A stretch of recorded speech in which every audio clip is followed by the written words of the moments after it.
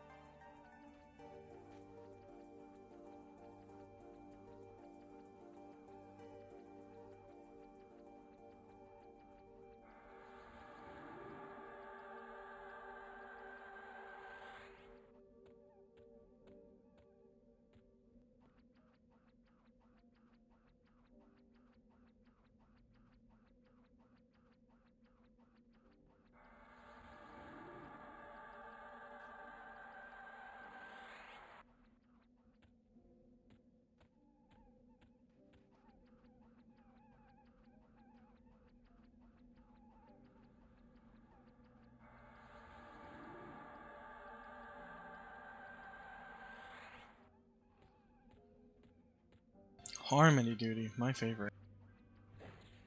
Sorry for not talking until now.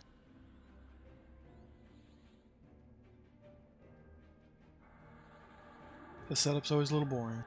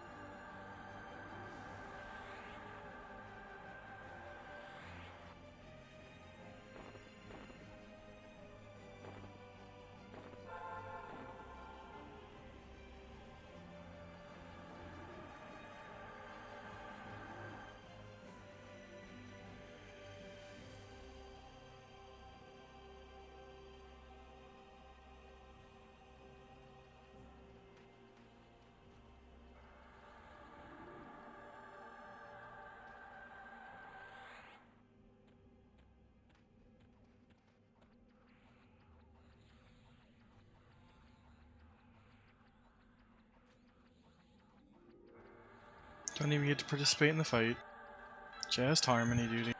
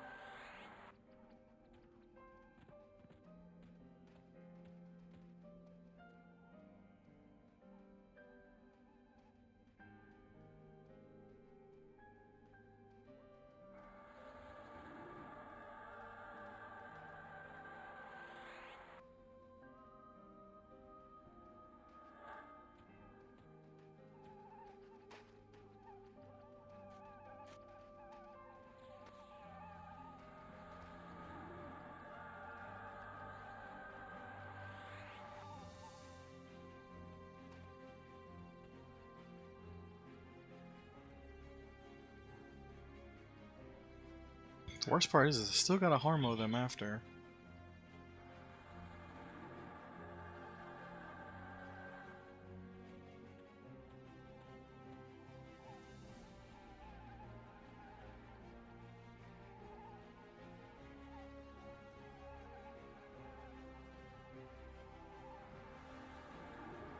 Until every enchanter steps up to the next island, I have to do this.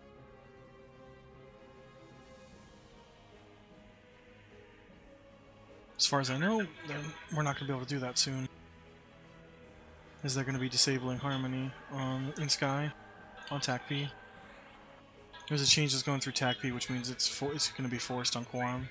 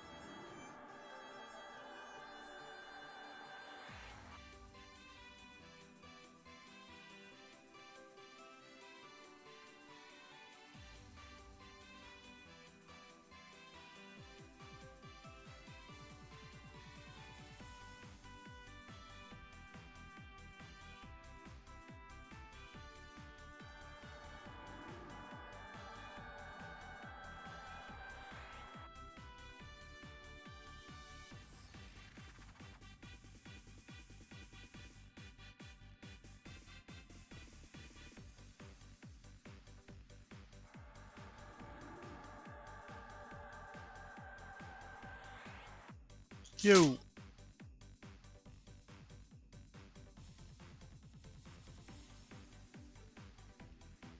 I feel like we have a late start here tonight. But it's not late. They're up on Island 3 in 30 minutes.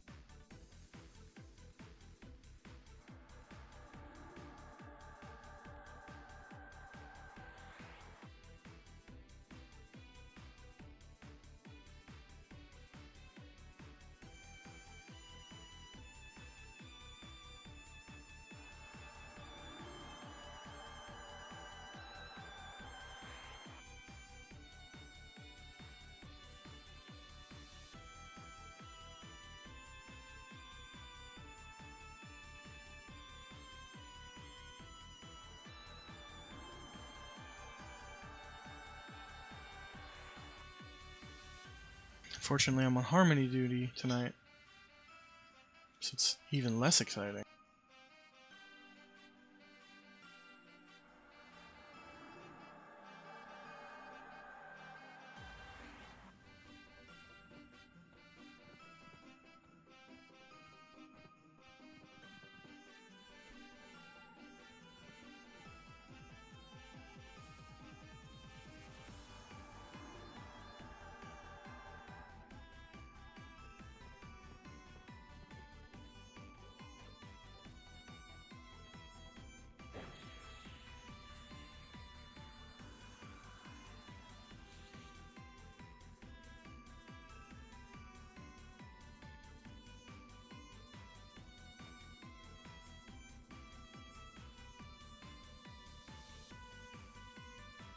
How's my music tonight? Is it too loud? Can you hear it?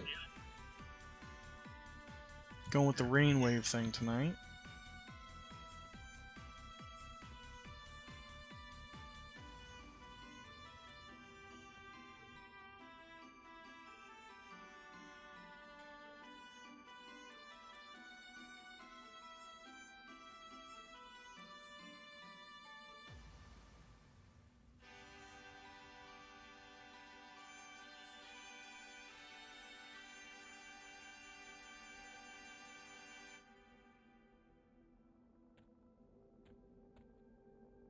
Just don't want it to overpower my voice.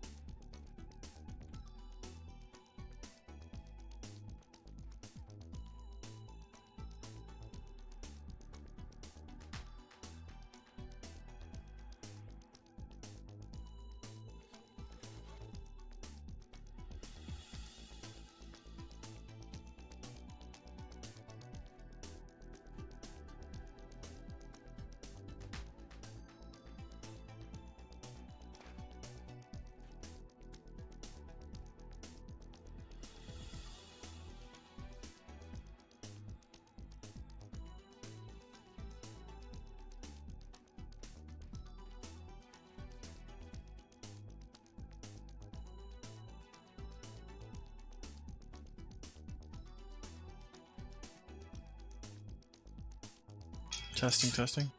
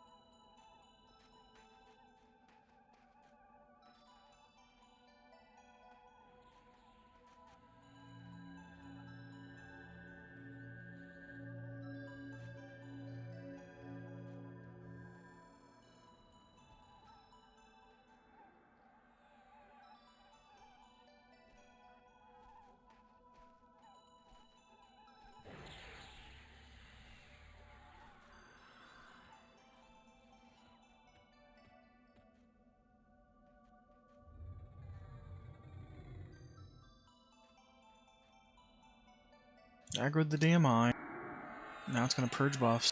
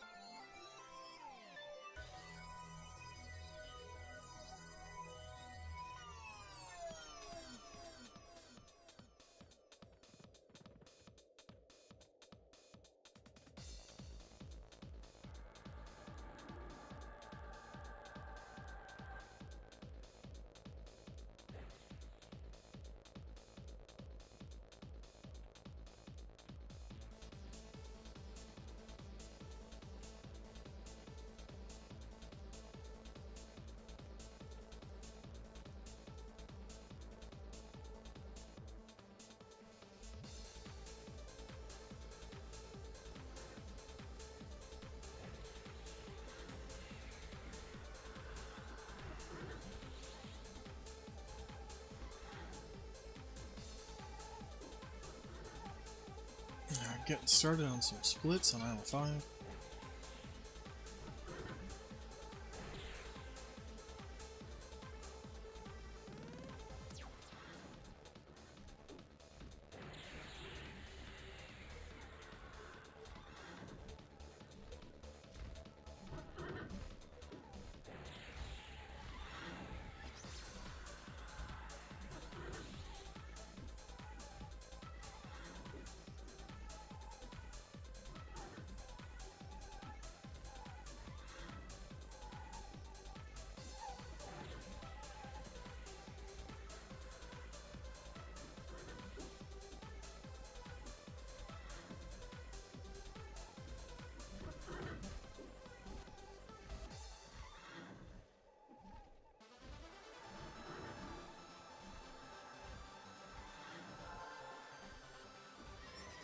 Now I remember why I turned spell effects off besides the crashing.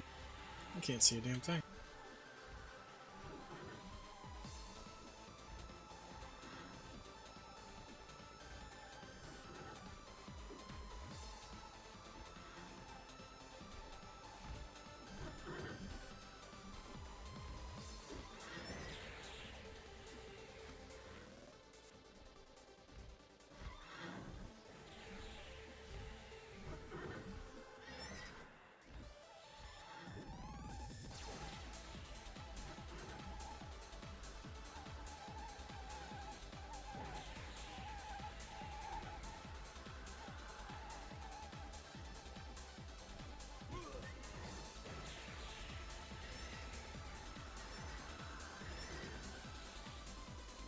That thing just punched me in the face. Took 20% health.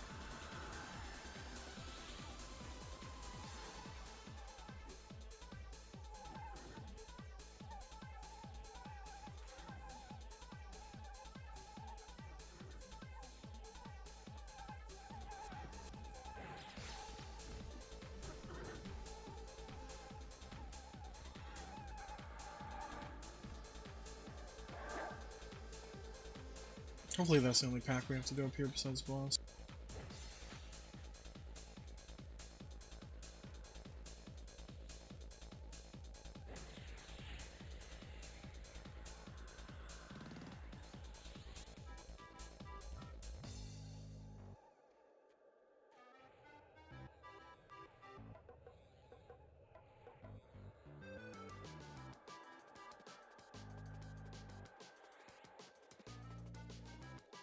We throw like 3 of these away per week.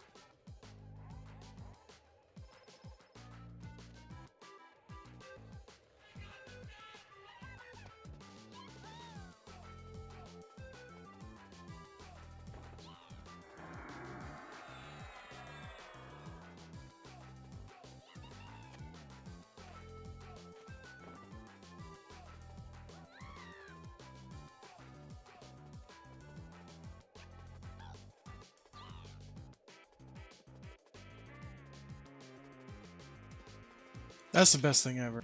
My buddy let me borrow his AON so I can turn into a skeleton for a bit.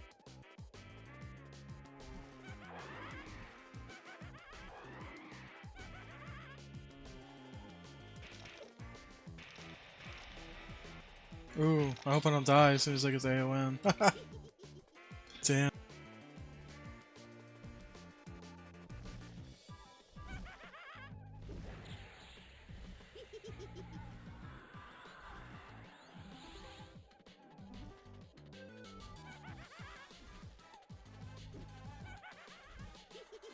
Damn, it feels cool to be a skeleton.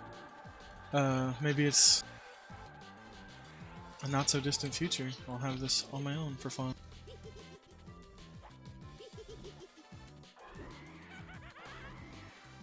To hear all those awesome skeleton laughs. That'll never get old.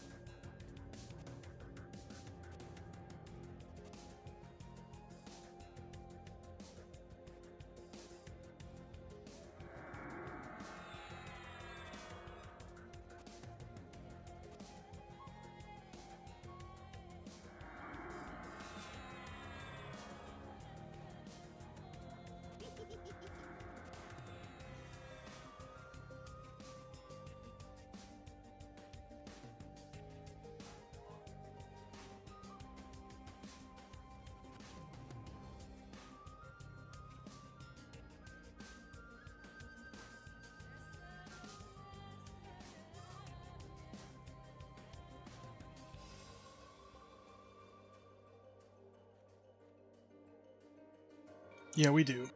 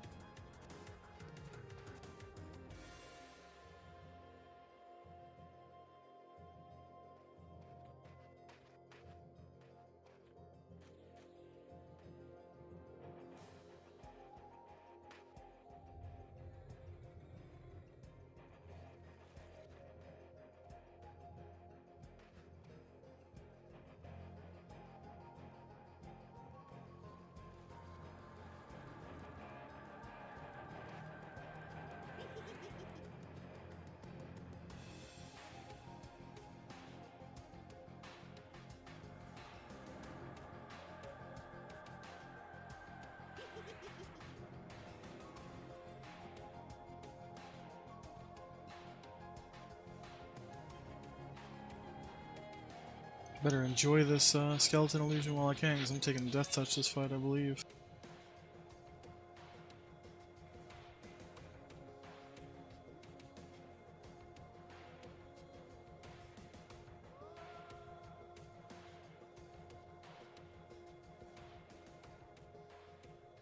Yeah, I'm on the Death Touch list. Although, with the DPS we have tonight, we probably won't reach the second death touch. Or the first real tank death touch. And I'm okay with that, because I'm second on that list. Third overall.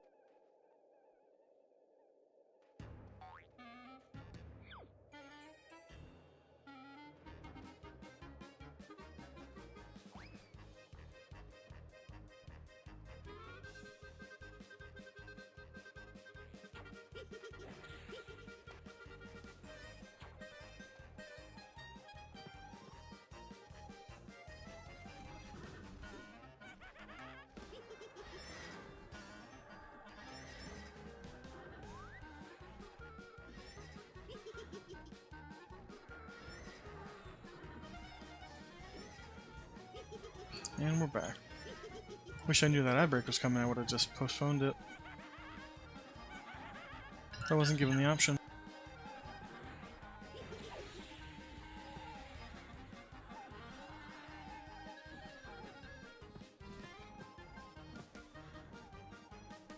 On DPS is uncontrollable right now.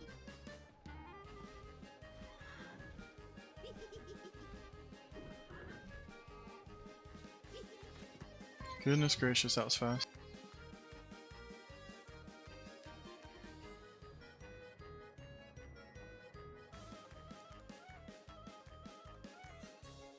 Let's take a look at the loot.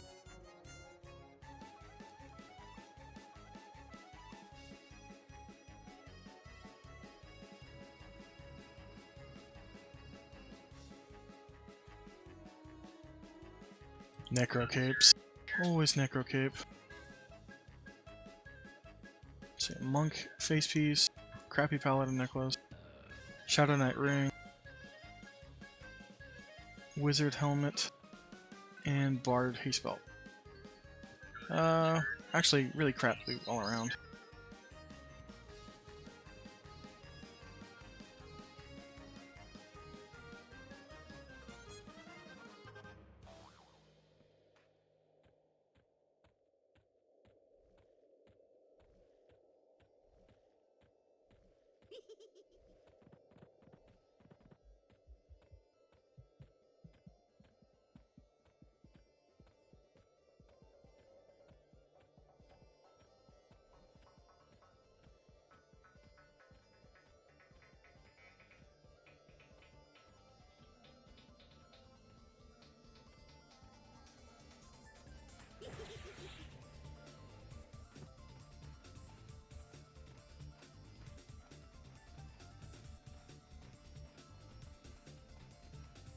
Time to bug a shaman. I need some shamany buffs.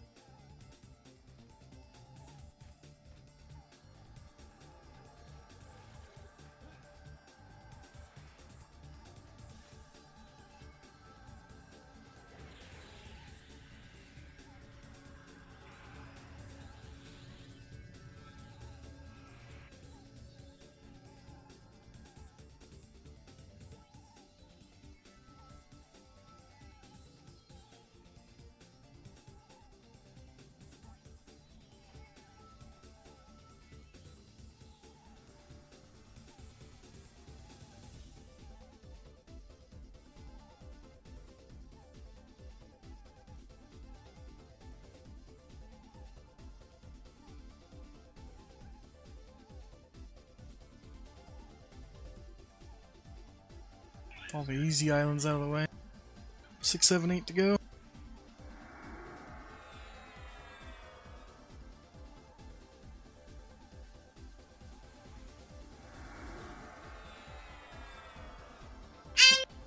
While everybody sets up, I'm gonna take a quick 30-second BRB.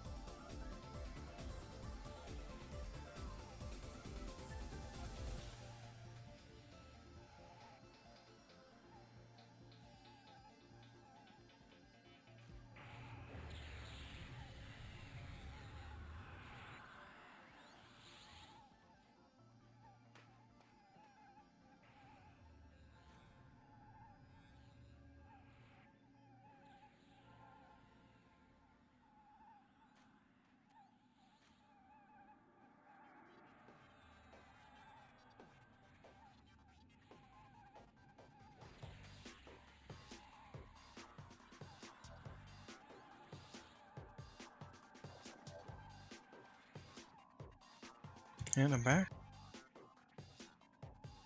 Still jazzed about my buddy letting me hold his AON for a second.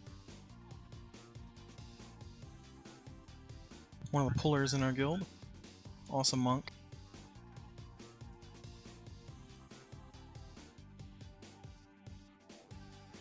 So much cooler than the Dark Elf mask. I wouldn't even do the best part about it. The sit. I know I could do that on my necker all day long, but it just seems cooler doing it on a ranger.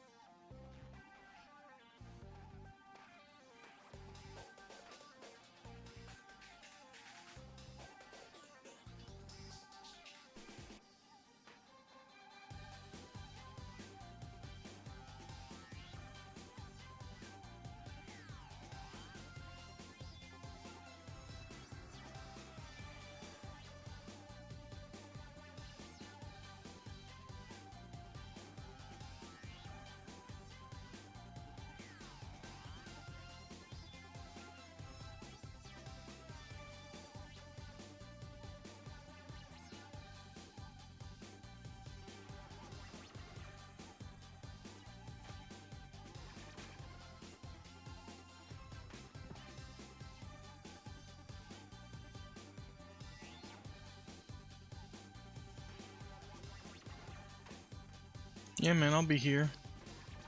I appreciate you like loading up a tablet just to give me that lurk. That's always nice.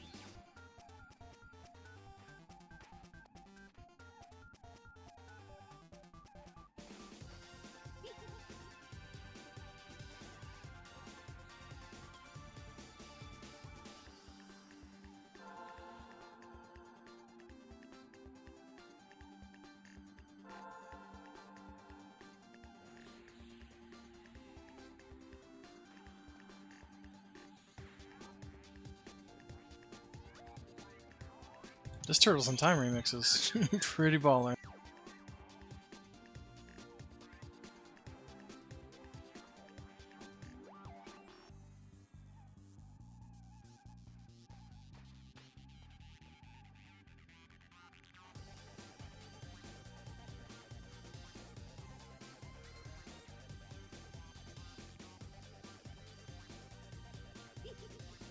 Over by Lord.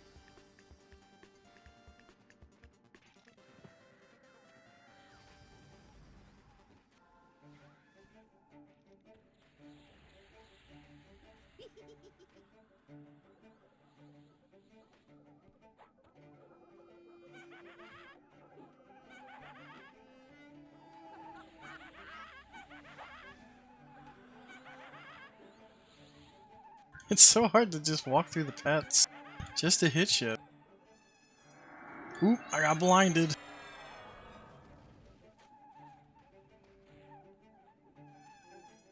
I'm not gonna move a damn inch while I'm blind. I'll liable to fall right off the island. There we go. Vision restored.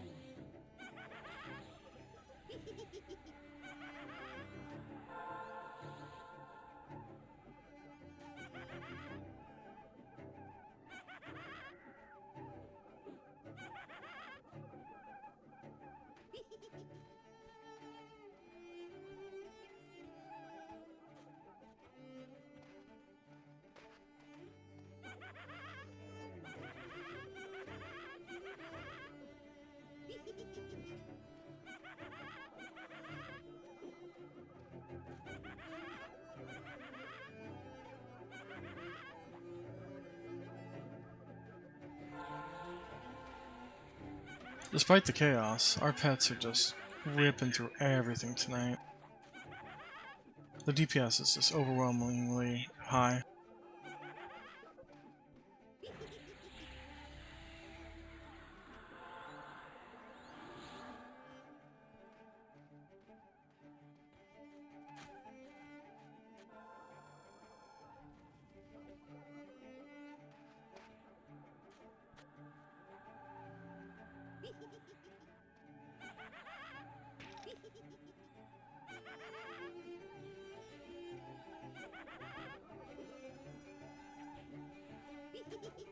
I don't even think we're going for Lord farm tonight. We'll probably do multiple sisters, but something about Lord just always bugs out.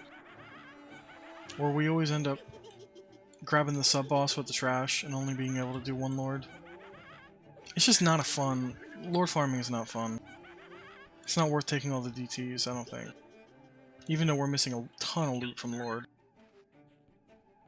In my opinion, secrets should really just increase the loot to 3 and then make it not farmable.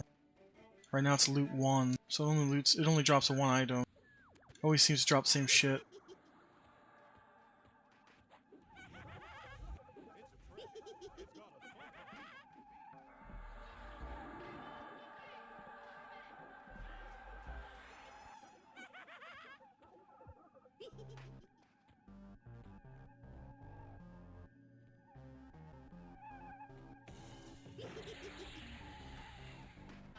I mean, that's what she did with Gorgalask.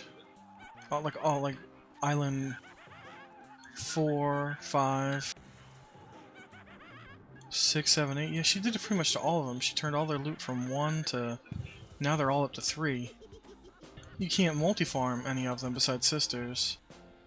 And Sisters still, I think, only drop... I think she drops 2 or 3 loot, even though you can kill her 20 times in a night. Like, do that to Lord, and then most people will come back for Lord. But it's not that big a deal, because even after Kunark releases, people are going to be in Sky every week still. It's just, instead of taking 3 hours, people are going to be here for 20 minutes.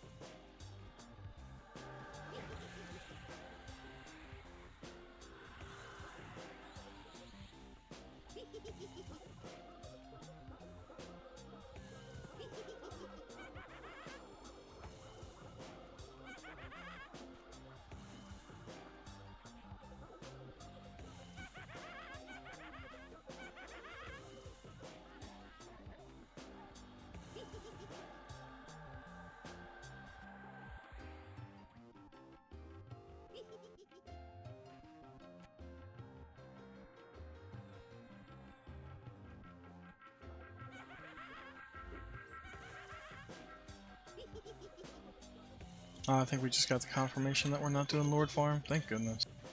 Although, for the one piece of loot that it does drop, I really hope it's an Earth Totem for my Ranger brothers.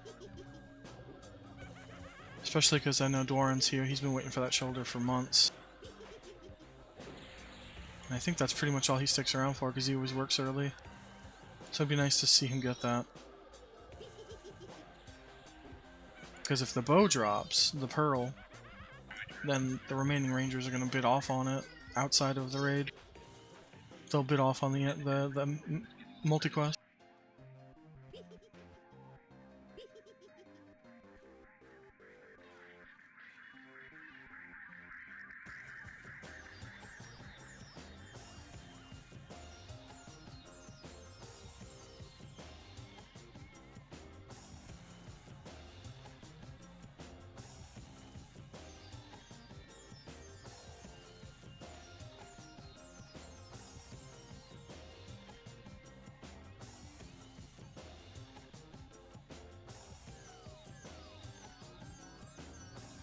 Time to ghetto heal myself back up.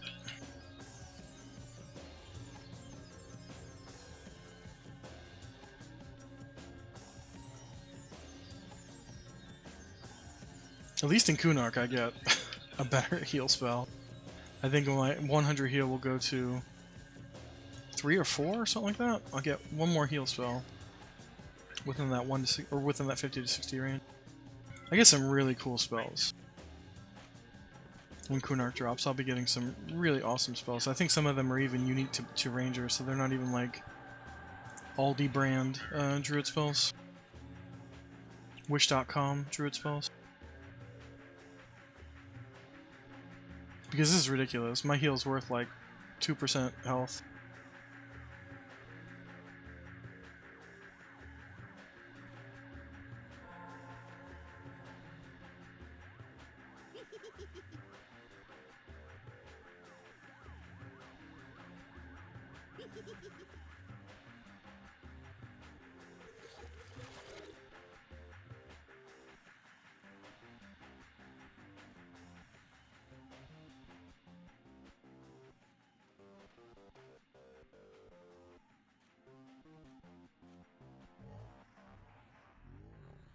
And tomorrow's Fear, week 2 out of 2. So I'm definitely going for Fear, because I still need a couple of pieces of Brilliant Russet to finish my teal set. It's a tanking only set, so it's not priority. It's not involved in my BIS list. But it's really nice to have that tanking set for Kunark, because I'll be tanking a lot in small groups. Don't want to, but that is the life of a ranger. I'd rather have as much HP and AC as I can get, and that set is worth its weight in gold in AC and HP. Decent strength too, but I gotta min-max my pieces if I want max strength.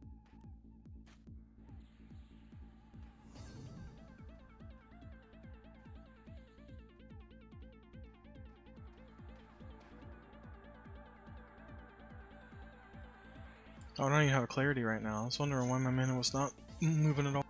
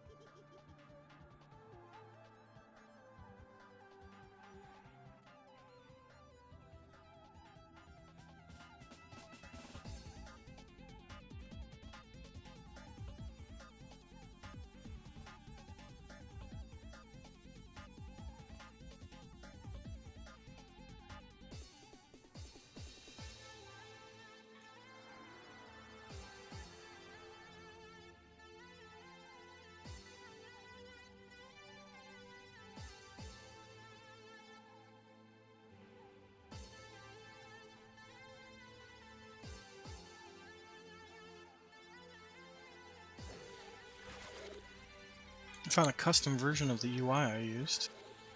Went over to the Quarm Discord and asked people, hey, is there any way that somebody can modify this UI that I like to include mana numbers? And someone's like, not only did I do that, but I added XP per hour and the Zeal options page.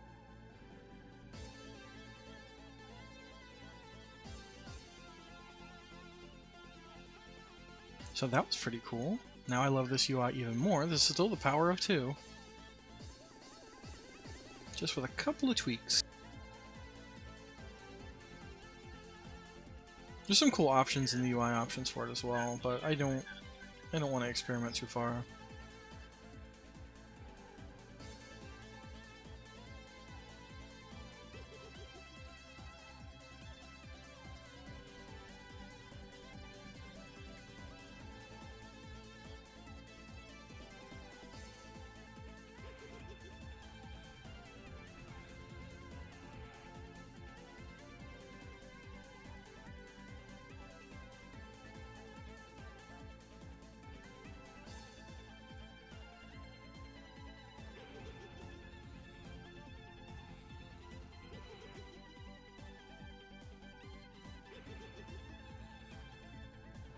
Still 99.9% experience tonight, no death touches.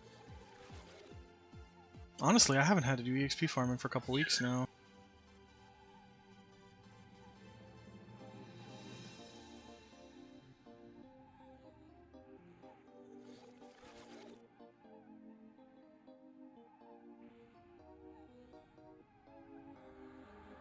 We're talking epics in guild. How we're going to be able to have that extra month. On June 1st, we get that extra month of farming our epic items that are still in classic zones. We get the whole month early, so any epic prep we can do, we get a leg up on before Kunark actually releases. But if there's parts that are in Kunark that you need, you can't get those early. You'll have to wait until July 1st for Kunark to drop. Unfortunately, for my ranger ass, I can only do a very little bit of my epic. I already have one item that drops from here in Sky. Inaruk will drop an emerald after June 1st. So that's something I can get, and then a couple of forage items. I'll be foraging just a couple of pieces from 4 different zones. One forage piece. It'll take me, I don't know, maybe an hour per piece to just click and forage over and over and over again. You get those 4 pieces, and then yeah.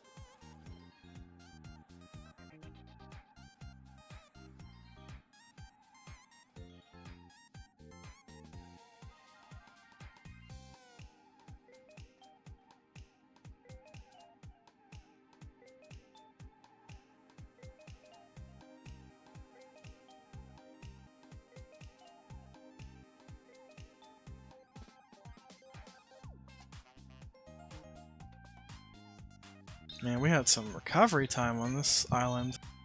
Jeez.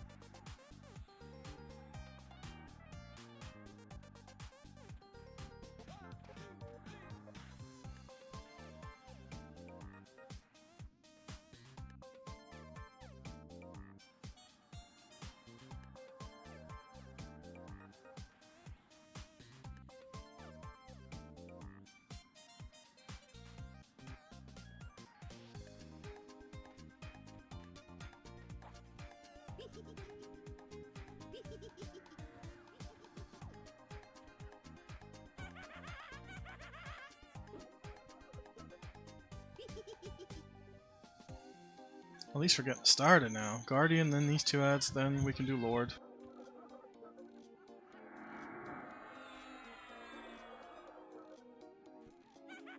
So he just absolutely wrecked our raid. Look at my party, I just had 2 rogues just get turned into skid marks. Plus he had a damage shield, but yeah, he pumped out something heinous.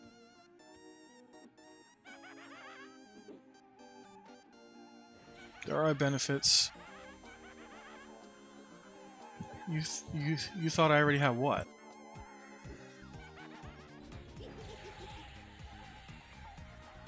Oh no, 2 minutes on my skeleton illusion. Then I go back to being a boring old person. Oh, we started on the island, but we had to take a break to recover from all the ads that went crazy. They started blinding everybody. Like, we started. Yeah, we're like deep in this raid already. I'm just saying we were taking a break, so we're just getting started again. We had paused for maybe, it felt like 10 minutes. It was a really long time.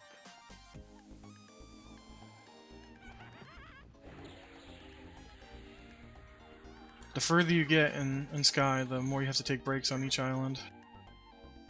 This is Island 6. Island 7 is the worst, the one we're going to next after this next boss. It's the B Island. Jeez. We're actually not even going to go up to that island. We're going to do it all here on this island.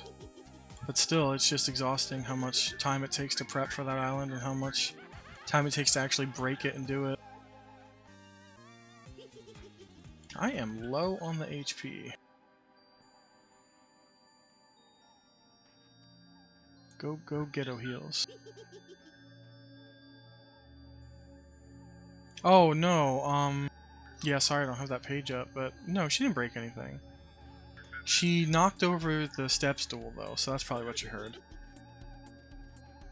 And also she found like the little footrest to your camping chair, and she's just walking that thing around like it's the coolest trophy she's got.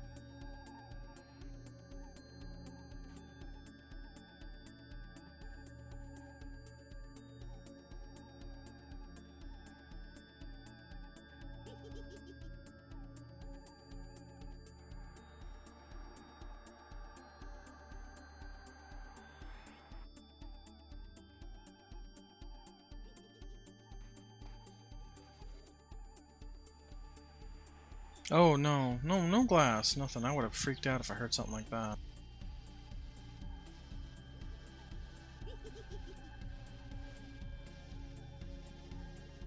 Man, Sky is crashing everybody tonight. Ridiculous. I'm thankful to not be part of that group, but it sounds like I might be. I should probably turn off these spell graphics just to make sure I don't. Oh no, it's the last 10 seconds of being a skeleton. I need the crack pipe. I can feel it already, but I'm not going to bother him for more uses of it.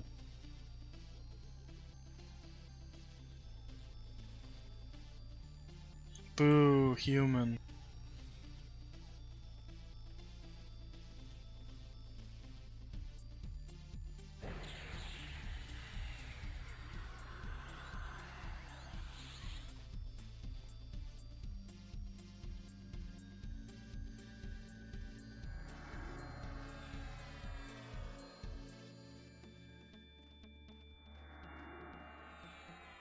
I like that this UI tells me what spell I'm casting.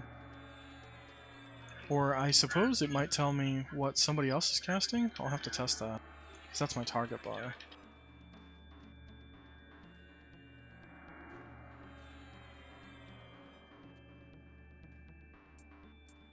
No, okay, I guess it doesn't show me what other people are casting. It just shows me if I'm casting, or if I'm casting on them.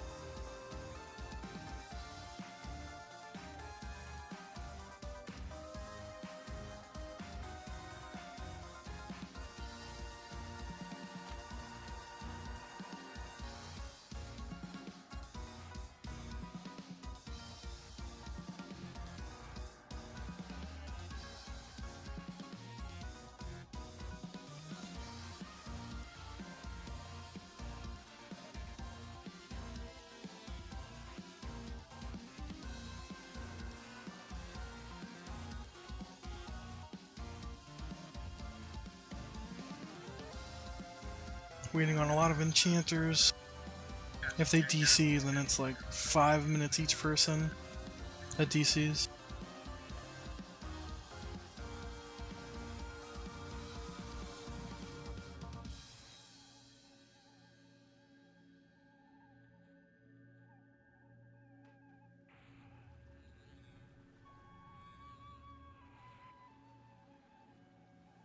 Almost have more mana on my 34 druid than I do on this 50 ranger. But mana is obviously less important to a ranger.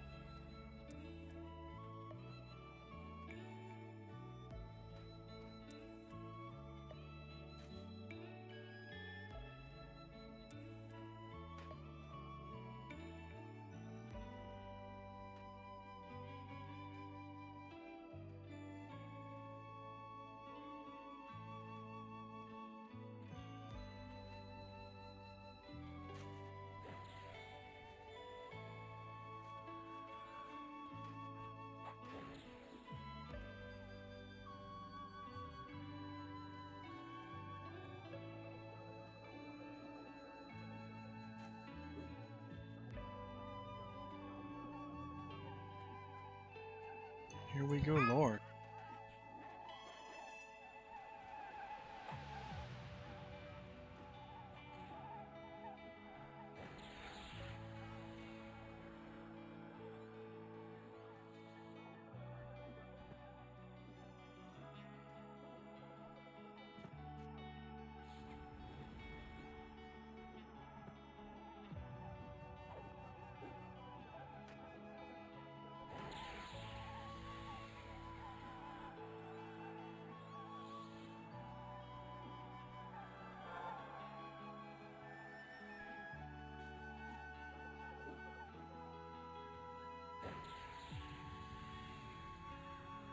Oh yes.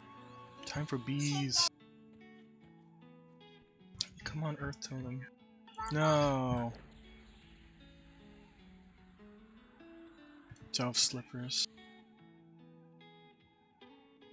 Happy monks, though.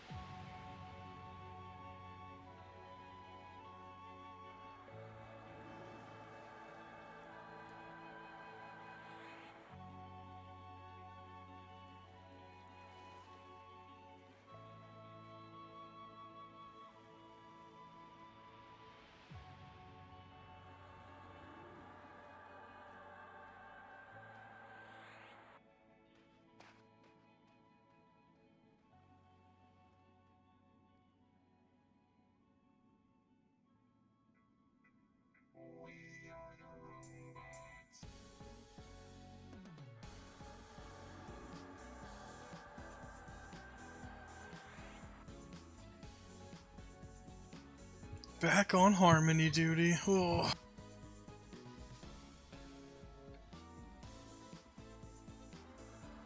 It's only my third or fourth time on it tonight.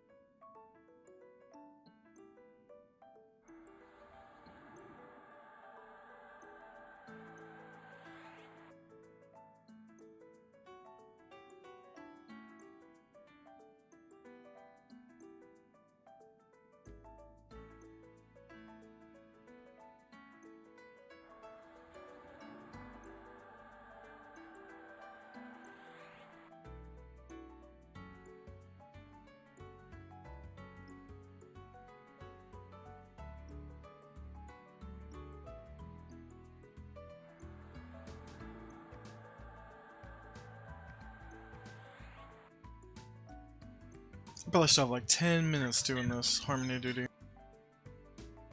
It's the worst.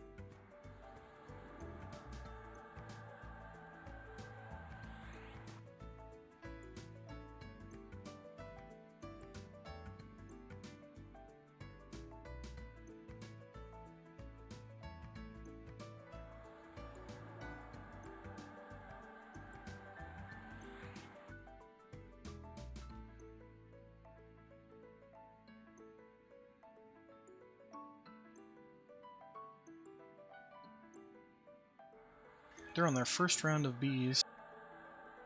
I think they're on the third bee from the first round. The next pull of bees should be 2 bees. And the third set of bees are the boss bees.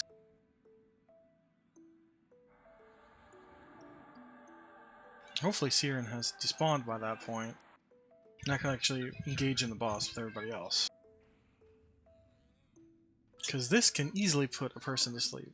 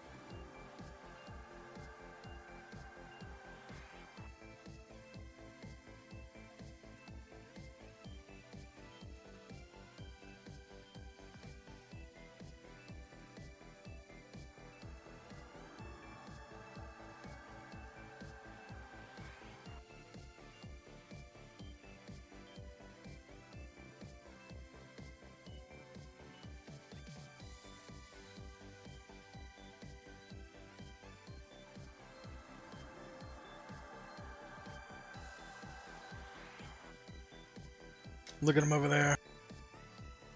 They're all just plotting.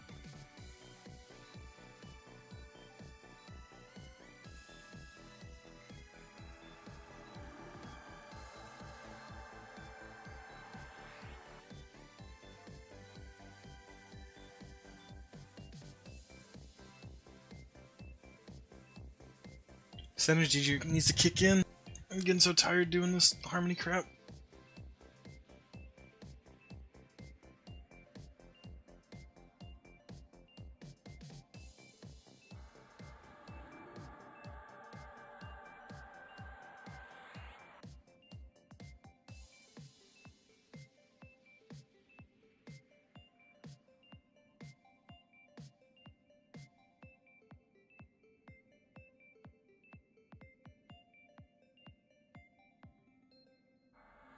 Well, define luck. We're pulling bees right now. They take breaks in between each bee pull because it's mana intensive. And I've been stuck on harmony duty most of the night. So it's just me clicking one button every minute so that this guy doesn't go crazy and murder the entire raid.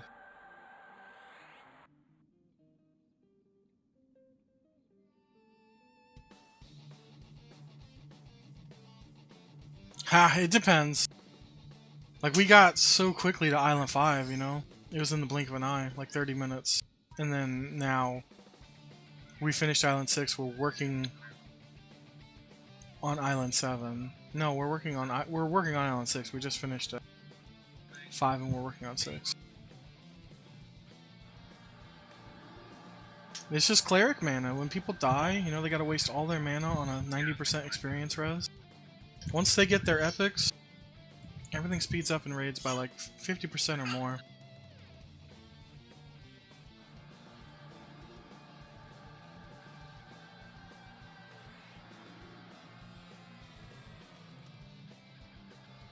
That's why it's so important for them to get their epics.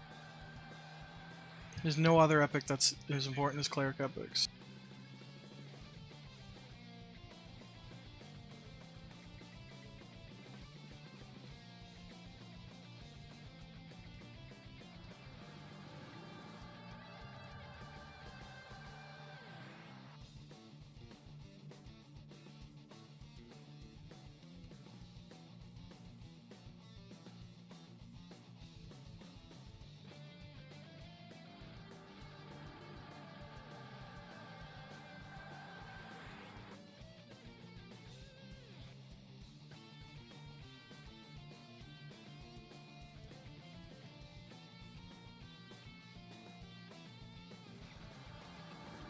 Sky is definitely the most challenging content in the game.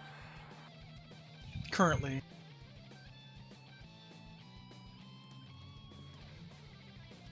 In like 5 weeks, we'll be doing this place in an hour instead of 3 or 4. That extra 10 levels and all those new spells really help out so much. Plus, all of our clerics will have their epics dying very quickly. I'd wager within the first 2 weeks. Every main cleric we have will have their epic. Every rogue we have will have their epic. Every paladin too, but that's so less important. Paladin epic is junk. In comparison to like those other 2 epics, it's junk. It's really good for them, it just doesn't apply to the raid. Yeah. I didn't expect you to be, you know, 50 and ready for an epic in a week. You just take your time with it. It's not like any of us are gonna hit. Even the most hardcore people in my guild aren't gonna hit 60 right away. The levels are important, but they're not that important. Doing the content is more important. It doesn't matter what your level is. But you'll get to it. You did really good last night. Way better than I thought you were gonna do.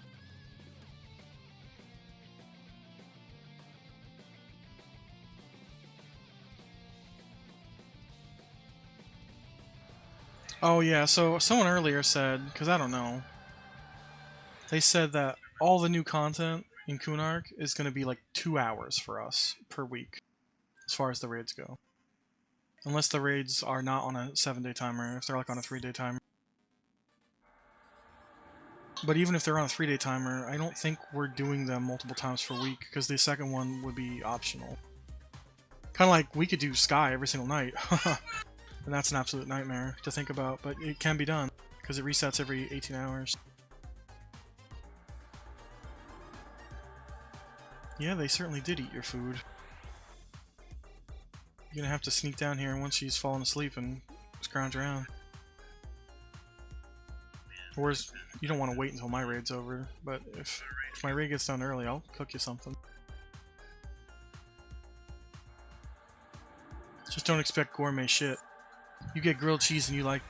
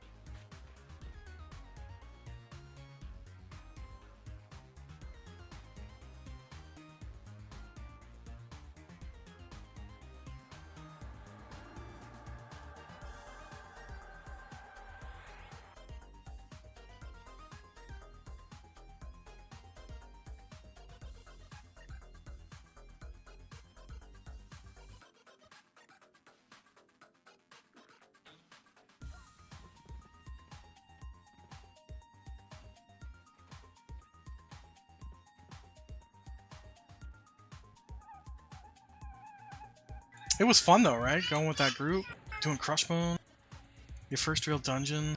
Even though it's an outdoor dungeon, it still counts as a dungeon.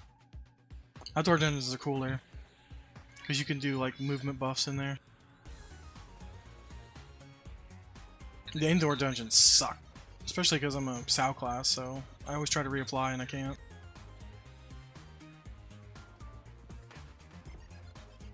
Plus Crush is kind of like boring, but it's awesome for a first timer place. It's not too intense. The only real thing that can happen is the level 20 Dark Elf at the top of the tower gets pulled down and starts wrecking everybody. Or you overpull the King Room or something. Emperor's Room, whatever you want to call it, Throne Room, there we go.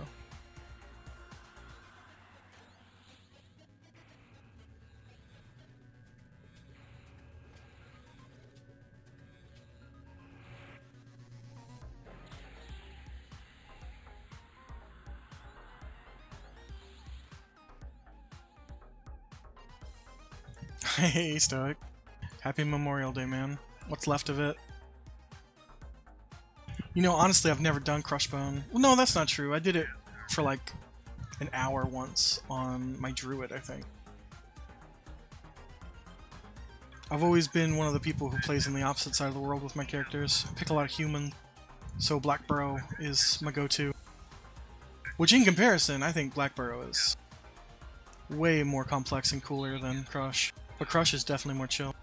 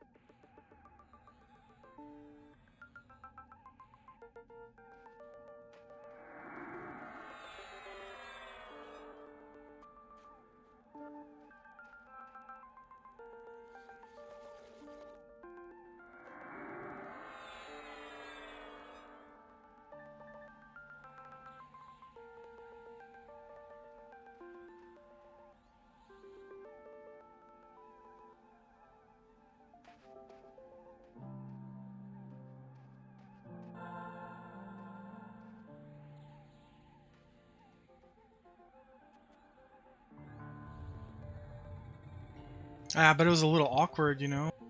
You having pretty decent gear, pretty decent gear, and then telling people you have no idea what you're doing.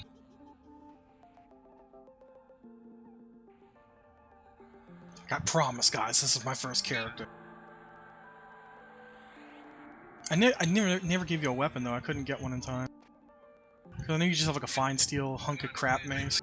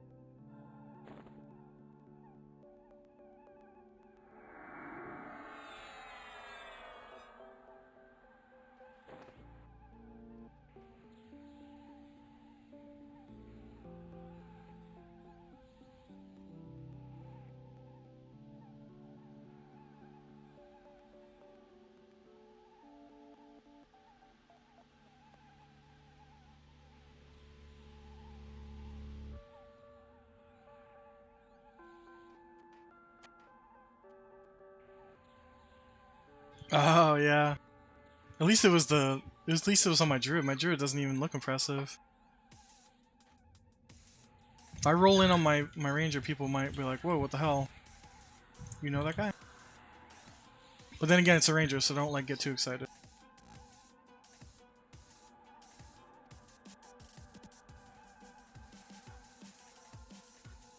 I've got some ads coming up. Nothing I could do about it.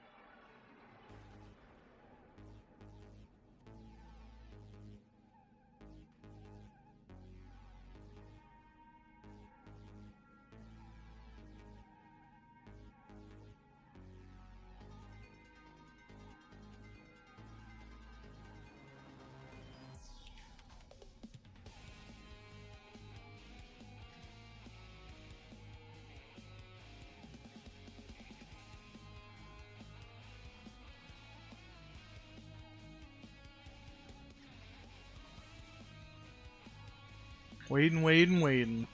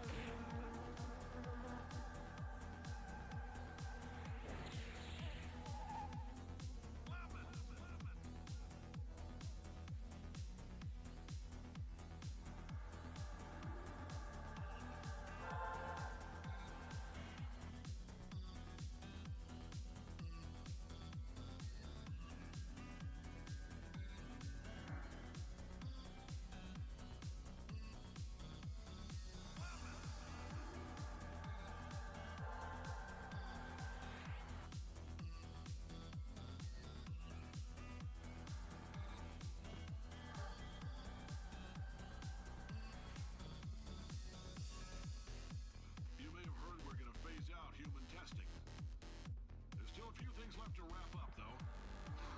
The bean counters told me we literally could not afford to buy $7 worth of moon rocks, much less 70 million. Bought them anyway. Ground them up, mixed them into a gel. Guess what? Ground up moon rocks are pure poison. I am deathly ill.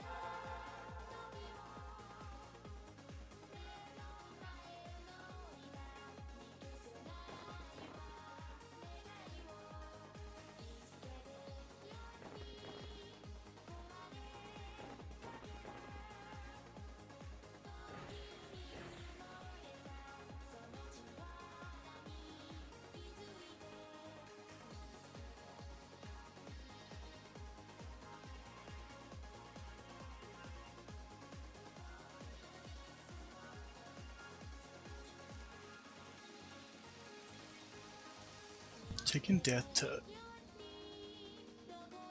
Sisters must die.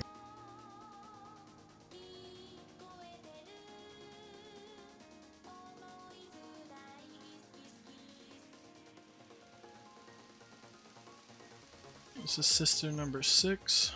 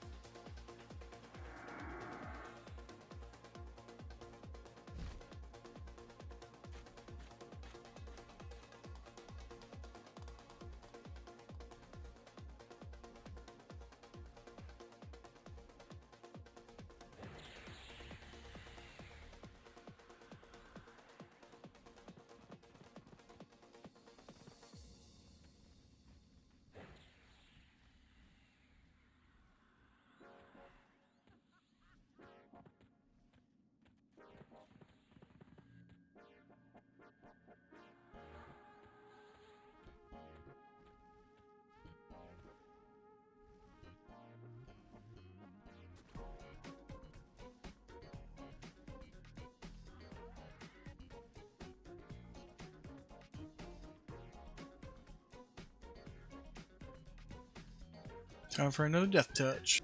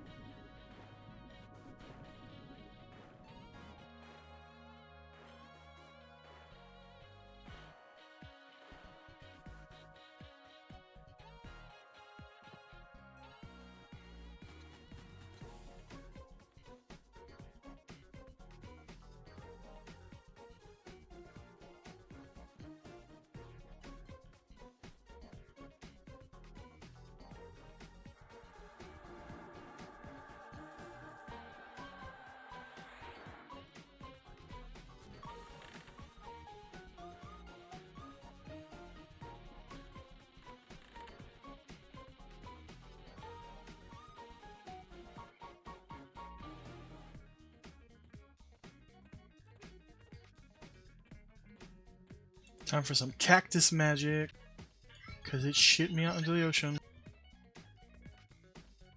I don't think I might get a res, we'll see.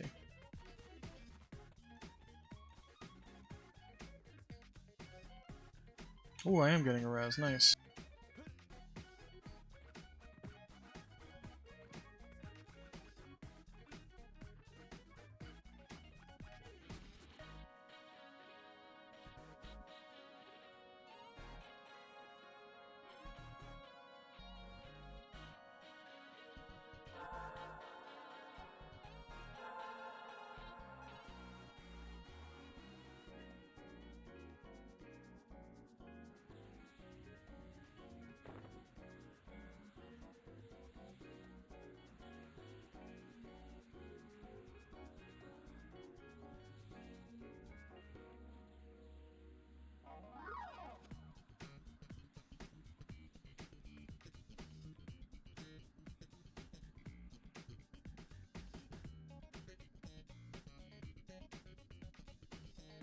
Aside from all the dying, it's a banger of a track.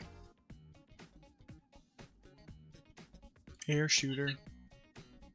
Pretty good remix.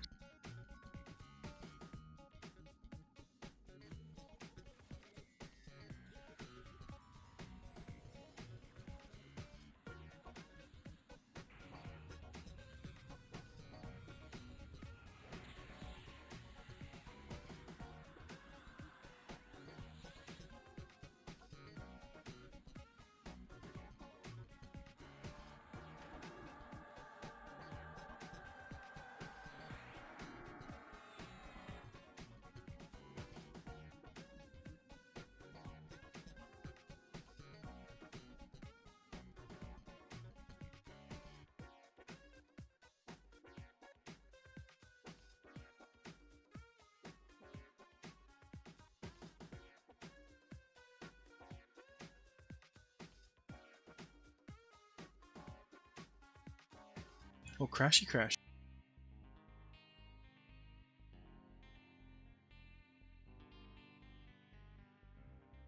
Heard that's been happening a lot tonight.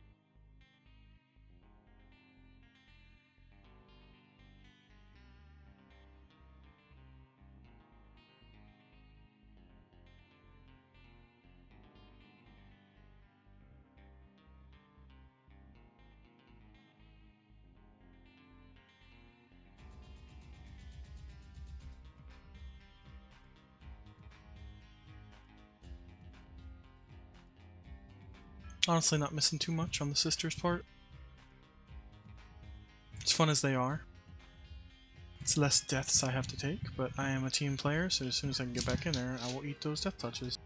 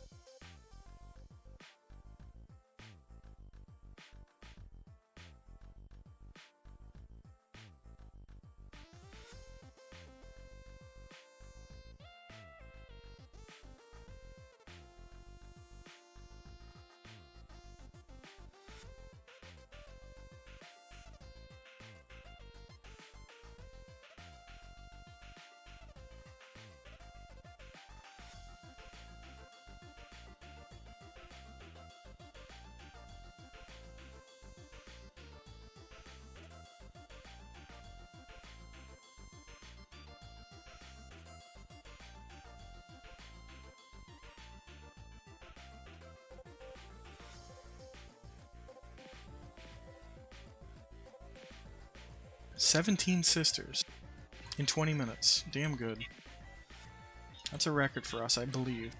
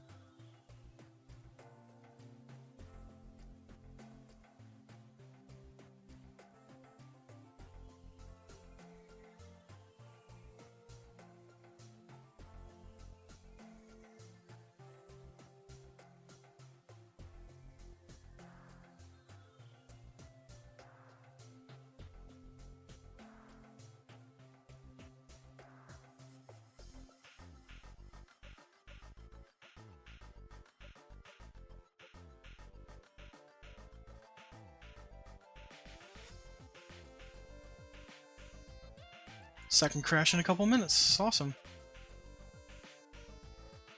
Gotta love Sky.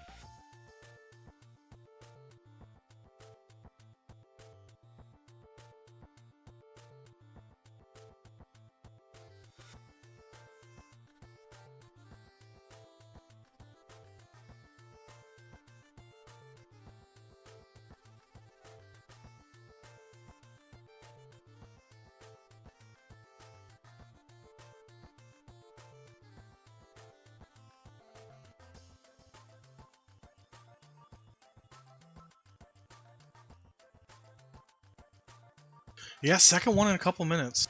This guy's being a bitch tonight. But I also had spell effects on, which I turned off. That is probably a huge contributing factor.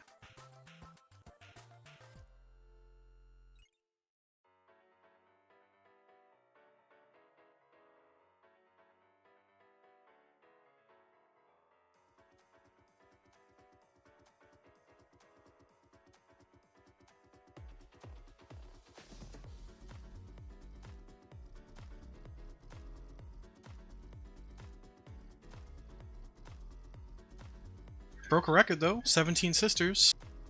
17 bosses in 20 minutes.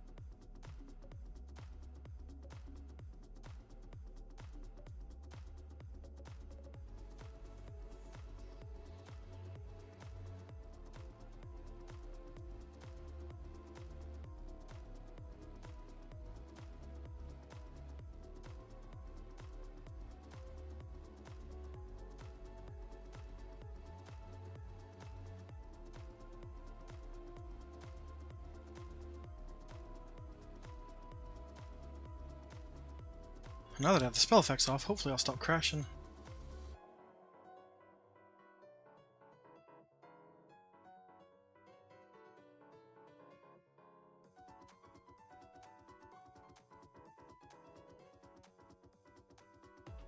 I'm not even gonna bother linking all the loot from those 17 bosses. Needless to say, it's pretty much everybody's everything. Lots of people seem happy. Her corpses litter the floor. And I took 3 or 4 DTs. So I'm down 3%. 3% experience, which is like 2 minutes of guards. Or I could just, raid the rest of the week and not take a death touch and get it back that way. Since instance raiding gives 10% of the experience that it should in live raiding. So even that measly 10% over the course of a week of not dying will equate to a couple of percent here and there.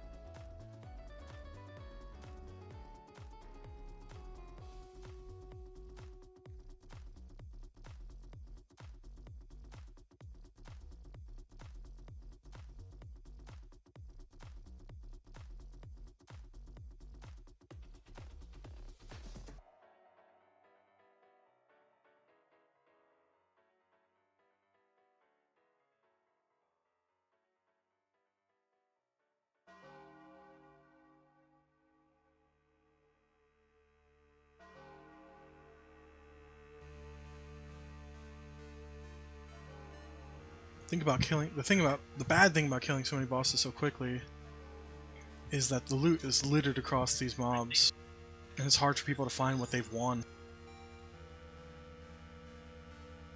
Occasionally you do get stuff rotting because of the confusion and everybody just going.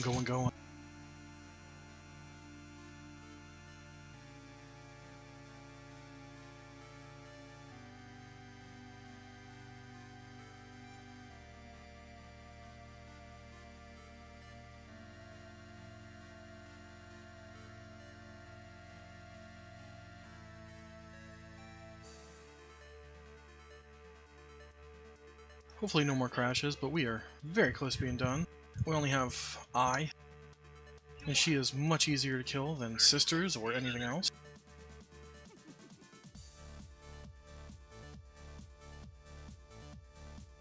It'd be really cool to see a bow go out, but our other main ranger went to bed, so it would go to an alt, and that would be fucking tragic. But an alt can take an item from a main if the main's not here. But if there's nobody here, we take it for multi-questing. And then we have people bid off for it in Discord. Again though, that would be that would be so tragic. To watch a Wind Striker go to a alt when main still need it. But you gotta be online if you want loot. I mean, first and foremost, yeah, you can multi-quest it and hope to bid off on it later, but if you're not around,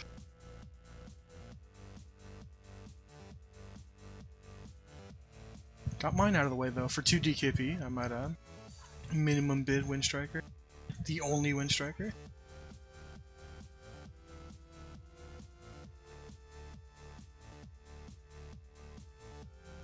I doubt my raid leader or my guild leader wants to do anything after this.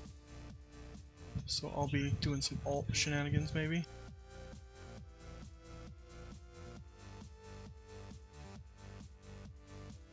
I have a little mage I'm working on.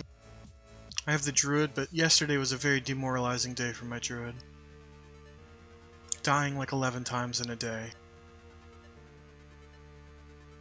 And like 9 of those being completely 100% my dumbass fault. I mean, lesson learned, but still, sour taste.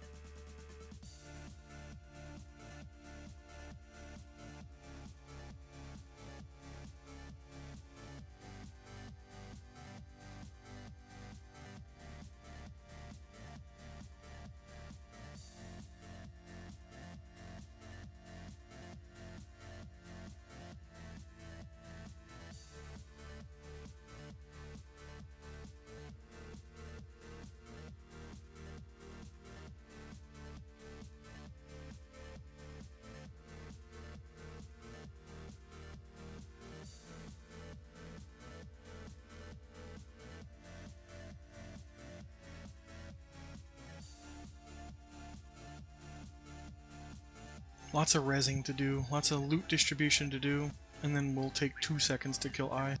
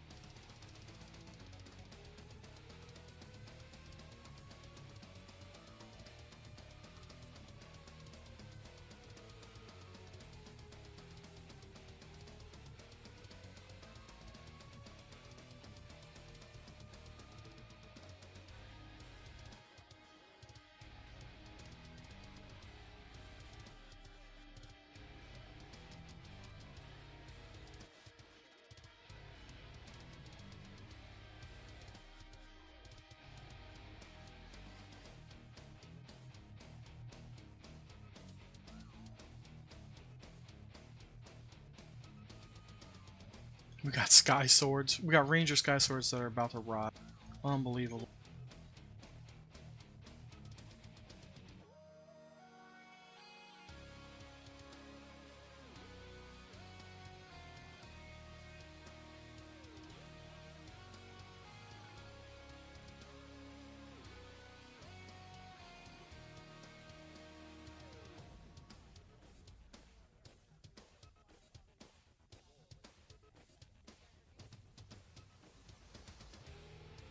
Ooh, we're gonna kill drakes. We haven't done that in weeks.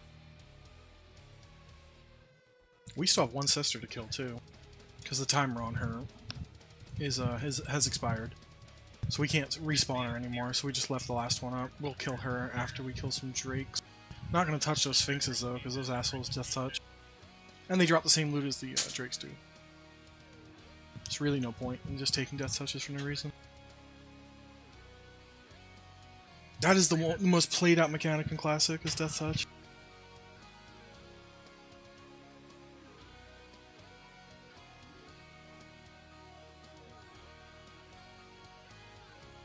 We're letting a weight of the gods go to rot. Ugh. Not enough people have alts, including myself.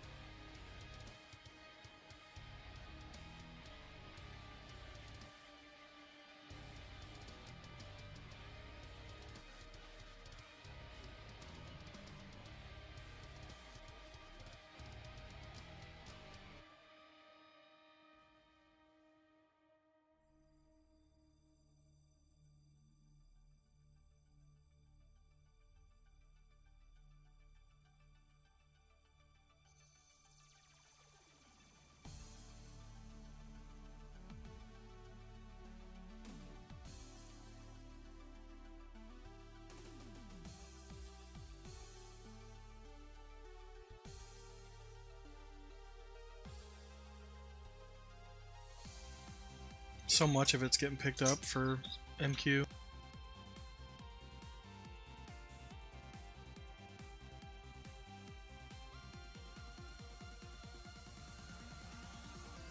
This is the boring part of Sky.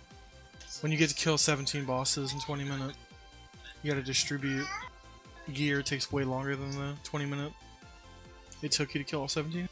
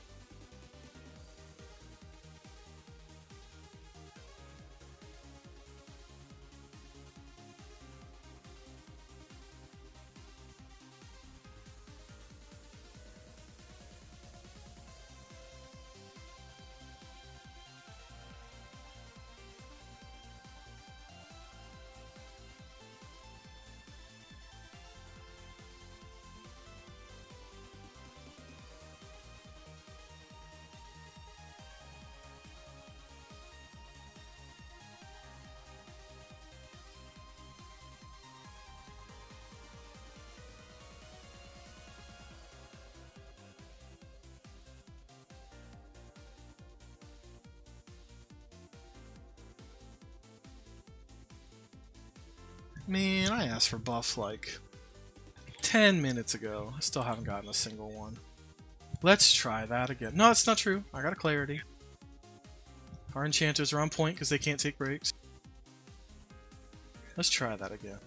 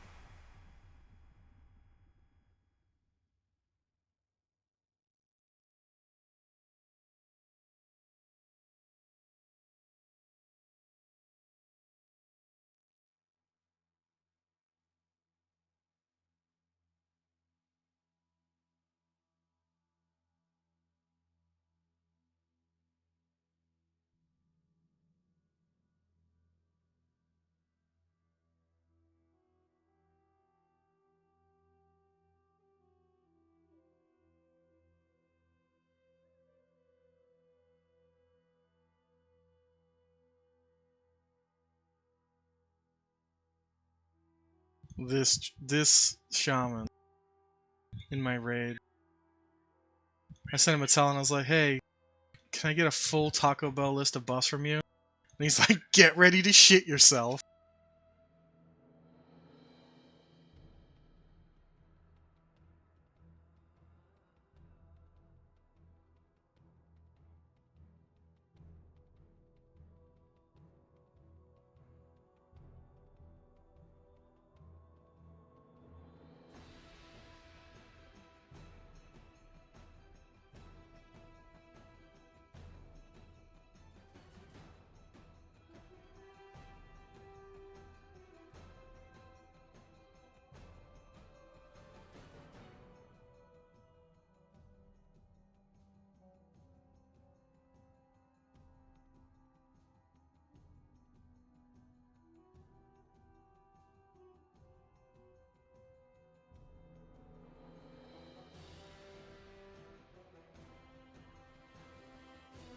I hate that Sky doesn't like spell effects being on, for you not to crash. It doesn't really matter in the other planes, but Sky is so finicky. A lot of people blame it on Zeal, but I don't. There's lots of people in my guild who don't play with Zeal, and they crash all the time in Sky. Upon taking reses, upon taking death touches. I don't think the zone is coded very well as all. At least on this variation of the game. Probably ran fine in retail. But it's a whole different ball game here on Quarm. It's built off of fucking Mac.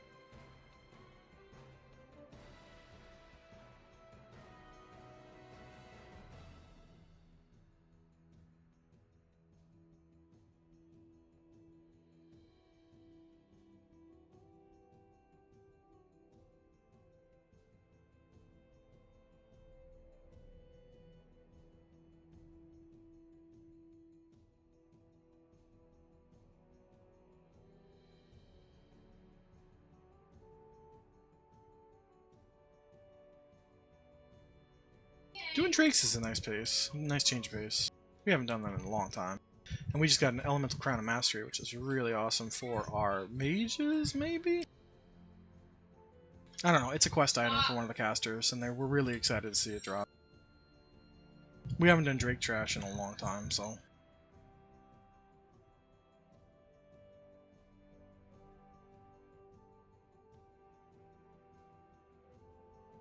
There's a unique calmness to doing stuff without spell effects on, that I like as a melee and hate as a caster.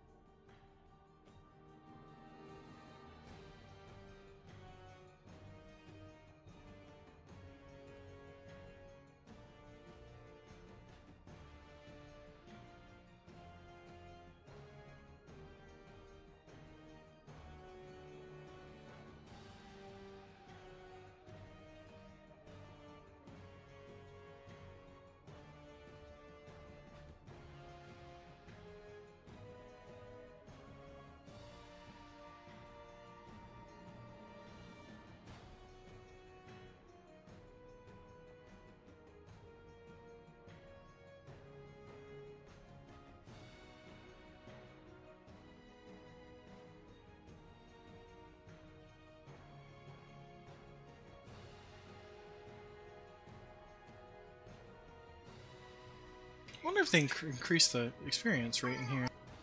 So I got 1% back already. Maybe I was just really close to going over that 97.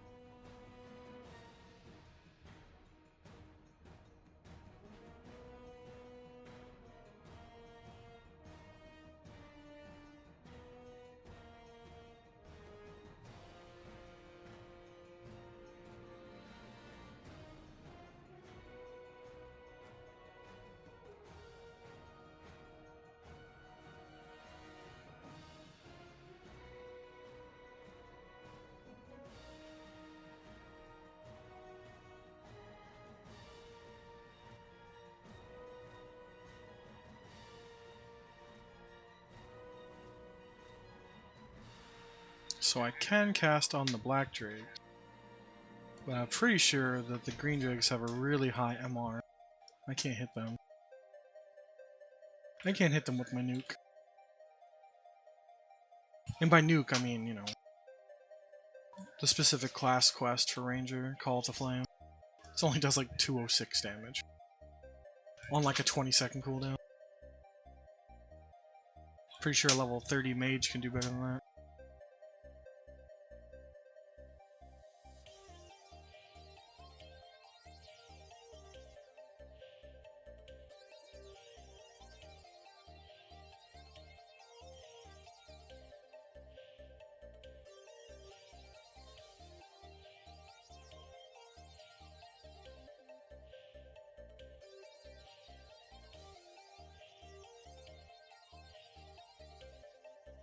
So I'll try to cast on him, and it's just going to resist, I'm sure.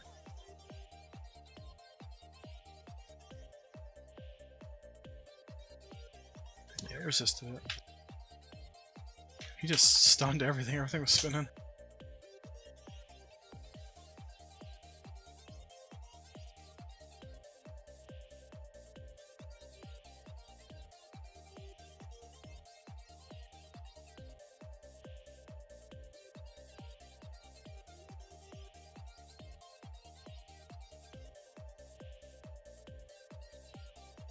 Another Crown of Elemental Master. It's a mage thing, okay. It's a headpiece. I'm assuming it turns into a quest. It's because it says race is known, which means it can't be equipped, even though it says class mage. Okie dokie.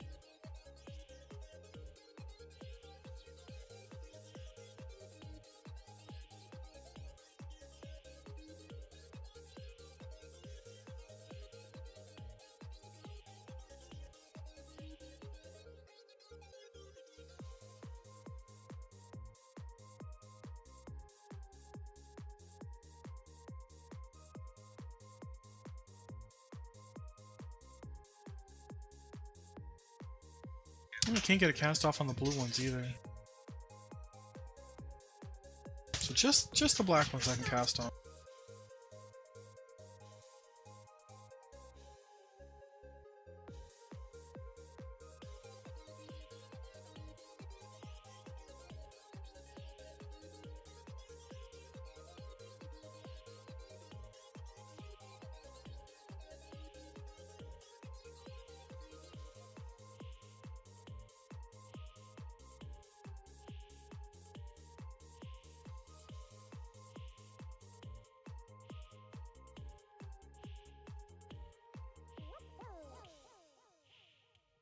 Oh, the green ones have like 340 MR. That explains why I can't hit him with Dick as far as spells are concerned.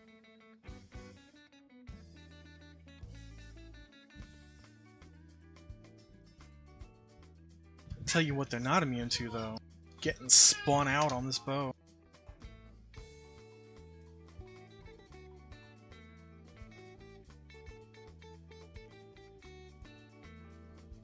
I'd love to see it proc. Spin that little ass dragon.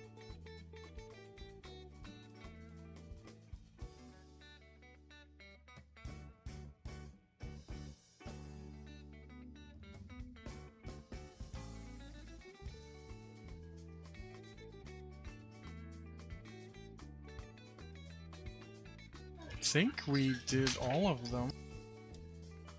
Yeah, that was all the drakes. Wow, really fast on the drakes. Screw those sphinxes though.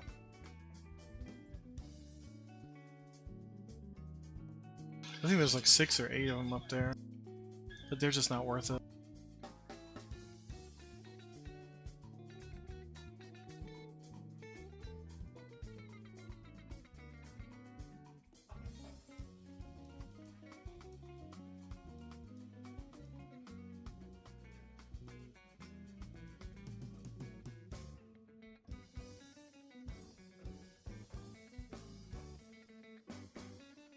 Oh no, another Way to the Gods rotting.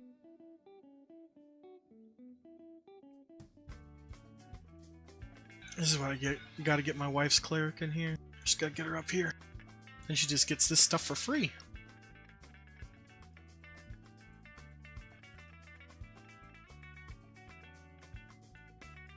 Well, I guess being a cleric, nothing's free, because you gotta make sure idiots don't die. I'm just gonna bow kill this sister.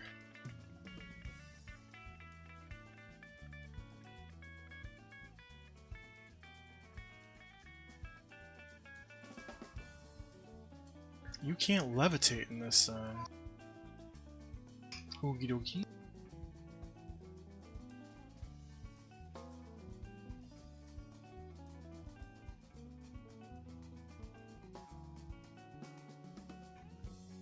That was our 17th sister. I know I said 17 earlier, but that one was just up.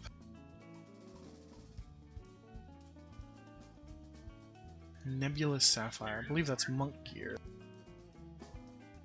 Yep, that's a weapon for monk. It's our second one tonight out of 17 sisters.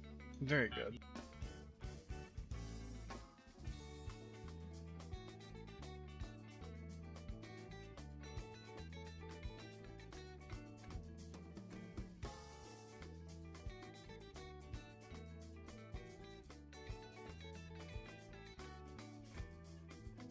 Apparently that monk item is not lore. It turns into a fist item.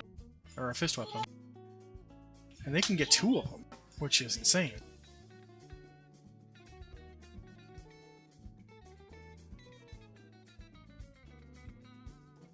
Oh, well, I mean, we killed 17 sisters tonight, which was a guild record. We just killed our 17th, but it was a long time between the 16th and the 17th. Because the reset timer on her had expired. We killed 16 of her in 20 minutes. And then we just killed our 17th after killing all the drakes on this island, which we never kill the drakes. Ended up getting 2 Crown of Elemental Masteries for our mages. They don't drop very often because we don't kill the drakes very often. Those are quest items for helmets. So those were well welcome. Even though like almost all of our mages are turning into necros in a couple weeks. We'll still have some mages around. It's not like they fall off the wayside. People are just really excited about lizards. And lizards can't do mages, so... People like to joke that Necromancer is better than Mage in every foreseeable way. Which, I mean, it's technically true, but there's 2 different flavors to really good soda. They're both amazing classes. Necro is the better soloer, but Mage is the more comparable class component. People want them in groups more. Oh, for sure. I made a mage this morning. I had made one a week ago, and getting to level 4 is such a pain in the ass that I gave up on it. But I just did it again, because I didn't want to play my druid because of my terrible druid luck last night. Eating 11 deaths in a day. So I was like, I just made a little mage. We made a little gnome. It's very therapeutic. Grats on 17. Sam basically hit 11 last night. She got very, very close. So she's got her big girl pants on when she plays next. She'll be dropping her body and her experience if she dies. She found some really cool, nice people in Crushbone that told her what to do, where to go to turn in belts and shoulder pads. They taught her how to swim because she fell into water and almost died. Everybody's first experience in water in EQ. What the hell do I do? I'm drowning!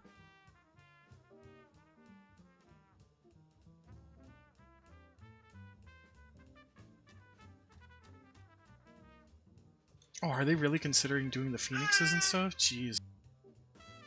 We're in rare form tonight. Okay, we're not doing those. Whoosh! I don't want to do comets and phoenixes.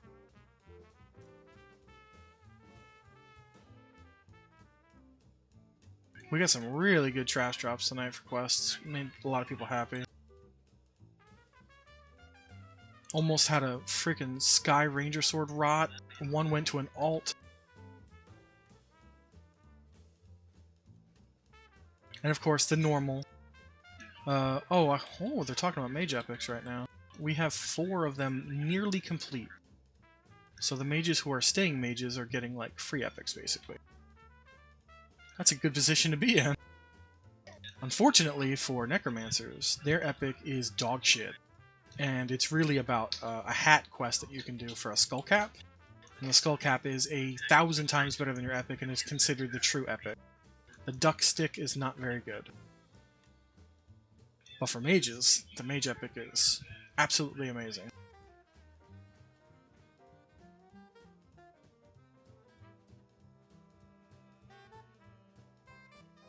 Oh, that's good. Grats on the gear, grats on the skill ups for the trade skill. Yeah, there's not much you could do beyond Silk. I mean, you can get like, there's one other upgrade, I think, I forget the name of it. You get it like deep in Unrest and stuff. And it's just AC. It's lightweight AC crap. And you take that all the way into Planar. I mean, now that Loam's in the game, people will replace it with Loam. But still, if you're a new player starting out and you don't have money to buy Loam, for you to even get Loam, you gotta be 40 to go into the hole.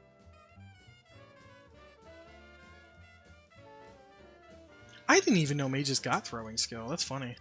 I knew you could summon throwing daggers. I didn't know you could actually throw them. I thought it was for other people.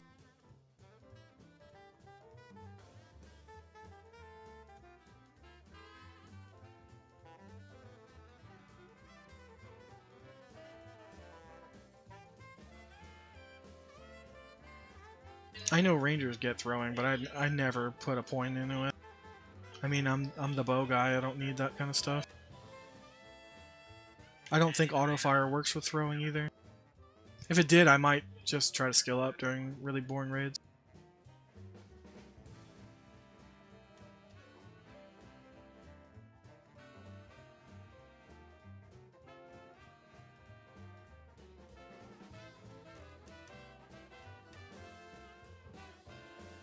You know, I say this was a fast Sky Night, but we're still going to be ending around 1 AM my time, which is when we're supposed to end.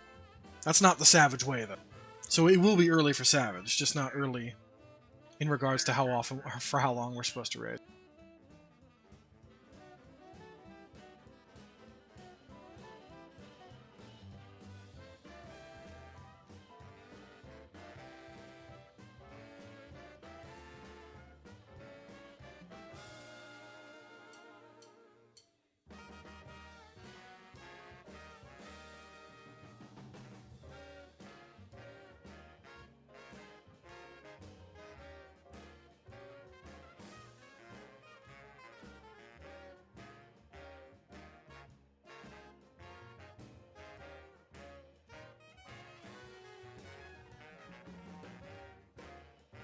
Siren's Grotto? Oh, Ocean of Tears. Oh, OT. I think you can get there by jumping off the boat. The boat for you would be in Butcher Block Mountains, and that will take you to Freeport.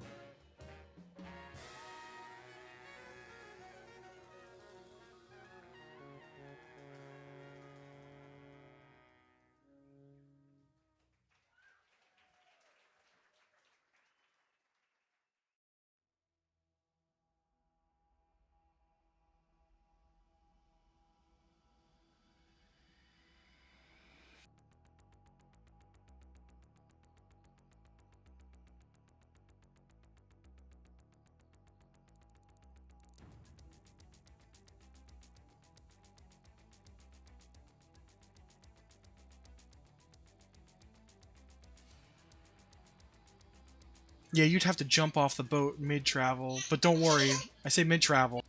That boat ride takes like 20 fucking minutes.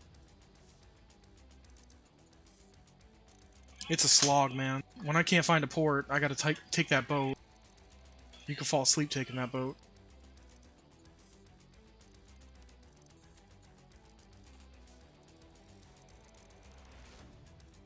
Let's go, let's kill this eye, so we can get on with our nights and I can use the restroom.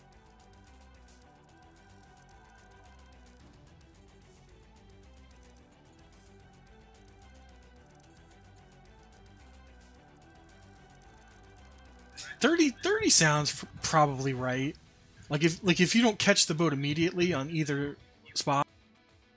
If you catch the boat immediately, yeah, it's probably like a 15-minute trip.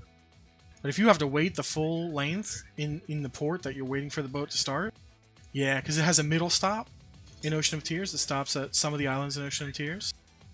I think it makes one other stop too in another zone. I just can't remember what the other zone is. Eye time, baby. I shouldn't have casted that. It's gonna resist. Yep. Oh, look at all these damn pets pushing me out of the way.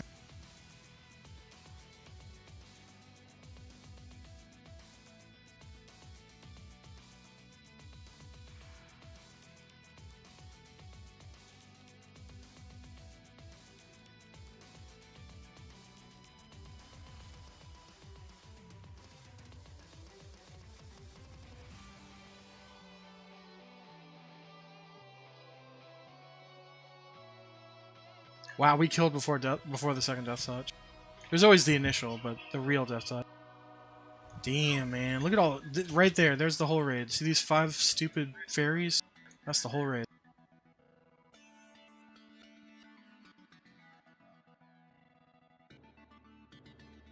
Oh, if it drops a pearl and this ranger all gets it, there's going to be 2 very upset rangers in our go. Okay, it didn't drop a pearl.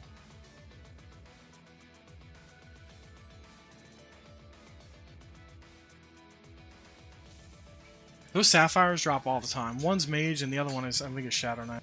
I have not seen a hazy opal before. I don't know what that is.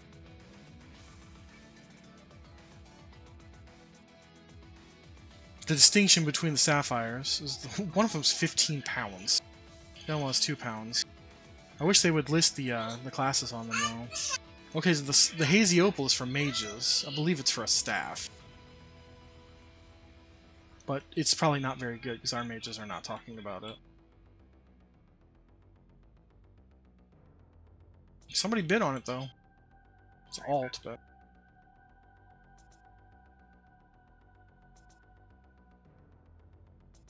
they're doing pet kills. I will be right back in 30 seconds. Actually, give me a minute. I gotta change a baby. And use the restroom real quick, so... you can watch my raid kill these fairies.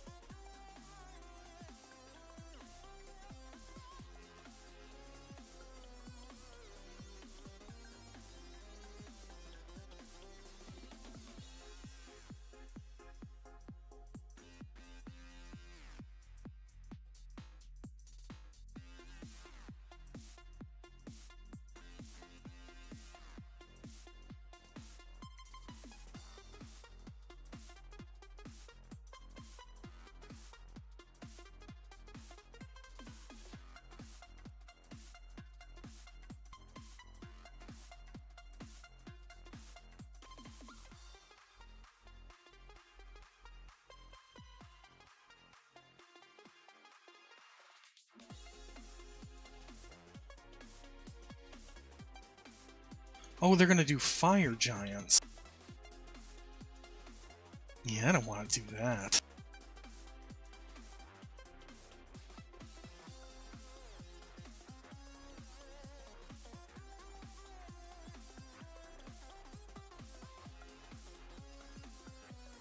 We don't get to loot.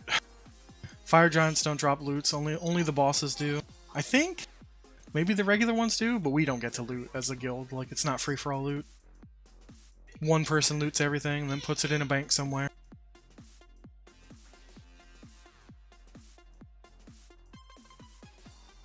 When we do free night raids, then we do.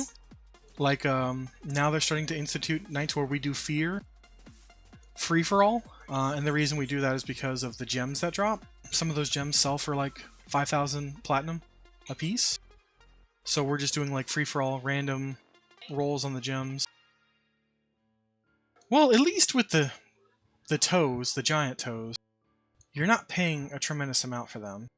Like, I'd go through hill giant toes and cyclops toes. People just leave them on the corpses out there. The fire giants will probably... Fire and ice might be the hardest ones to get. Ice are much easier to get than fire. Because there's no random roaming fire giants. You have to go do fire giants in the raid. So either in the instance or the live raid.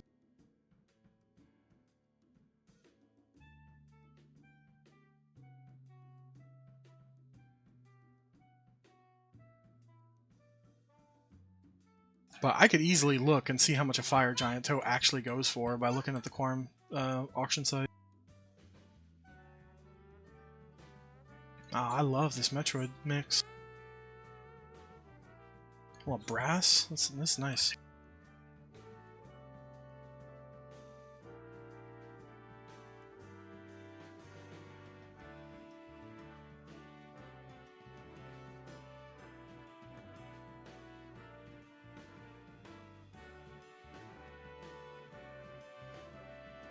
Let's see, tomorrow we got Fear. And I will be on and streaming Fear. So I might as well head all the way over to Fear now. Then I'll hop on and alt.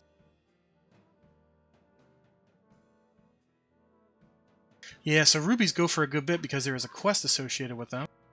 There is a troll female in Illithal Swamp. Illithal Swamp? And if you are an evil race, you can trade in a ruby, one ruby, and there's a chance that multiple quest items, but you can turn it into a 1600 platinum earring called Ivander's Hoop. And it's a really good intellect. It's like pre-planar best in slot intellect earring, but it's only a chance to be that earring.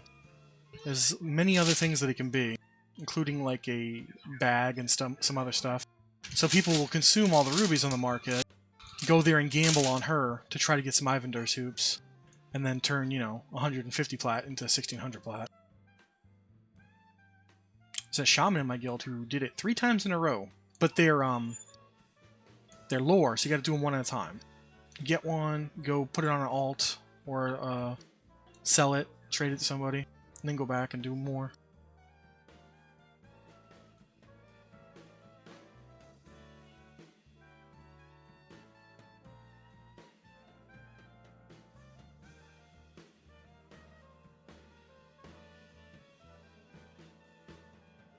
Yeah, rubies ain't cheap, but you can find out what drops rubies and farm them until you get lucky. You're probably way too low level to farm them, though. I just don't know. The level variance could be within your range, it could not be. You'd have to look up ruby.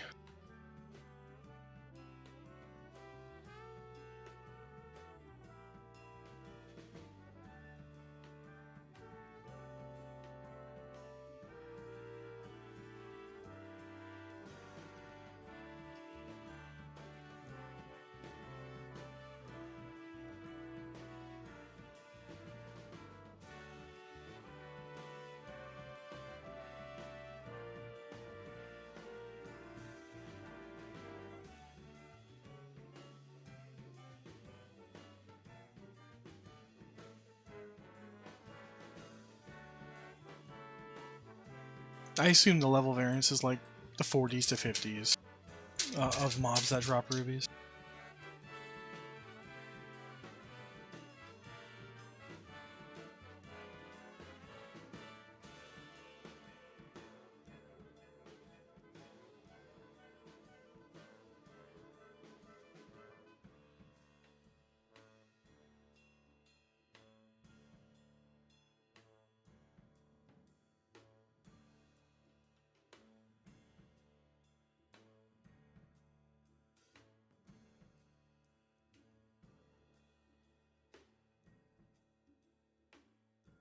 I'm probably mistaken, but there's these raptors that live on an island.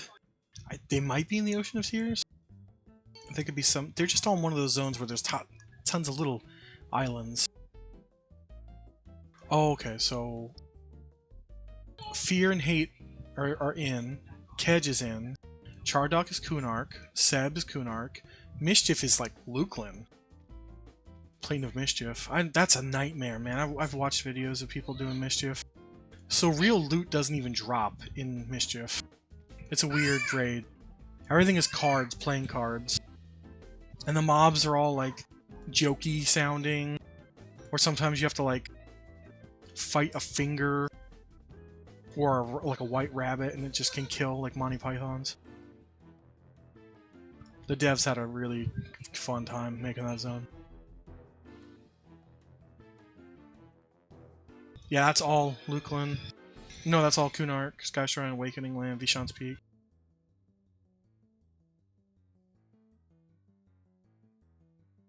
I assume that's where like rubies are dropping a lot.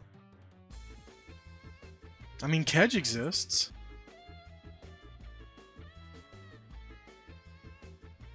Well, damn, I guess I gotta kill this hill giant.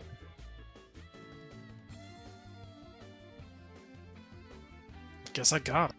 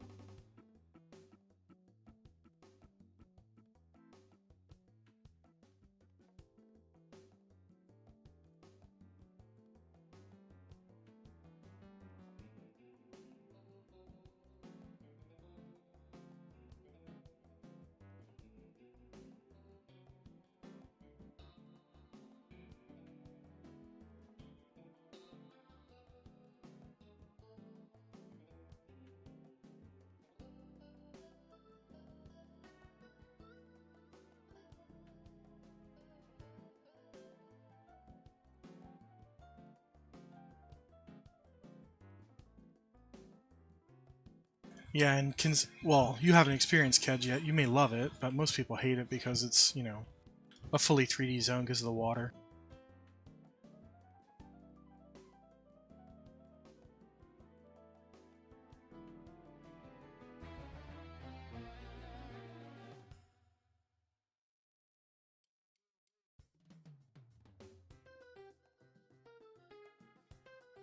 Just because you got it doesn't mean you'll like it. I had to do it for a ranger quest for my previous bow. I had to kill a named mermaid in there. But I just had a guild mage. Go figure, a mage. Solo her for me. She had like 9,000 HP. He's like, don't worry, my pet can do that alone. And that's when I realized the superiority of mages. He's also soloed a bunch of other stuff for me. He loves killing stuff for people. He jokes around because anytime Kedge stuff happens, he says, I don't do it because I like people. I do it because I hate fish.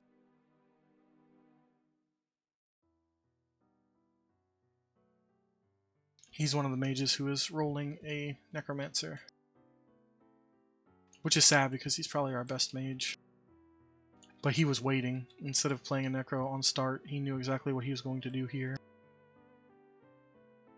I can only imagine he'll be probably one of our best necromancers.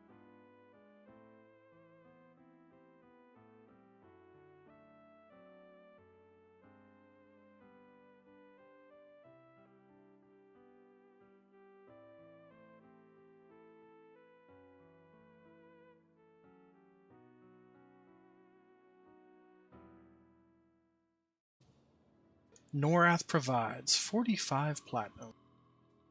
Upper echelon of platinum, raw platinum drop.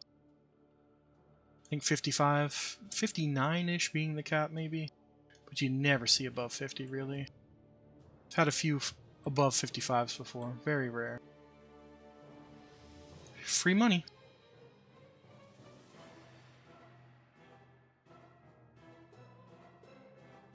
I just gave Sam 80 platinum last night because she was buying spells, and I was like, you need money. She's like, no, I'm good. I'm like, take my money.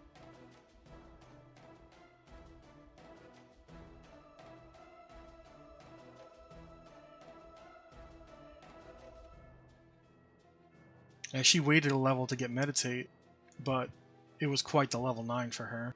She got new spells. Not a new heal. She won't get a new heal until 14. But when she gets that heal, it's as good as my level 50 ranger heal. So, yeah, clerics are pretty awesome.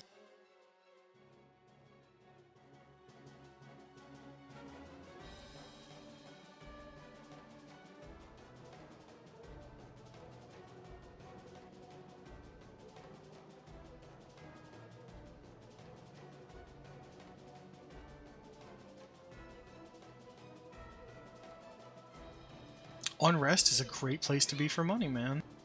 Just wait until you get to the basement and people decide that they don't want to loot fine steel.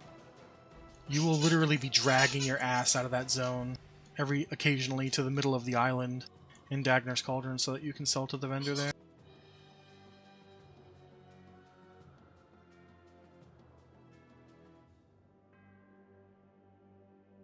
I need to... Well, I suppose you can set your bind to the guy on the middle of the island if you want to do easier vending. That's not too far away from the door of Unrest. I'm going to have to sit down here, maybe when I get back to work this week, but I'm not working tomorrow.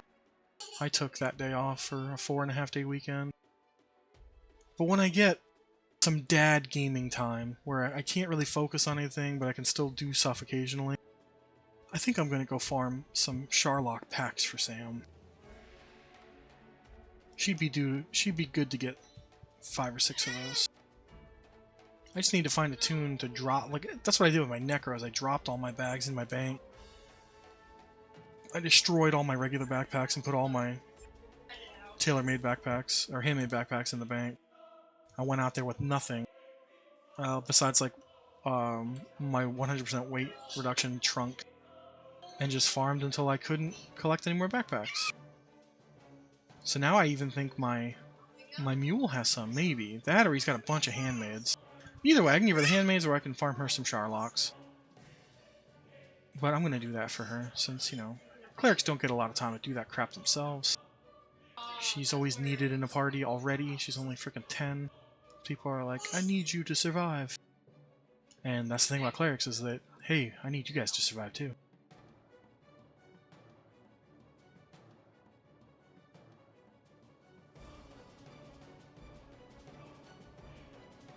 Yeah, I turned off dynamic lighting, and everything seems better vision for my human. But I still like going Dark Elf to get the full infravision.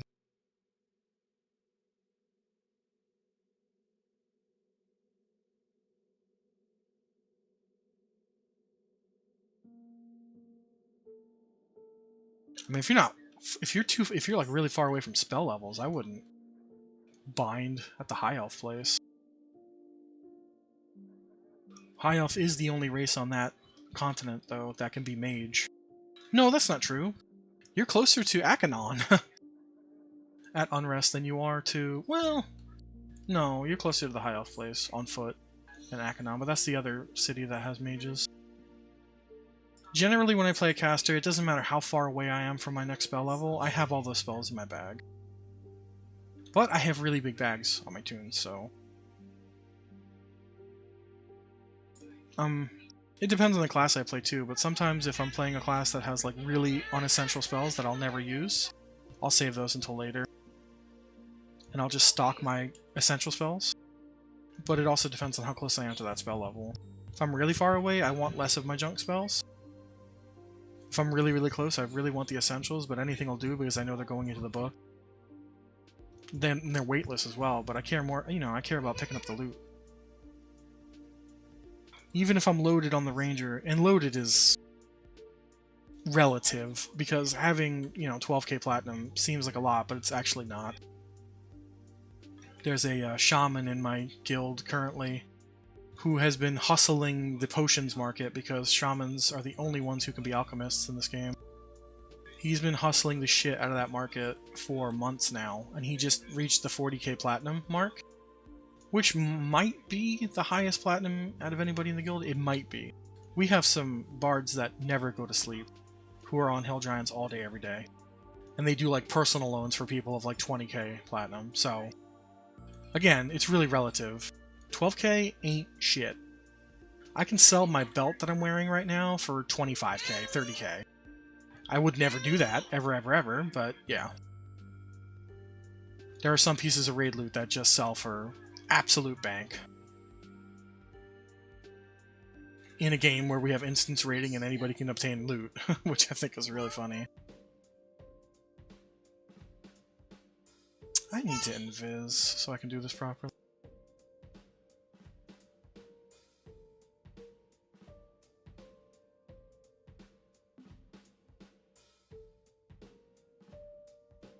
Watch me fail this sup camo cast a million times.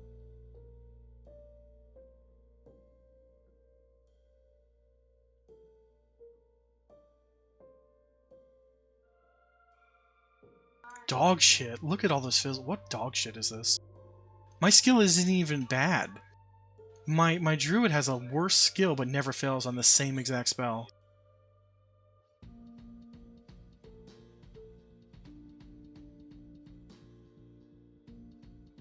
It's because it's a 49 spell for me. Yeah, my druid had it at like fucking level 20.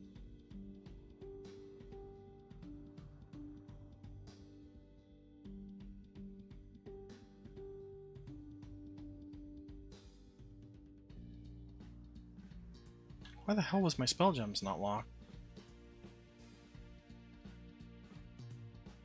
This isn't necessarily a dangerous area, I just don't want 1,000 lizards following me to the fear portal. They're all light blues, more or less. You can see my track list.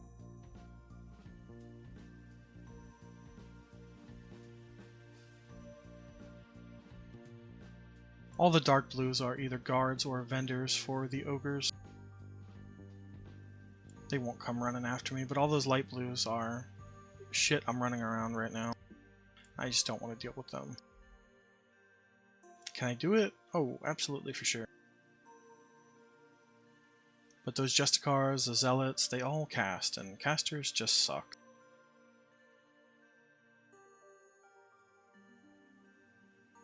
Just go to my fear spot, sit down. And we have a full fear tomorrow. Last week we had no god fear, which was shitty, but I got some pieces of brilliant russet. I'm just missing 2 pieces of russet for the visual. Wait a minute. Okay, I was like, I think I missed the portal. Invisible wall. Yes, people are killing specters. Yay, I don't have to kill any on my way.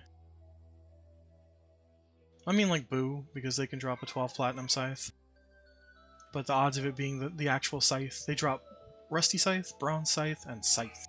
And scythe is the one you want. Man, they were working fast on those giants. They just killed King Trenix. I haven't even gotten to the raid position for tomorrow. And they're already almost done with fire giants.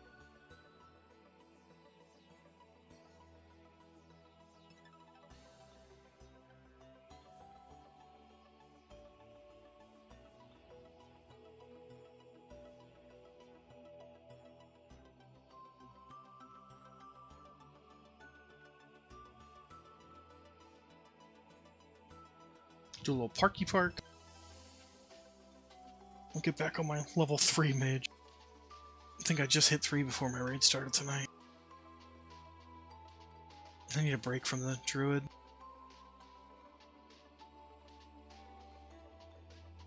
That death party I took last night was very demoralizing. Definitely lost over a full level of experience throughout the entire 24-hour period. I'm still 34, I'm 50% into 34, but I probably would have been like 36, maybe late 35.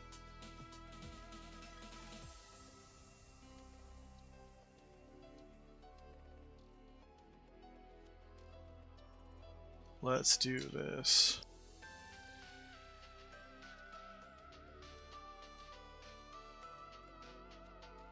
Got myself a crack staff. I gotta melee everything to get experience. I bet these spiders poison, and that will probably kill me, but we're gonna try it. White con? No, I'm not fighting no white cons at level 3. I get my ass kicked. I got nothing going on in this tune. No pets. I will happily take that 50% experience stolen each time with the pets once I can get them. Might not even have enough money to do all the pets, so I'll just buy the fire one.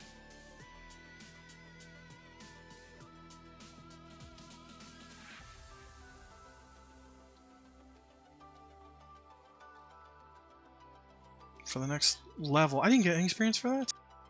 I find that hard to believe. It might, you know what? It might have been green. I really should be conning.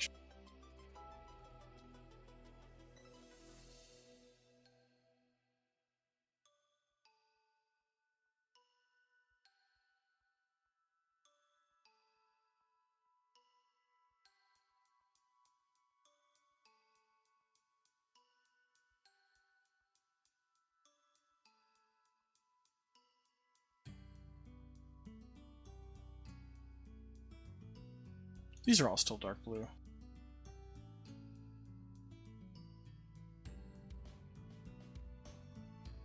Well, air for raid in the plane of air, because you have no choice. I think I still see a lot of fires go out in the other raids.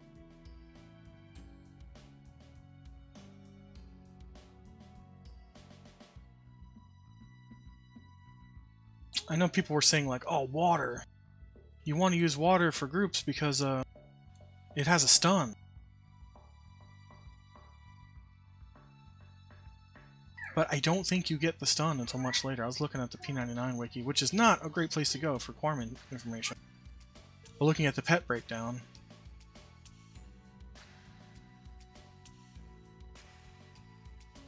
oh, I'm done for. Oh, look at this. This is going to be a 3.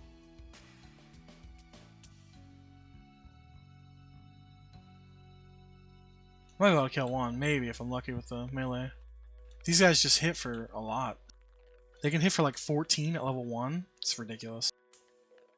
Yeah, I'm going down, Peter. Just kill the one at least. Come back. No, no, you got me, you bastard. Well, kill me fast at least. Damn. Oh, there's 4 of them now? It's a fucking gangbang on my gnome.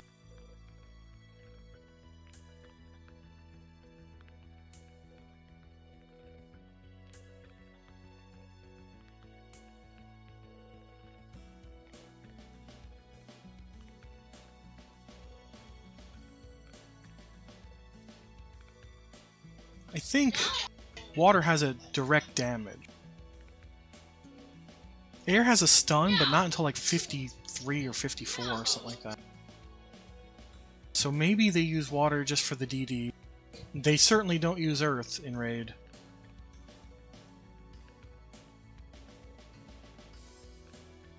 I assume water everywhere besides plane of air. If it has that DD. I think they get the DD early. Earth gets like bash and stun or something. I think they all get double attack. And all of them can dual wield at 20, but at 39 they get innate dual wield. Yeah, so they probably just use whatever has the DD. Fire, it's silly not to use fire in solo because you want that DS. You never have to apply a DS to it yourself. Because it's always on.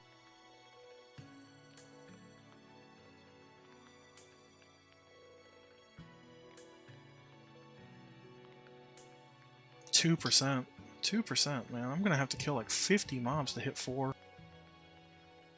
These lower levels are the hardest part about playing a freaking caster. Because I'm not a caster, I'm a Gimp Warrior.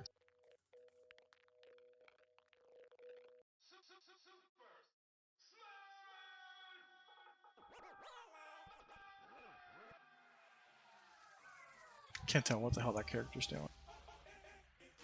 FTE!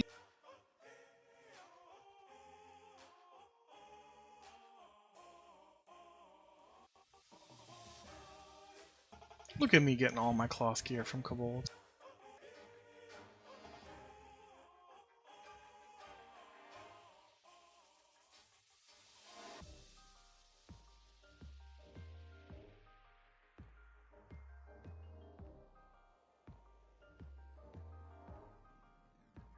I think it's jank that mages don't get a level 1 spell, or for pets when freaking Necros do.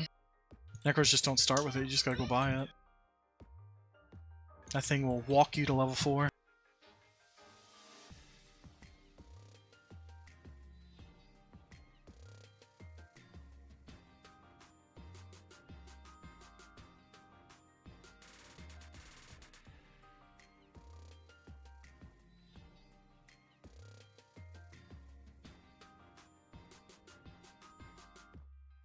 Fear my stick, you stupid Kobold run.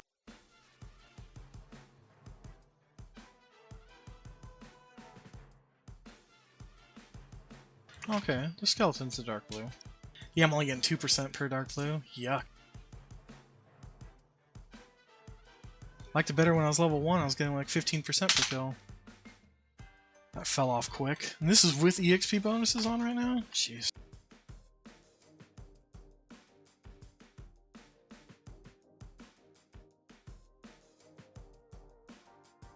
You got all those P99 folks who are saying Quarm isn't a classic experience, but right now they have a 50% bonus all weekend long. And 50% more loot. Crybabies. Tell me how that's a classic experience.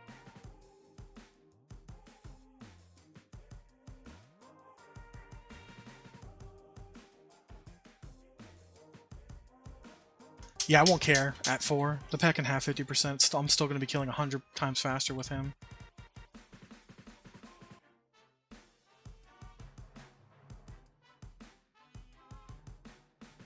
I only got 1% for that one? Christ.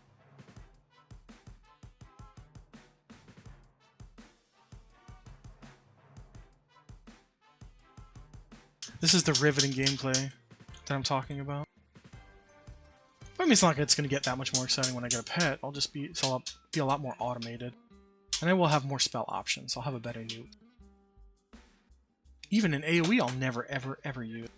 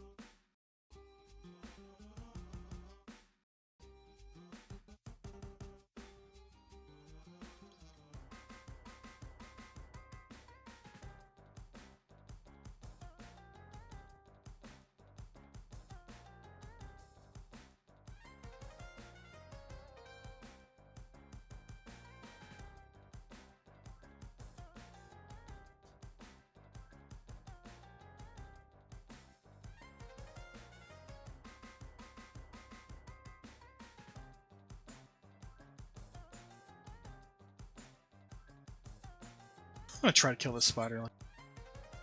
What's the worst I can have?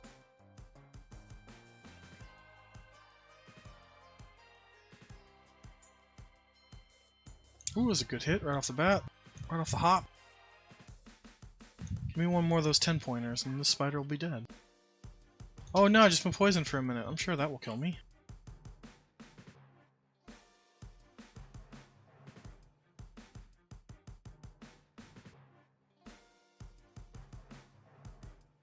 Spiderling silk, yeah.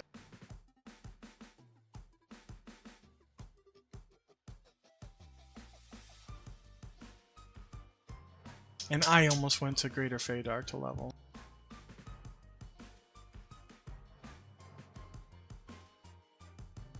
Steam Font's actually one of the better places to level a noob, because all the cloth, or all the humanoids that drop cloth. I've only had one crack staff, and I'm using it, because it was far superior to my dagger. I gotta sell. Thank goodness there's a druid ring right here. But that poison's liable to kill me. Well, alright, it's Rent's course.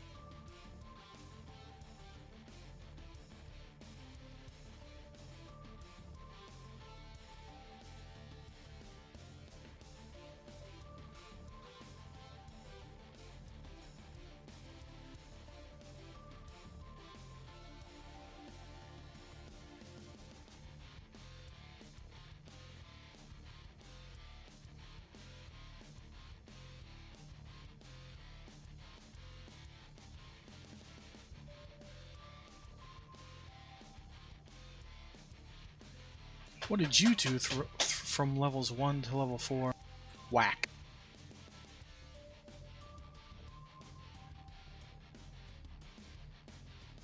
I don't need any more containers. That's too many containers. I'll take the container. Oh, you should have seen it. I was whacking everybody off from mountain to mountain.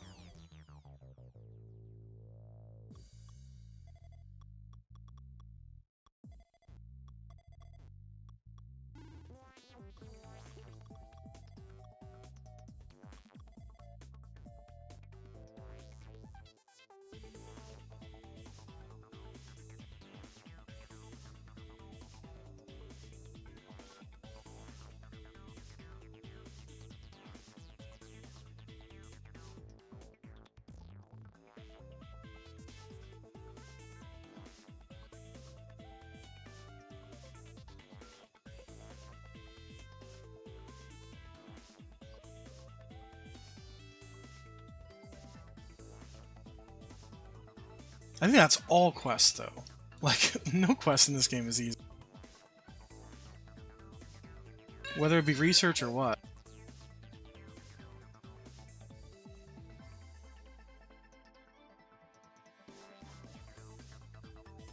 But yeah, that's insane. A level 16 spell, you need to be 22 before you get it. Kind of insinuating that you should have friends.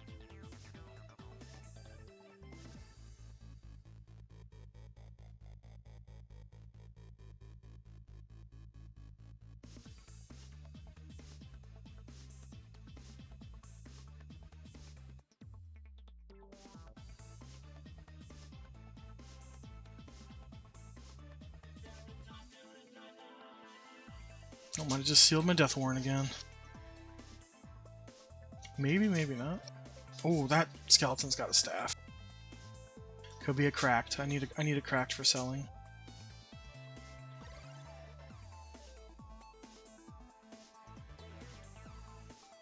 Pull it and run.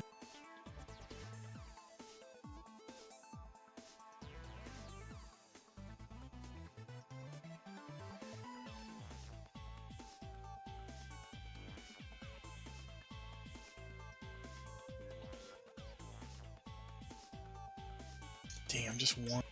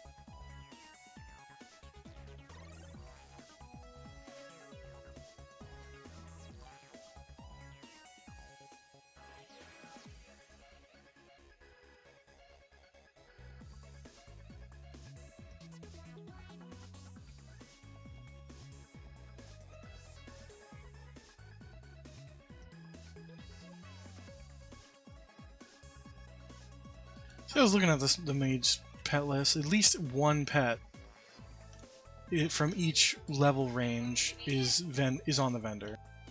So if anything, you still get a pet at that level. It just may not be the one you want.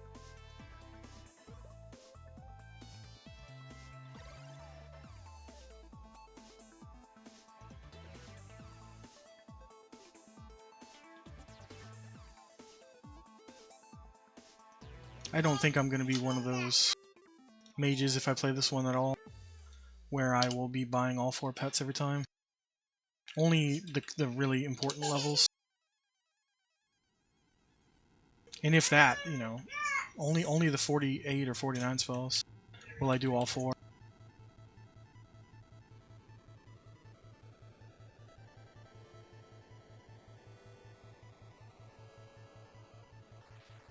Best of luck, enchanters. This place got populated fast.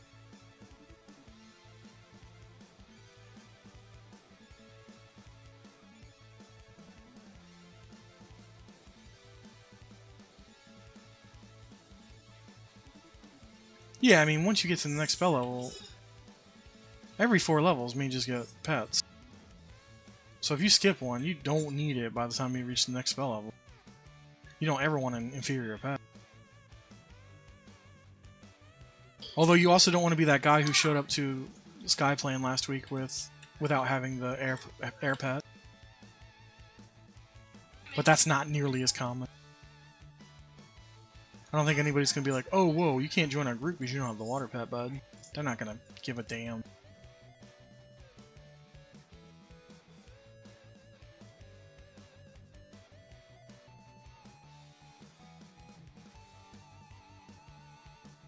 One thing I was looking for but got distracted, I forgot to finish up my research on it, was I wanted to see what level mages got their air elemental disguise or illusion that gives them levitate.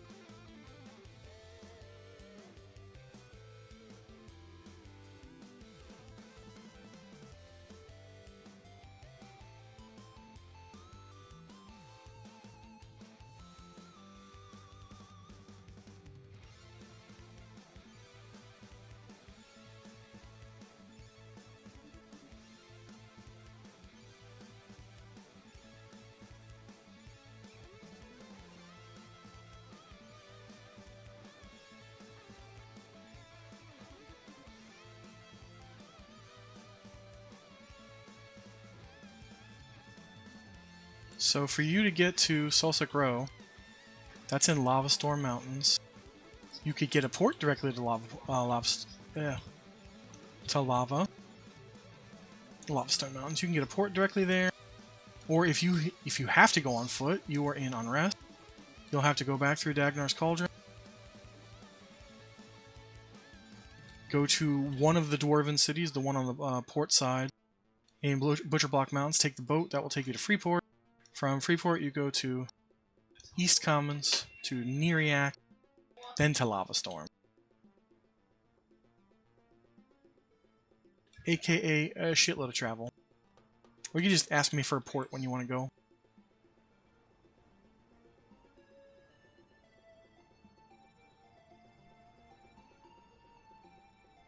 Yep, port would be much, much faster.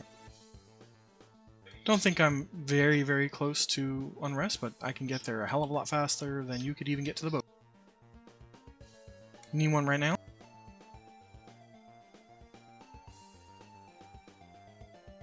Or do you have to get items first?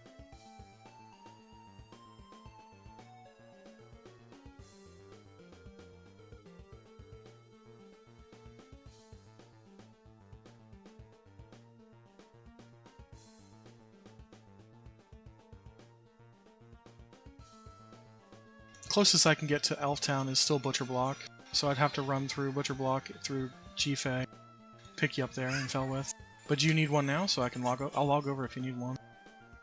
I think I'm actually in Mistmore, so it wouldn't be too bad. A few minutes? Okay. I'll log over and get over there.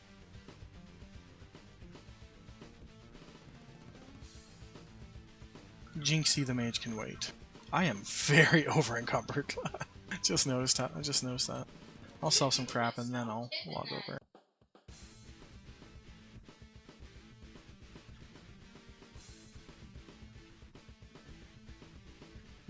I'll vendor when I get back, so I'm gonna have to fight like 5 kobolds just to vendor.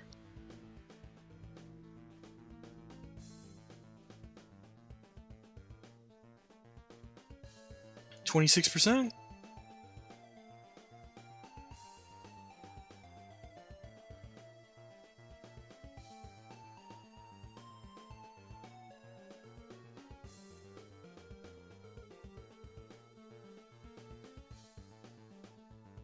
Really enjoyed this rainwave music. It's good stuff. No copyright strike. Video game music all night.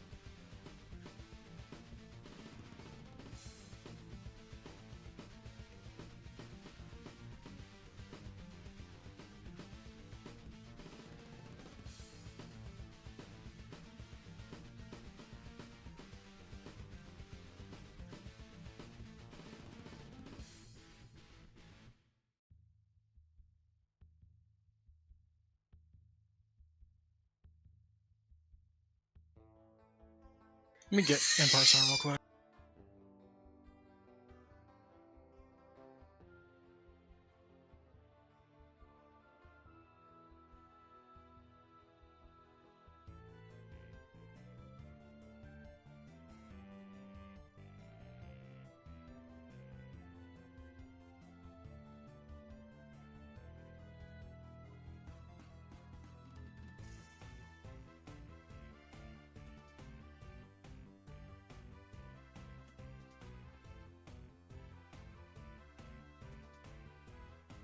And we're rocking. I just noticed because in OBS I run my EQ as my own source, not the desktop. It won't show Imparse because it doesn't show any of my desktop elements. So when I minimize, it's just blank screen, which I like for privacy reasons. But the only reason why I had to do it that way is because my guild's Discord and stuff was going out there, and that's breaking my guild rules. I just can't have any of that.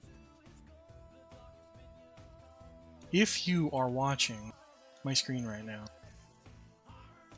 right here, this is a Dark Elf camp. They would kill you very quickly, but since I'm invis, they don't. If you click on that fire pot in the middle, that will teleport you right into Neriak, right into the Dark Elf city. So if you have an invis up, you can travel the world that way without having to take a boat. That is the evil way of traveling. They're called the fire pots. Not to be confused with the fire pots that we will soon get in Kunark. There's a zone that's underwater that's being protected by a raid mob, a dragon, a water dragon. But if you swim underneath it, there's a room that you can enter. And in that room, there is a pot to every known city in the game at that point in time. And for the first week or two of Kunark, you can bind yourself there if you are a binder. You cannot bind other people there. You have to be a class that can bind yourself. And if you bind yourself there, you basically... It's the Dalaran of EverQuest. You can go to every city that way. And people will keep their bind there literally forever, because after the first week or two, you cannot do it anymore. In fact, it's so important that there is a ring quest that you can do for evil races, which you could do as a good race as well, it's just trickier. And Secrets has made it easier for people to use it. You can get a ring called the Ring of the Dead, which allows you to bind yourself one time. It has a one use on it. And Melee do that quest so that they can bind themselves to the Firepot room. And I have my Ring of the Dead waiting for me on my Ranger to be used in the Firepots. But here, on Quarm, which is a really cool distinction, the ring was removed from the game originally. It's staying in-game. And later, at that very same spot I showed you with those Dark Elves, there is a particular Dark Elf there, who's not named, but he's like a pseudo-named. He's an undercon. He's like level 40 or something, but he needs a party of 50s to kill. Well, in Kunark, you can easily solo him. So I'm going to come back at 60 and solo him until I get my rep high enough to where I can recharge my Ring of the Dead inside the Dark Elf city. Of course, I'm KOS to everything in there, so I have to invis up to him. But if I invis up to him and use my sneak and my hide trick, I can recharge my ring for 10 gold. But here's the thing, do I really want to recharge my Ring of the Dead if I already am bound to the Firepots?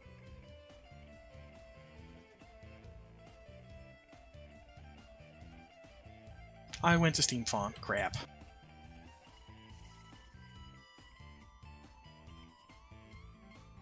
I just bought you an extra minute because I went to the wrong friggin' zone. It's okay, I didn't overstep it by much. I knew that. I knew that tunnel felt weird.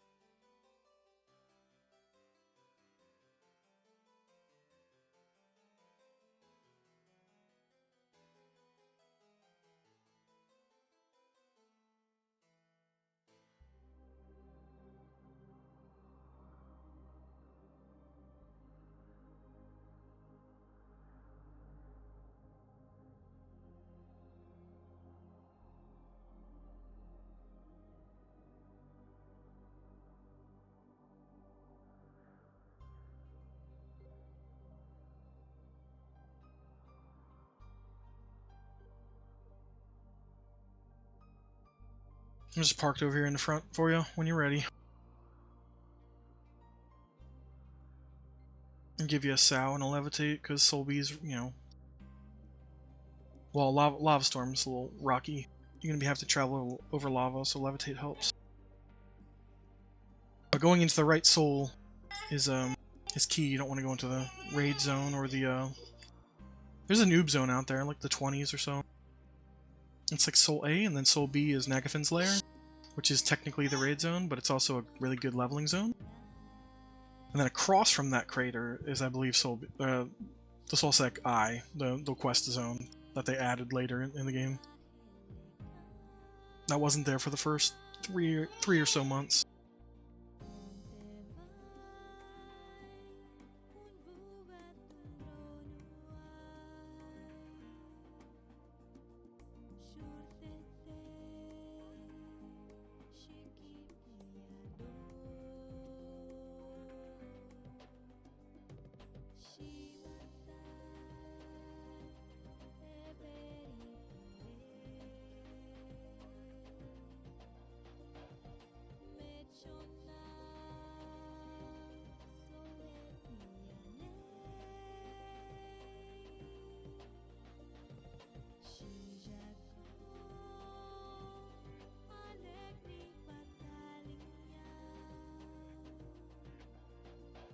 Are you still in Felwith? I don't know if I came in here by accident.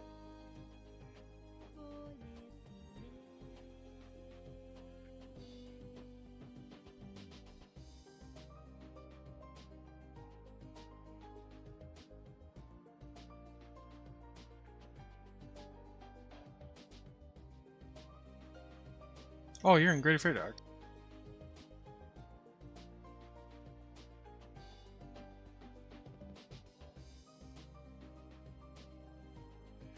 Oh, you're by the Tree City. How much money did the Loch Ness monster ask for? Tree City. I'll come right over.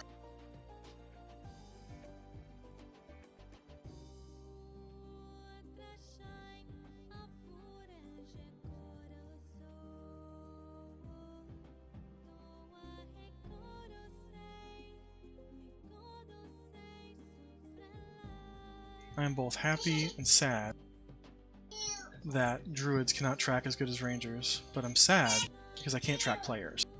And I can absolutely do that on my ranger, because I get all the filter options as a ranger, but you don't get jack as a druid, or even especially as a bard, because they have the worst tracking in the game. But bards have a little bit of everything.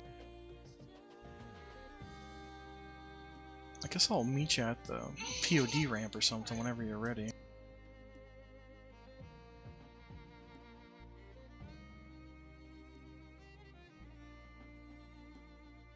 City doesn't look nearly as threatening when you have levitate on.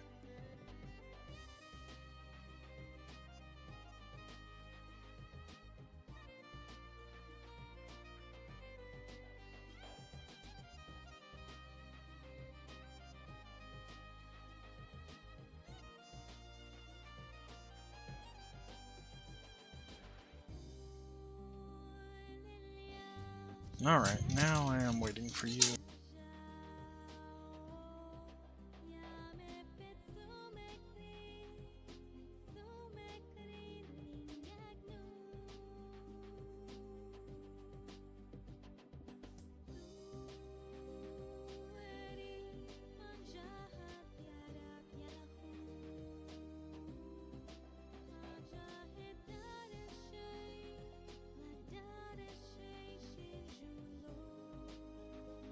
Never played Nier, but the soundtrack's pretty good.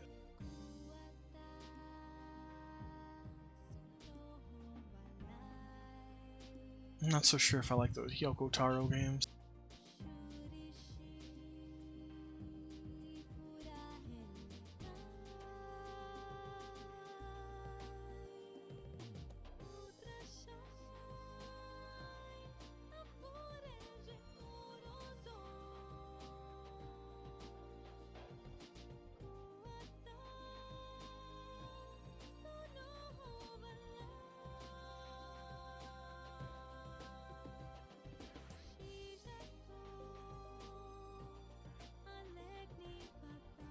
Yeah, I would step off that ramp if I were you.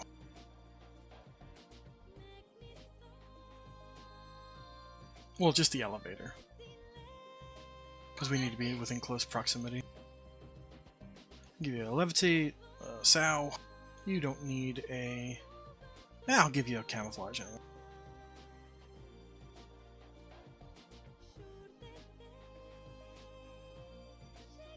And away we go. Circle of Lava Storm. And you can gate back when you're done. Do you need any guidance to get to Soleil? Or Soul Sakai? I got my Emparse up, so at least tells me. Alrighty. You do that then. I'm gonna go whack stuff with a mage.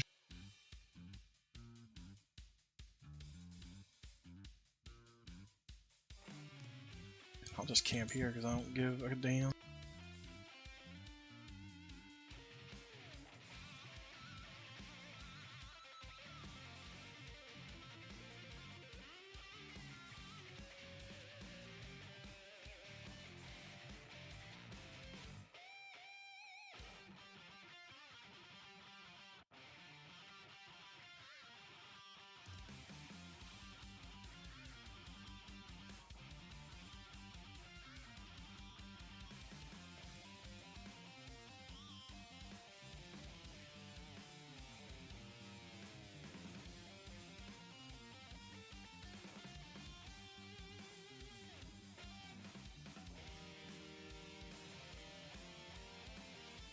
Right, I forgot I have to vendor crap on my very heavy little gnome.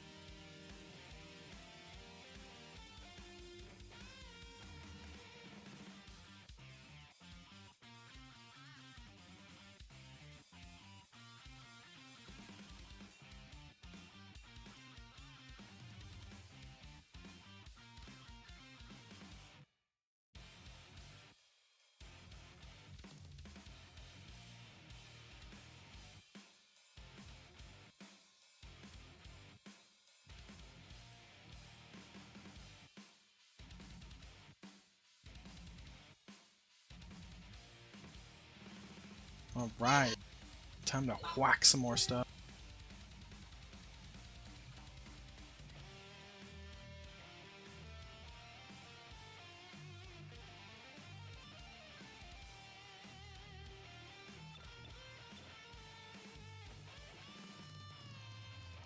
Skin like nature. Oh, nice.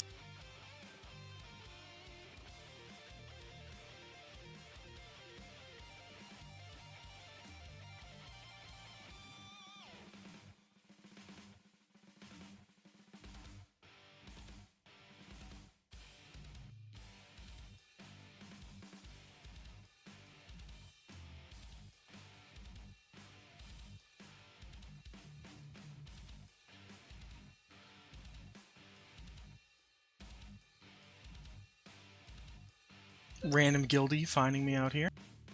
Doesn't even know I'm a guildie.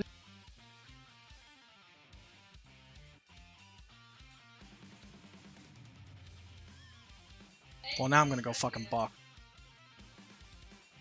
Oh wait, no, his thorns is so powerful. Everything will die on me. I gotta hit it with a spell first.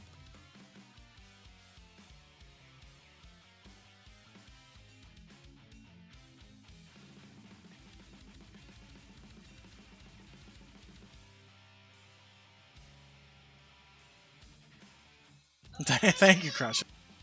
You lurking? Came out here to buff little old me? I'm getting over the hump. This is the hardest part about playing a mage, hitting level 4. It's all gravy after that. Or so I'm told.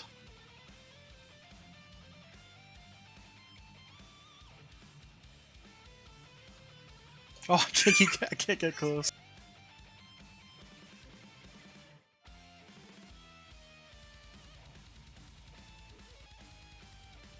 So there should be a crater.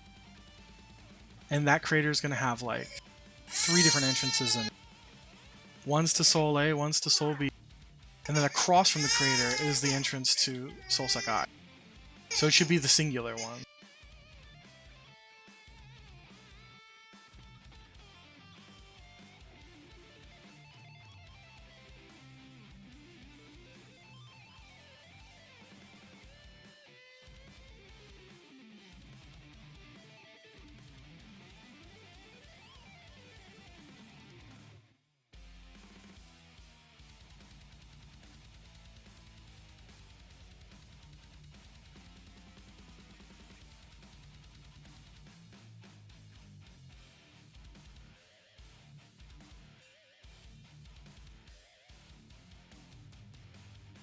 Bugglegup.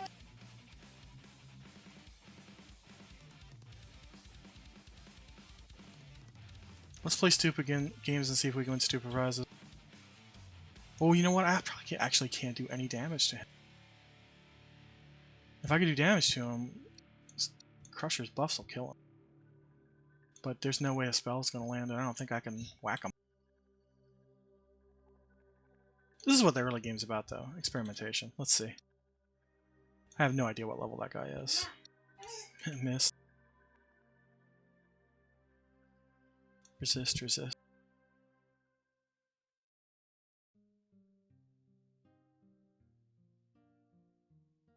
Oh, if I can't hit it, though, it's going to be for naught. Son of a bitch. Okay, it's for nothing. Still's gonna kill it, though. Go away, you dumb troll.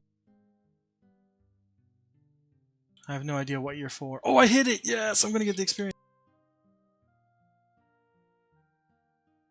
I legit needed to regen enough to hit me again so it kills itself. Before the thorns wear out.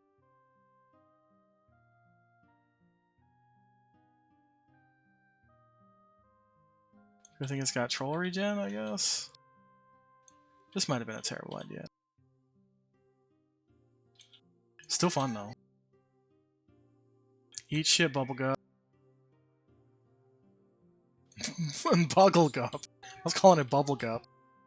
My kid watches that shit.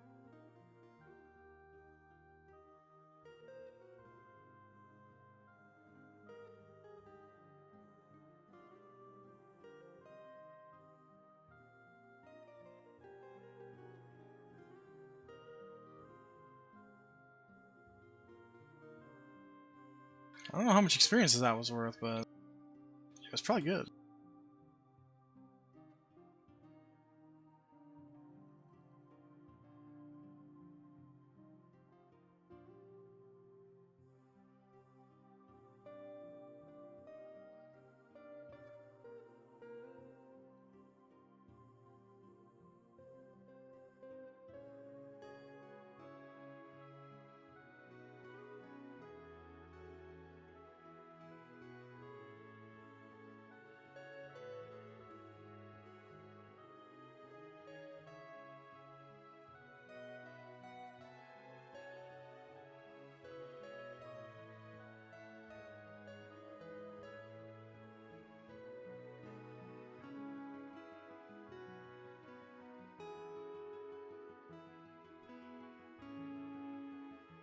I'm glad you figured it out. I don't think I've ever been inside Soulsec Eye. I've never done one of the newbie quests. I have like full sets of those armor. They're not noob armor, they're like mid-range armor. But I have like the full bard set, but I never step foot in there with my bard.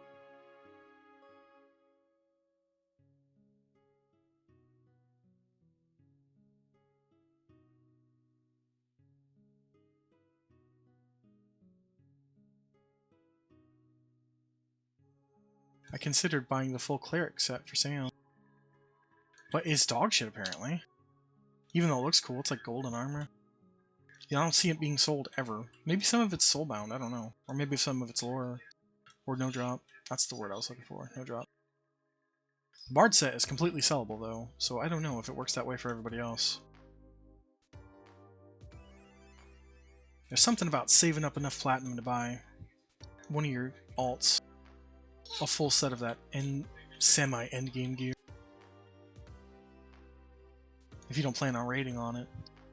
Like, I've always wanted to do a shaman and get the totemic set, but I'm very conflicted when it comes to shaman. I love the class, but I cannot play one in a party. Being relegated to like buff bitch is just, it's too rough.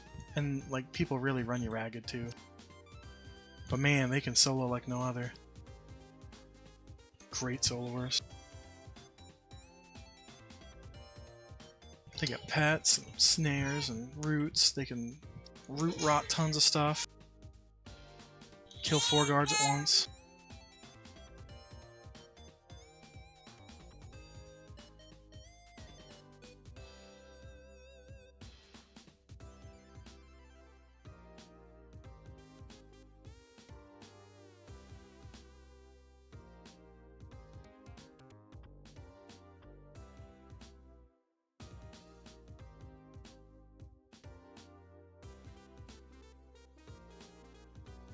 Ooh, a white.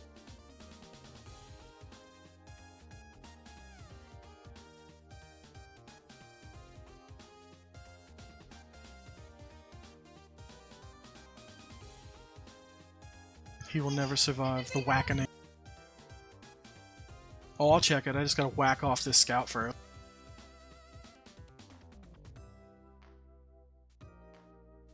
Oh, nice. You've completed your shovel of pawns.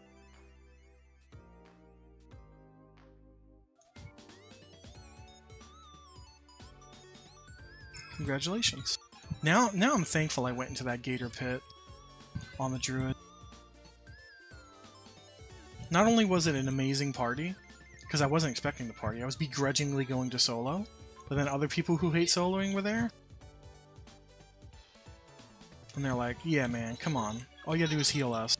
We'll kill crocodiles all night or alligators all night. That's exactly what we did. I got like a level and a half in there.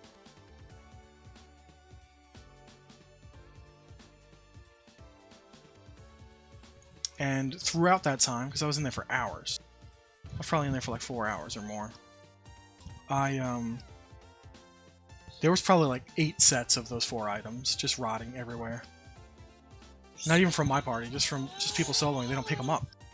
So I was like, I know that mages need this, so I grabbed them for you. I don't know if I'll complete any on this tune, so...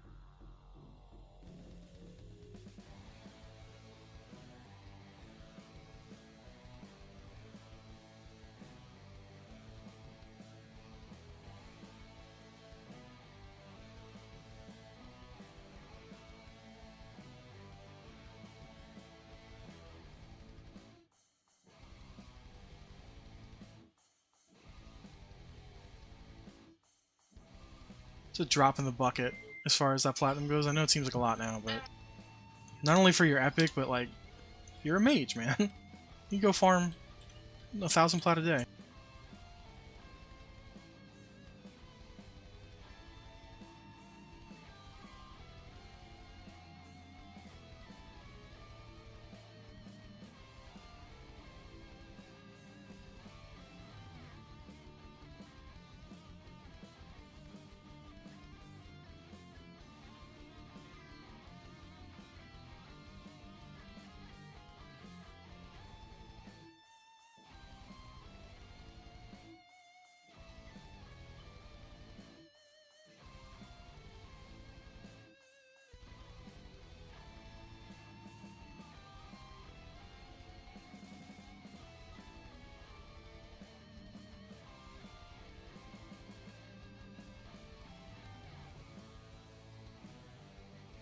Yeah, so any of my friends that are playing, especially like you and my wife, you guys shouldn't ever want for things unless it's way out of my budget. Because, I mean, what else is my platinum for besides to help people? So even if you go broke doing something silly, I always got plat for your next spells or what have you. You always got free ports for life.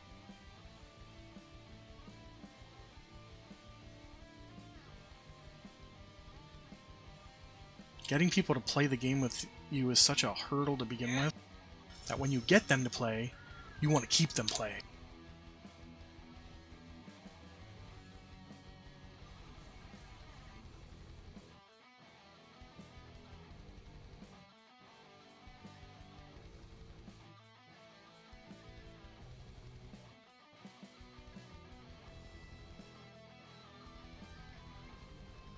If I pull that yellow, I'm going to get everything else in that little camp, I know it.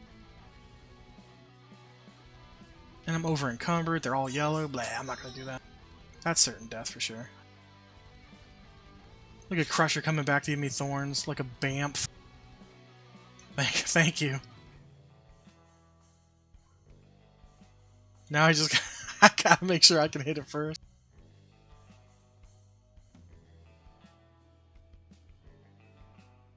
Here they come. I'm getting credit for one at least. Whack. Whack. I gotta hit them all once. Whack. Come on. Damn, 2 of them went to waste. This guy's screwed though.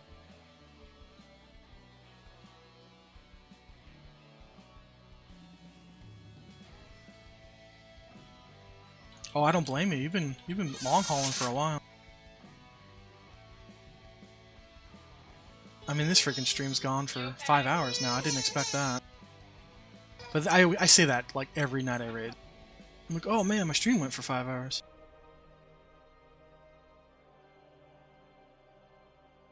I think with Teak being so strong right now, there's definitely sapping viewers. But you do get the occasional person coming out. The first day, when Teak like first launched, it was way different.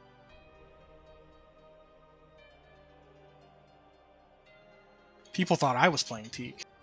They're like asking me how I got my UI. I'm like, huh? This is basic ass UI.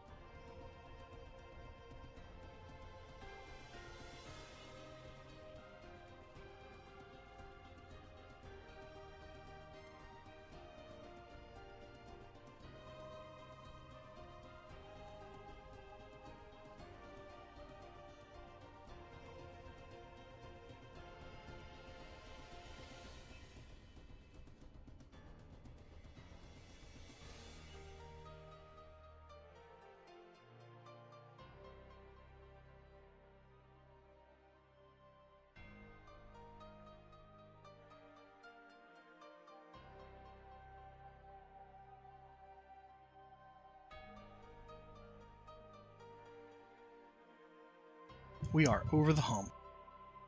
Level 4. I'm gonna go buy a fire pet and a nuke.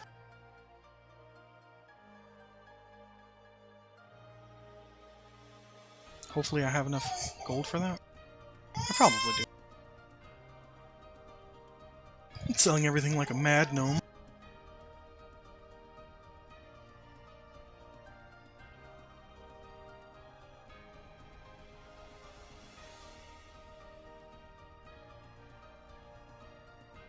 My toddler is having a crisis. A meltdown, as it were.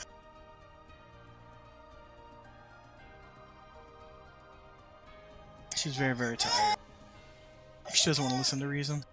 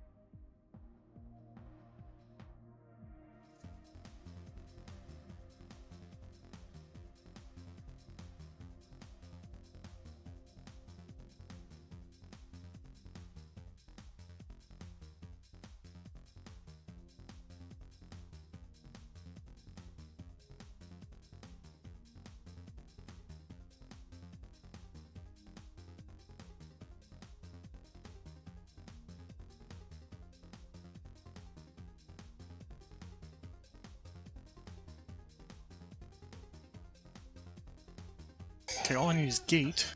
And I gotta find out who sells that in my city.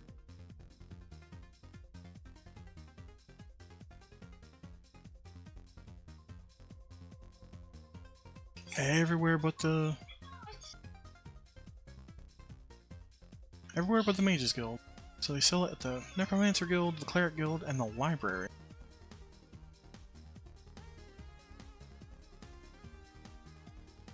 I guess I'll have to buy it from the Cleric Guild, because the Necromancer Guild might be bad faction. I don't know. I don't know if they KOS in their own city. When do I get Meditate? Probably level 4 as well.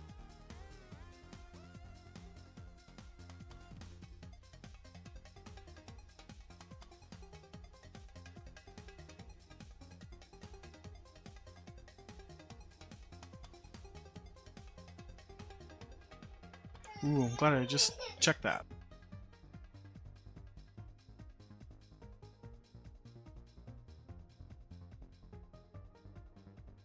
Oh, let's med some of these bad boys.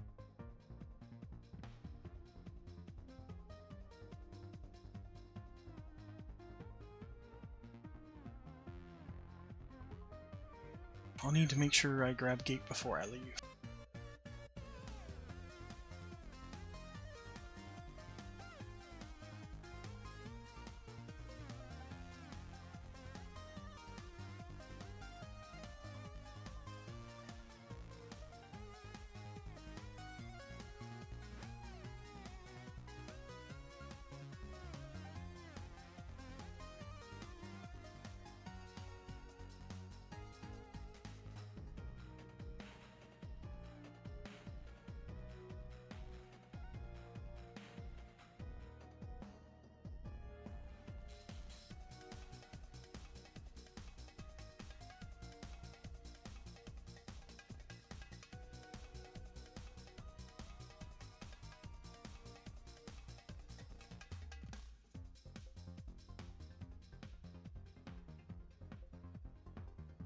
Oh, the Cleric Guild is not too far into this city. No farther than I currently am. I should be able to find him. fairly easily. The only thing that sucks about Akanon is all the robotic, all the clockwork merchants, they have official titles, like on P99 Wiki and stuff, but in-game, they're just all clockwork merchants. So you don't know exactly which one you're going to. You have to like look at the picture and kind of suss it out yourself.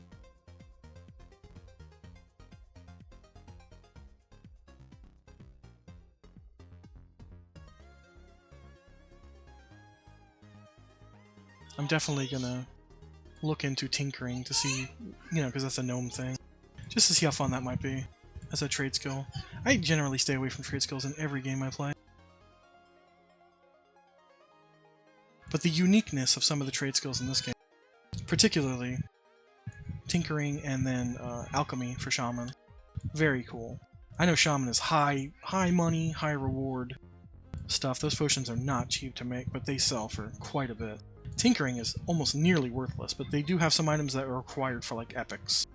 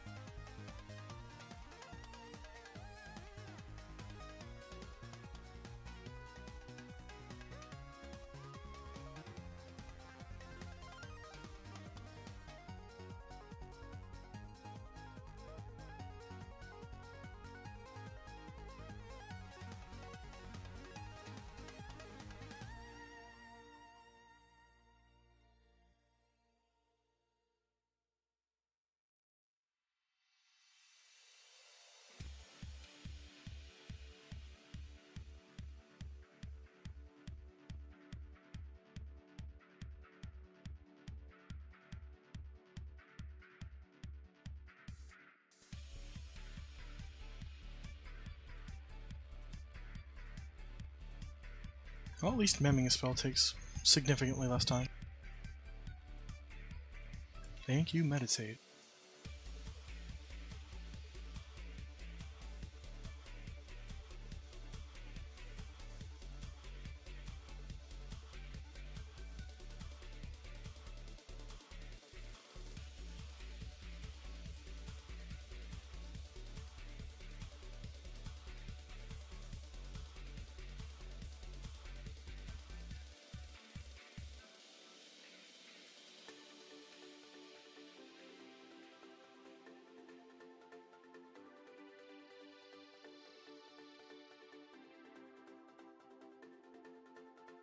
Oh, I just realized something.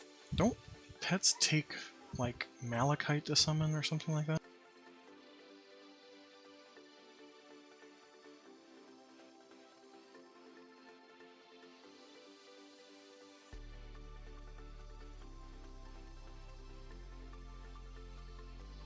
I wonder where I buy it.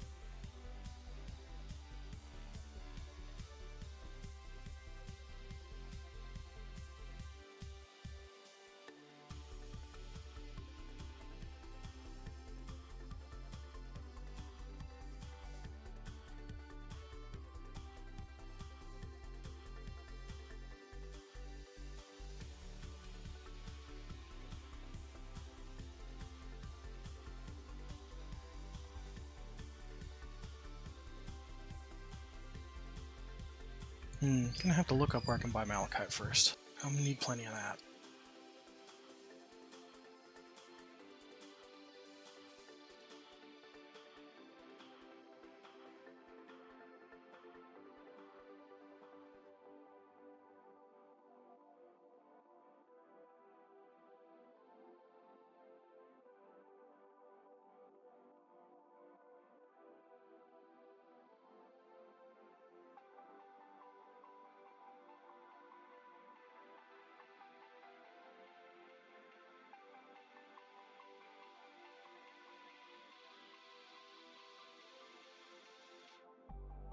Okay, so one of the merchants here, a male-looking merchant, sells malachite.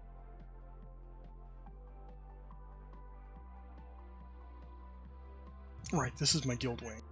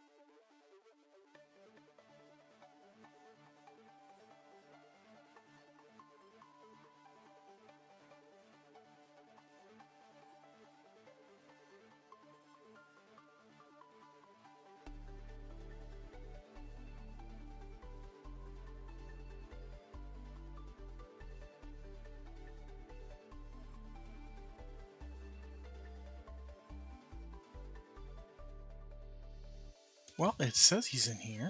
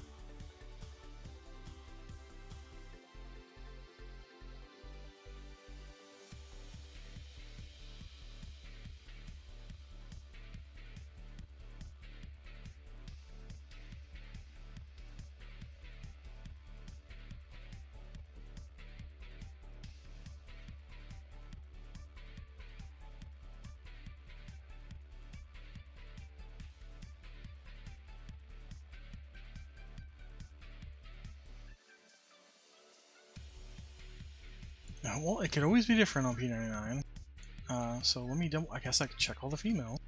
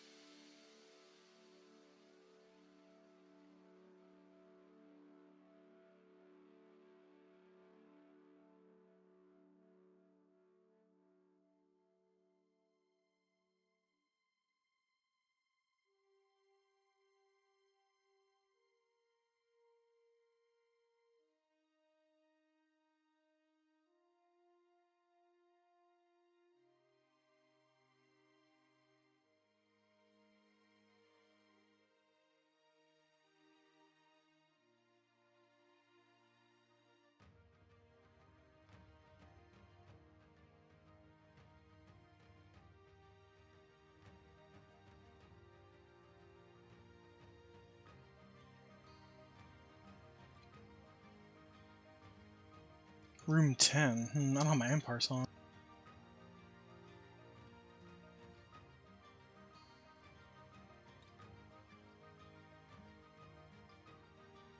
It says that there's one in this circle, though, in this circular mage room.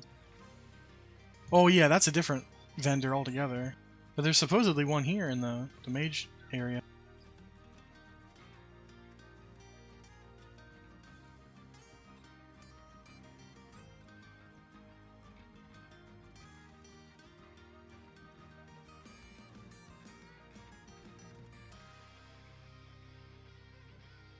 Perhaps not, you know, on Quarm.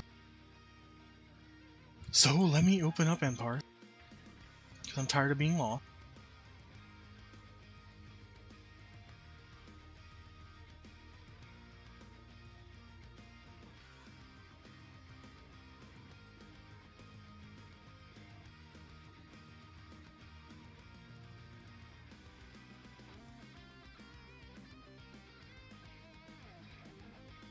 Ooh, I don't even feel like a lock macro for her yet.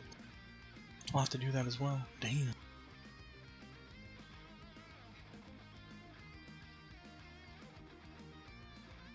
Oh, I know. It's a bad habit. I tell people not to use a P99 wiki, but it's visually superior to the Quarm database.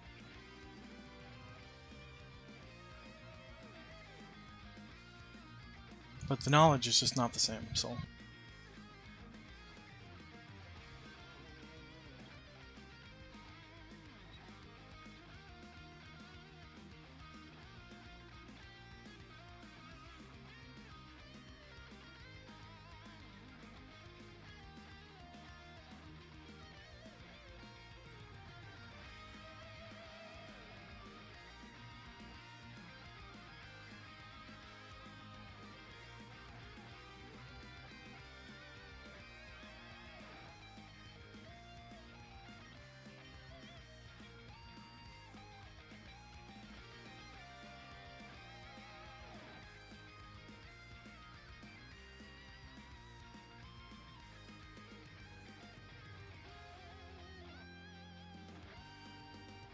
There we go. Got the macro set up.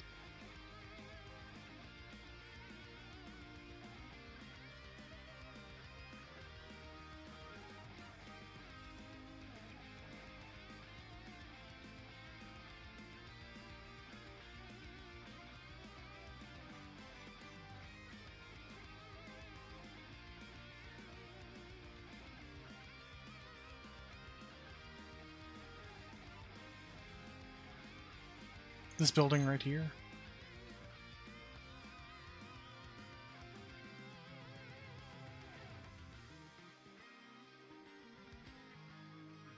Oh, is one of these a jewel smith?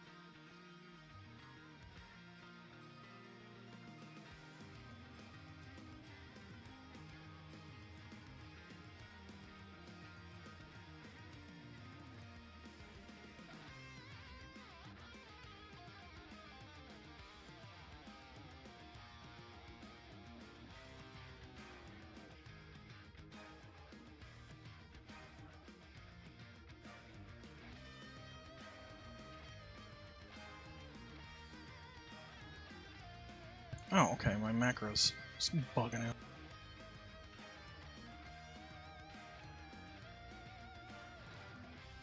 There we go, it's working fine now.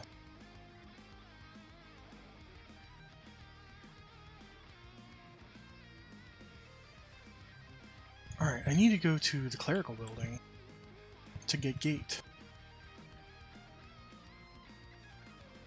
I'm gonna do that first. Since I'm right next to it, it's right here. My Sal ran off.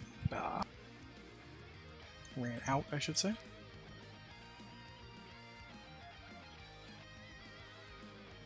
I gotta get gate in here. Where the hell's the entrance to this place? Okay.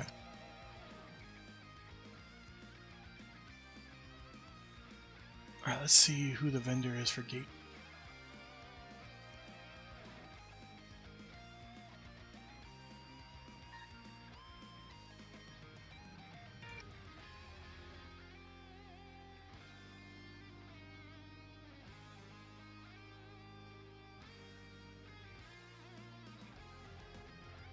CG1.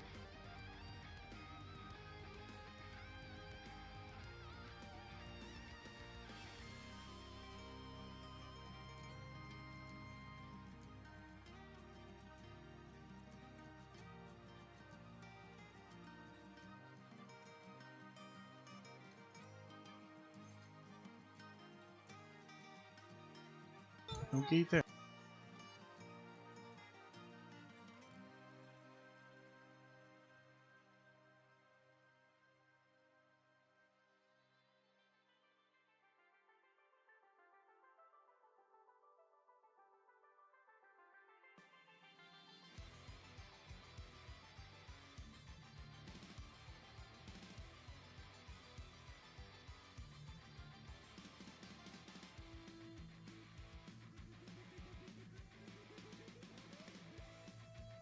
Gotta take a little baby break.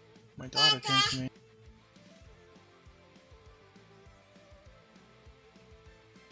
She wants to listen to music, but we are not doing that at 3 o'clock in the morning.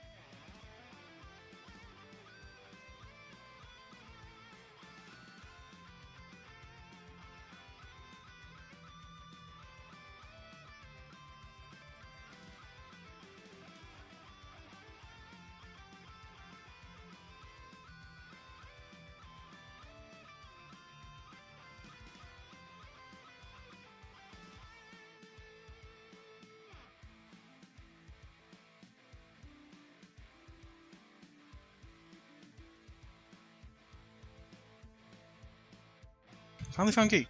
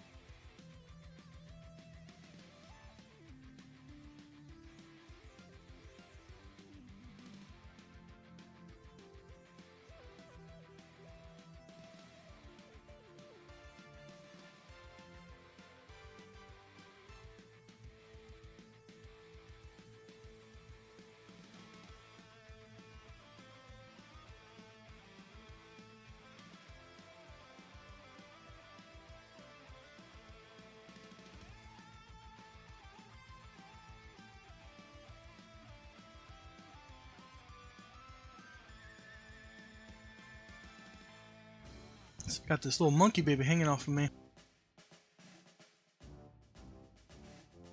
She's so tired and grumpy, so I'm just letting her do whatever she wants to do. Besides play blaring music at 3 a.m.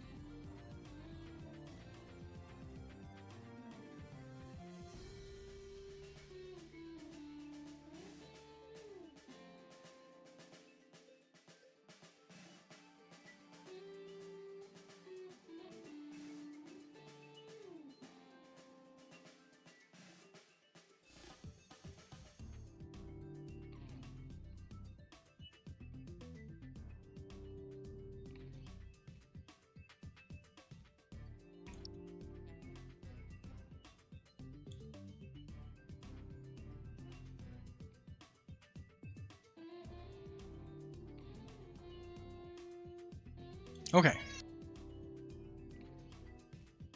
I have debabied. We have decoupled.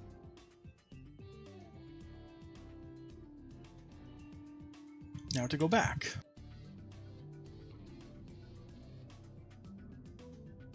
And I'm going to the Clockwork Jeweler this time, because the other guy doesn't exist.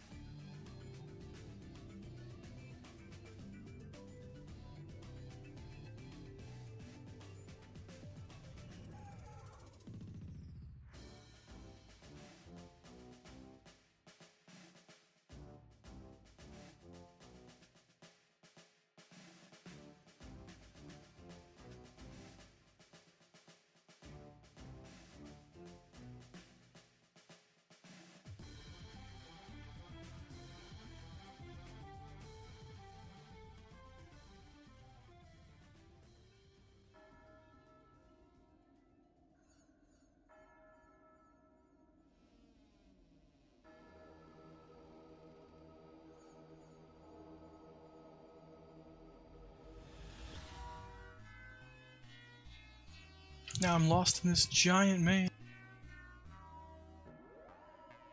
Okay, that's back up. These lead to seemingly nowhere? No invisible walls? I have no idea what these rooms are for.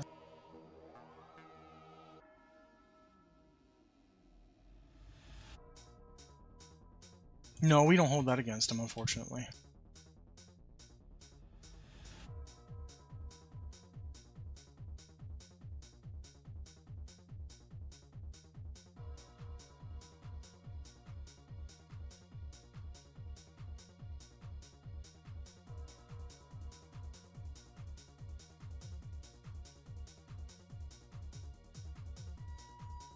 You just have a pet minotaur in here. Okay. That's interesting. Oh shit, a tiger. That's pretty cool too.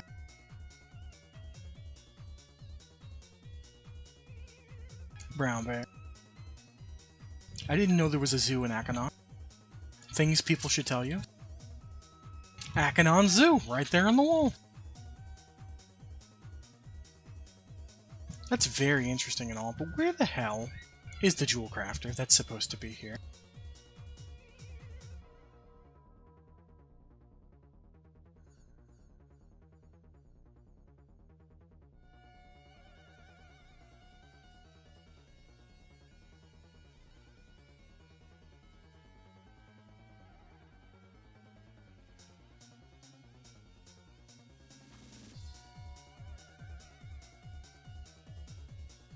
Certainly a learning experience playing an elf.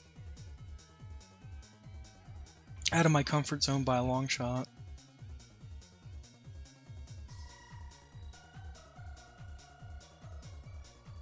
So it definitely says it's here. They're supposed to exist here. I'm gonna look it up on the Quarm DB. This is really starting to piss me off.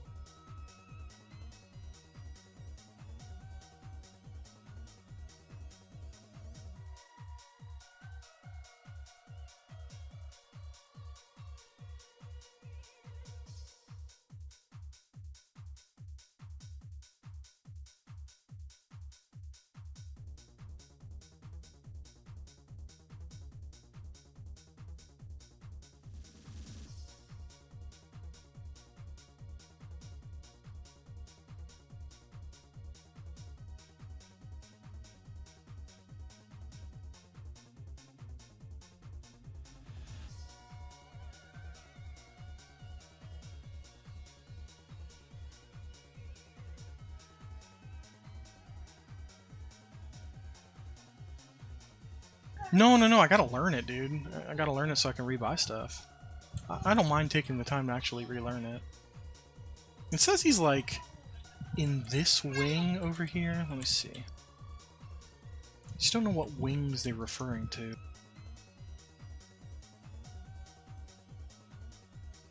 Supposedly. These are doors? Oh, I'm such an idiot. That looked like part of the wall. Yeah, there's wings here. Look at these freaking doors. They don't look like doors to me. But I guess I should have read the signs. I'm the worst gnome on the planet. Haha, look at him. Look at him right there. Victory is mine. But first, since the bank is right here, let me auto bank. 10 platinum! Oh, I've been really hitting the bricks on this character.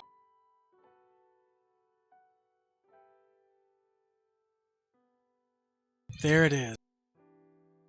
6 silver per malachite? Is that a lot? I don't know.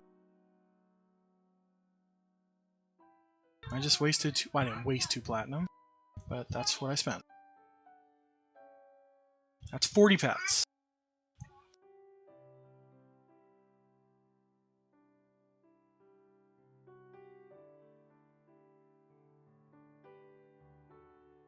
Hey, my charisma is 60?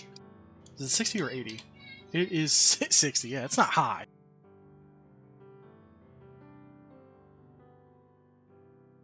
I think even Thatch's charisma is 75. Alright, I can get the hell out of Gnome City, but at least I know now.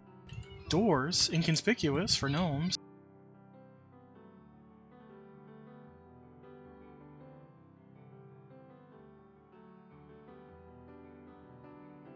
I don't sweat the small stuff. But then again, this character is the small stuff. Like, I have a crude stein on my druid and I always forget to equip it.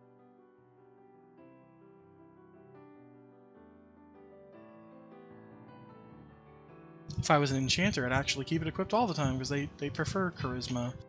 But honestly, charisma is a dump stat for them in this version of the game as well. Charisma is only good for the very first tick of a mez or a charm.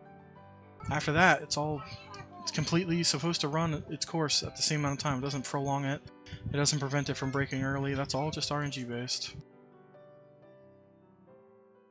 Yeah, exactly. My character is the small stuff. But now I'll be the small stuff with a fire pet that has a summoned dagger and a nuke that's not terrible.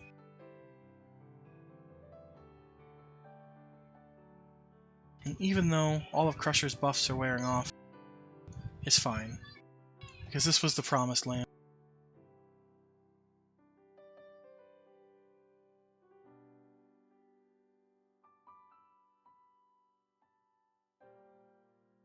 Let's summon my lump of red.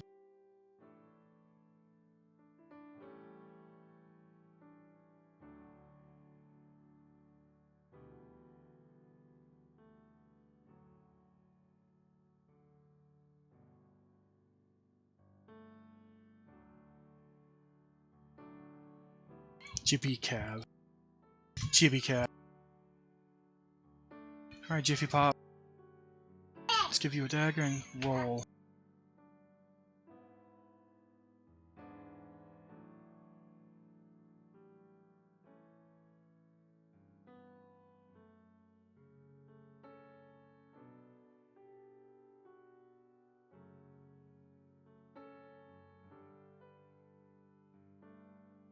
Oh, you used an AoE, or was it like a point blank AoE?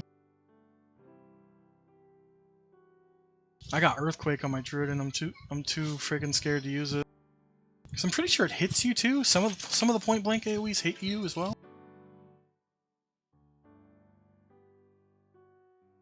Go, little buddy. Become the murder machine you knew you were meant to be. Whoa, look at that guy go. And at this point, I'm just not gonna loot anymore. Now it's just about murder balling. I need to make up for all that time.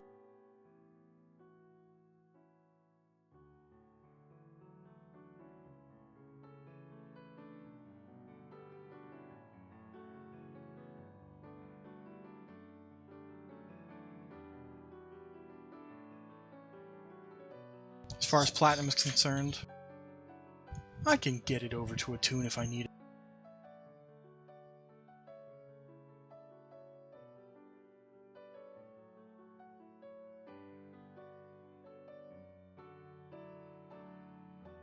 I will look out for crack staffs though. You don't just throw crack staffs out.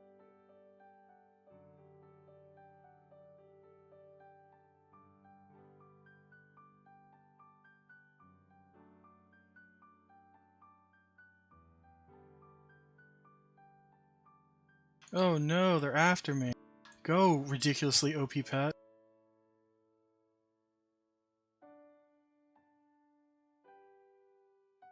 Every one of these guys got like a worn great staff. I don't know how I got a crack staff. I just lucked out.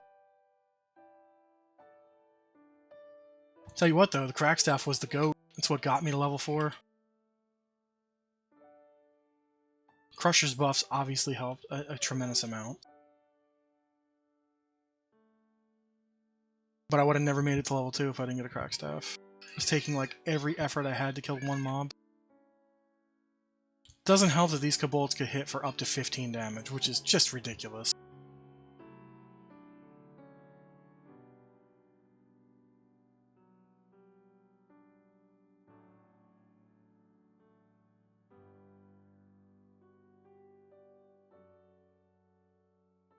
This is small potatoes for him. He needs to go after whites and yellows. What is he calling to me? Because I think mage pets go a little bit higher than your level. Because they always summon at highest. Yeah, okay, so he's 6, I believe. No, he's 5 if he's yellow to me.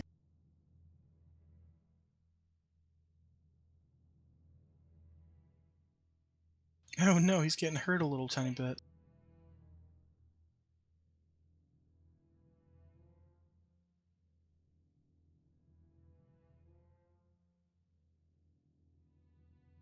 We must kill everything along the way, though.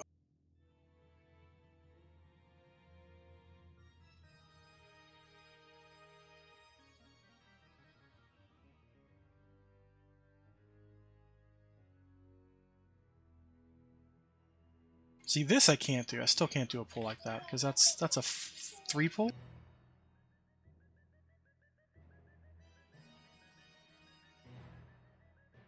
Two dark blues and a white. No. A little too risque.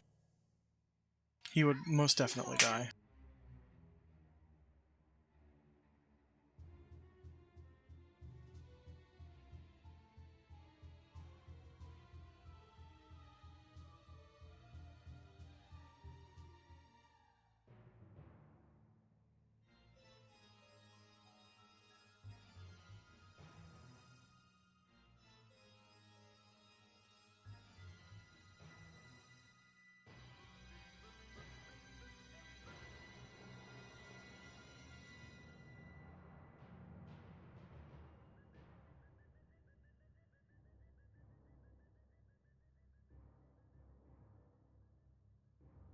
Ooh, this could be bad. Let's see how this one plays out, Cotton. Oh, he might die. Oh well, if he does. Oh no, he's all holding his own all of a sudden, but he could train those into the other ones that are over there. Oh good, he's running in the opposite direction. Oh no, another one!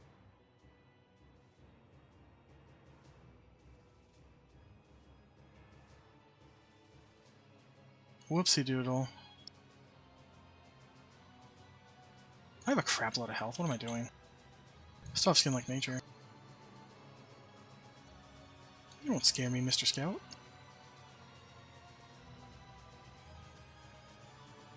The music could be less epic for what I'm doing right now, though.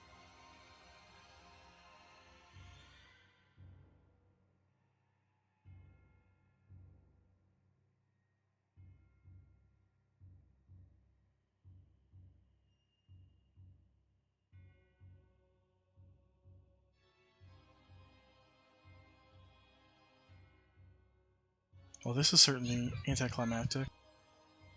Come on!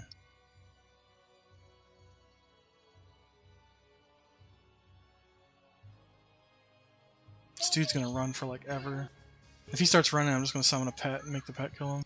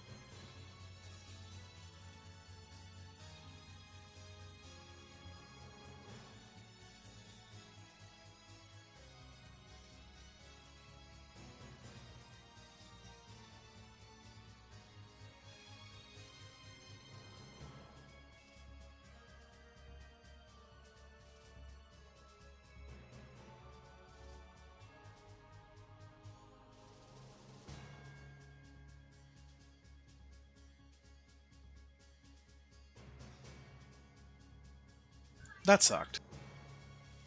Let me not do that again.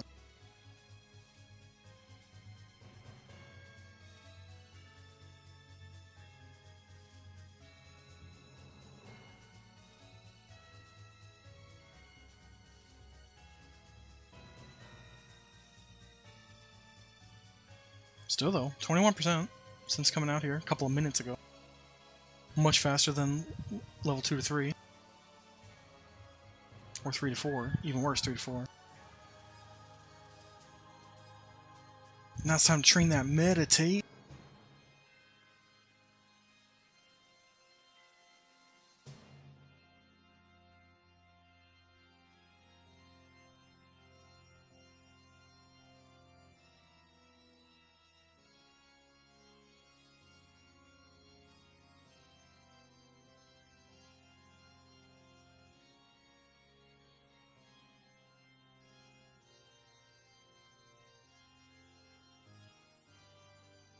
The reason why I picked a gnome was the same reason why anybody picks a gnome mage. They're generally considered the best race for gnome only because they can do tricks later. Like, you could do the same tricks that a gnome can do, but you need to be double shrink. And since you don't come with the spell shrink and you can't get it, you'd have to either resort to potions or some kind of item that might shrink you down the size. Gnomes start at the same exact height needed to do the wall tricks that exist in game. Specifically, later you get an Eye of Zom, which is just an eyeball that you can use to travel around. But in Kunark, I think it's Kunark, or maybe it's Vilios, you get a spell called like Call of Hero or something along those lines, where you get to summon somebody, but you need to be able to invite them to a party. So what a gnome can do is glitch into the wall. It's just called wall hacking, or like wall looking. Gnomes can do it by just crouching in a wall. You can't go through the wall or anything like that, but you can see an entire dungeon, its entire structure and layout in 3D, by poking your head through the wall. Anybody could do it, you just need to be the size of a gnome. So you do that, and then you summon the Eye of Zom in that position where you can see the innards of a dungeon, or any zone for that matter, and the eye doesn't know where to spawn, so it spawns at the very zone line for the zone, which is where someone would be when you want to invite them to a party to summon them, making you the best way to get somebody into a raid or group without having to backtrack through a dungeon or restart. And that is pretty much the only reason why gnome mages exist. Although, you know, their factions are absolutely great for playing a good raid. They can go into a lot of evil places without getting KOS, and they can go into a lot of good places without getting KOS. And especially if you pick agnostic. Oh, I didn't give him a dag.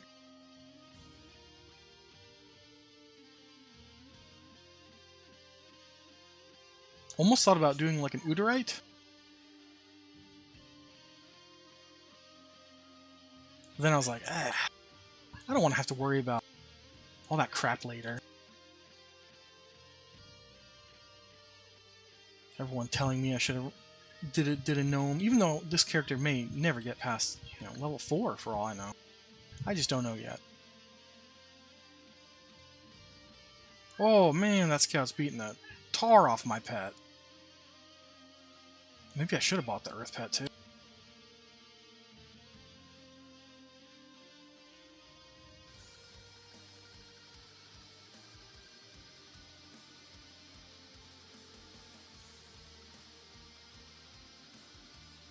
I don't think the health difference would be that different at all. Well, these are yellows, that's why. I should really con ship before I send my pet into a killer. That's why I'm getting such good experience on these guys.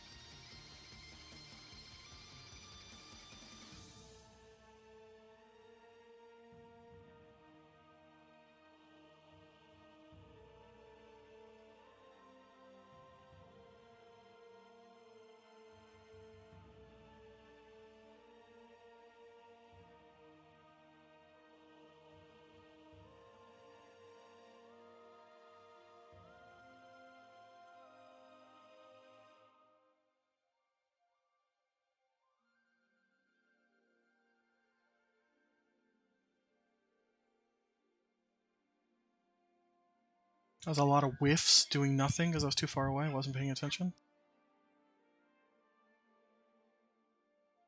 It's a really good Sky raid tonight. I wish I had an alt I can bring to guild runs to do something with the gear that rots. And should just reinvigorate the excitement of going to raid. I know it's just a couple of weeks out before everything changes drastically, so I should just wait, collect my DKP, and be happy. But I've got the alt-itis, and playing my druid has really disappointed me because I don't like playing it that much. I don't like healing. That's you're kind of relegated to heal. And I met my goal. I just really wanted it at 34 so I can port friends and family around. Which now it's super useful for, you're playing right now, and Sam's playing right now. She's not playing at this very moment, but she's attempting to get into the game. So having that druid is really invaluable. Very good. But, yeah. Do I like playing it? Not so much. It's just a tool. Oh, come on with the scout. Another yellow? I might as well milk this skin like nature, if I can. If I eat it, I eat it. I'm still nowhere near the point where I'm losing experience. Or my body.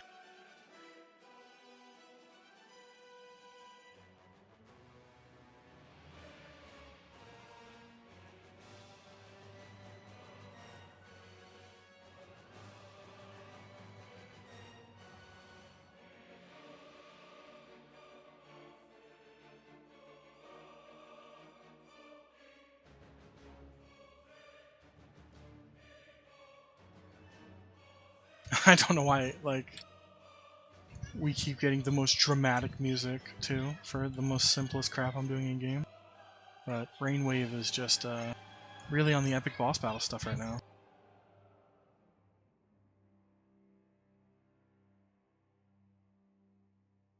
That's the one downside to using it for streams, is that it's, it's a radio service. I can't skip songs. I can vote on which ones are coming up. Anybody can. But as far as, and I think I used this years ago when I streamed. But now they've got the nice little widget that you have on screen that tells you what song's playing, and that covers your copyright stuff. As long as that thing is accurate and playing and doing shoutouts, I don't have to worry about my music getting, or my videos getting striked. Enough is enough, Scout, come on. If he runs towards those other guys, I'm just gonna have to eat it. If we get that far. My whacking skills is not up to snuff right now. Because he's a yellow. But having a yellow beat the hell out of me is pretty good for my defense and what have you.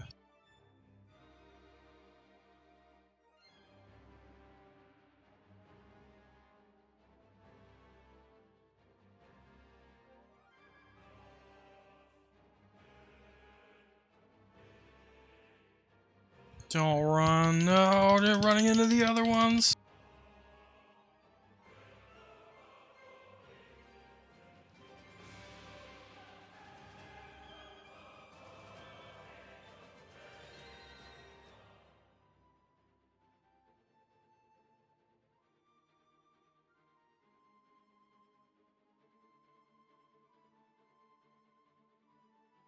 Listen, this is not how I wanted to reach level 5.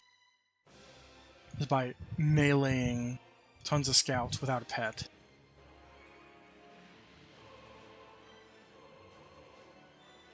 Of course there's like a million kobolds up right now, it's ridiculous. I should really explore the other regions of this zone and see what they have to offer. And I'm also like half tempted to go get the Earth Pet. But I honestly don't think it's going to make too much of a difference. I just need to stop sending it at yellows. He was chewing through those dark blues like no tomorrow.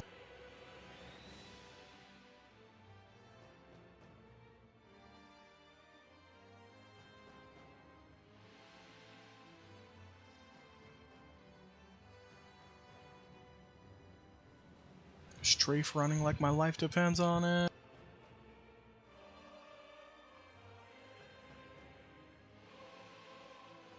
Home is just over that mountain, Chance.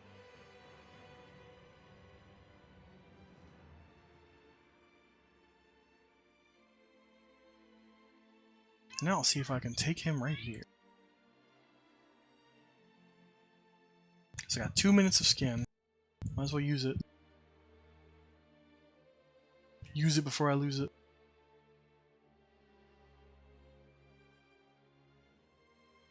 You know, I had every intention of closing this stream off an hour or two ago. But it just kept going. And I'm not particularly sleepy yet. And I'm just going to be doing this.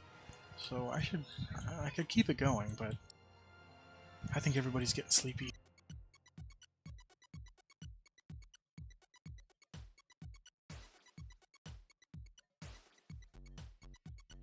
Nice.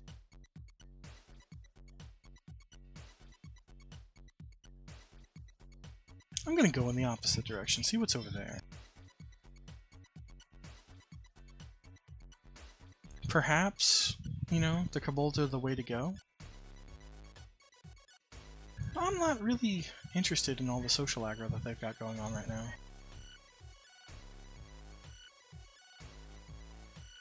Jinxie the Gnome requires challenge. Heroic deeds. And spiderlings that drop silk. Skeletons that may have cracked stab. Staves. Oh, okay, I'm glad you're one of the good guys.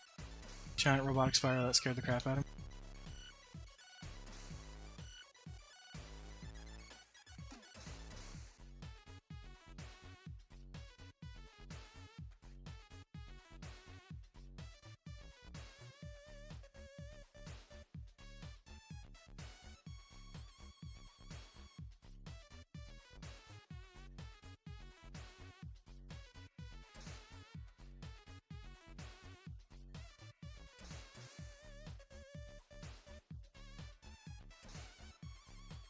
Would you look at that? In the opposite direction, what do I see? More kobold. I don't know the topography well here.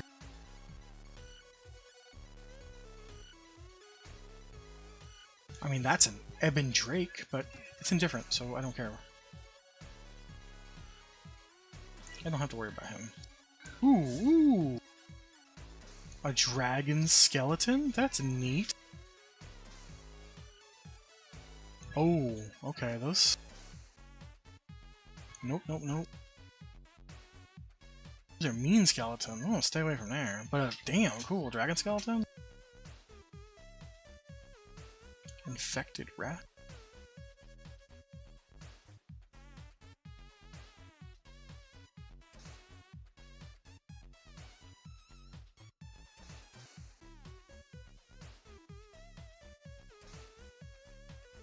This is the ticket. I'm just gonna go around and murk every spiderling. Oh, runaway clockwork. Okay. Is that gonna hurt my faction if I kill it? Let's find out. It sure did. I'm never doing that again.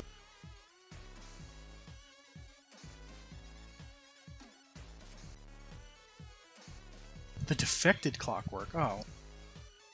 So that's probably some offshoot weird faction that doesn't matter. Regardless, I don't think I'm going to do that again. I just could kill the live one. And then when I've got a lot of silk, I can sell it to somebody.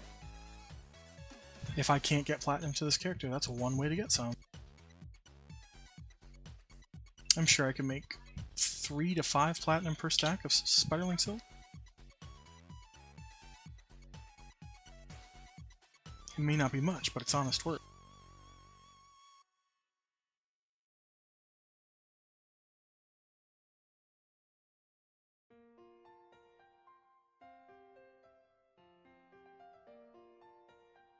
These are all runaway clockwork.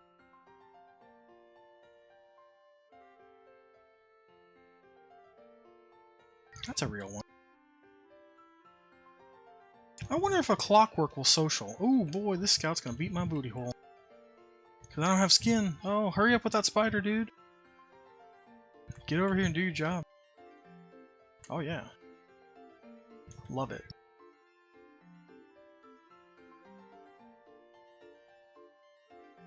Oh yeah, man. As long as he doesn't kill yellows. This guy's a rock star. Look at him. LeCab is better than the other guy. LeCab for president.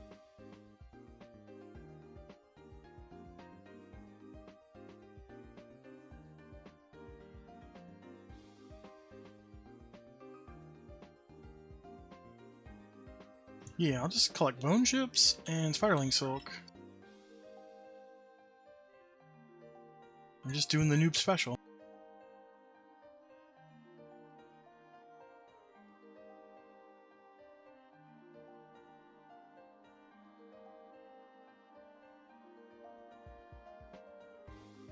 And I won't be touching the clockworks.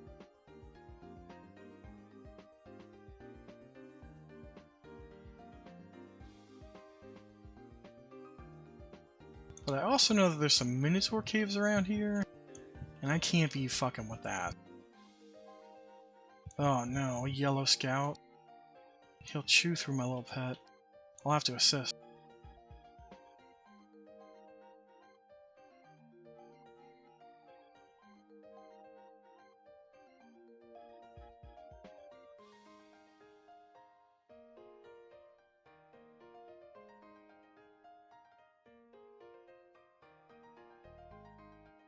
We handled that pretty well. I didn't know I was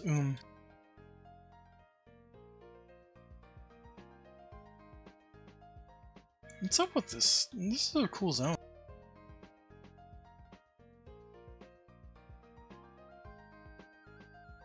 Fletcher. There's all kinds of merchants in this zone. That makes it really cool.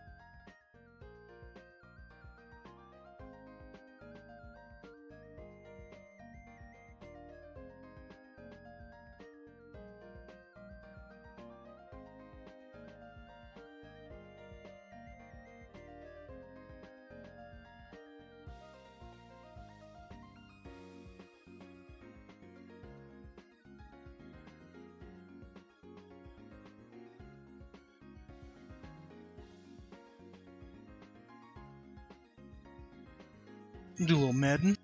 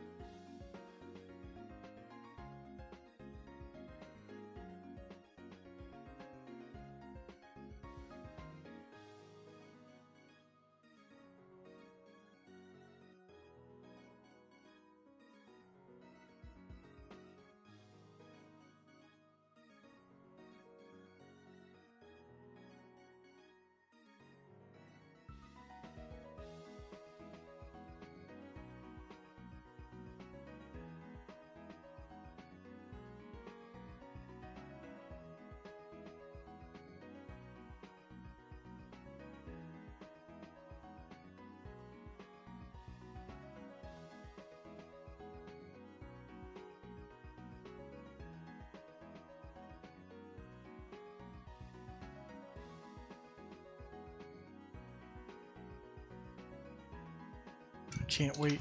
My bloodlust knows no bounds.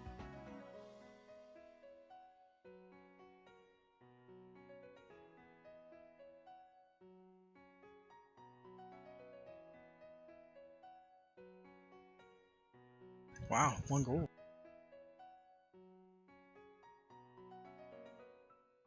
Ooh, giant spiders, damn.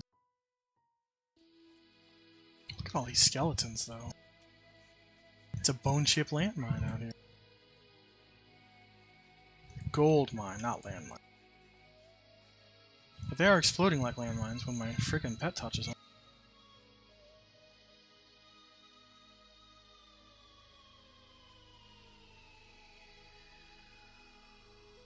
I don't know if it's something that Secrets did intentionally, but all the newbie zone skeletons are not KOS. At least the decaying. just something I've noticed, because in like P99, I'm pretty sure every skeleton is just KOS to you. Every version, every form.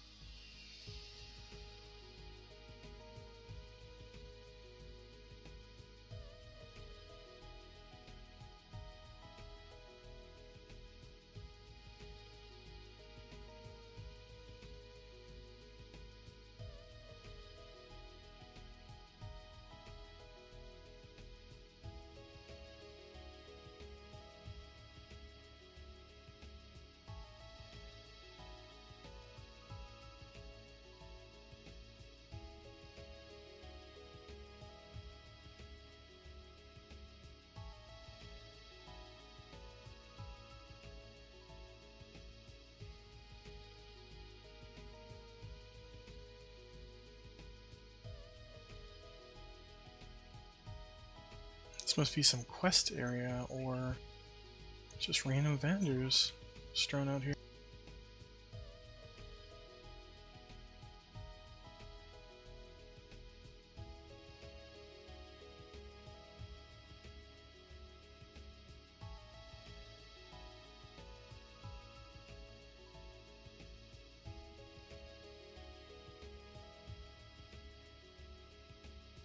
I'll tell you what, the developers, I think they really loved Steamfall Mountains, because it is incredibly well thought out here.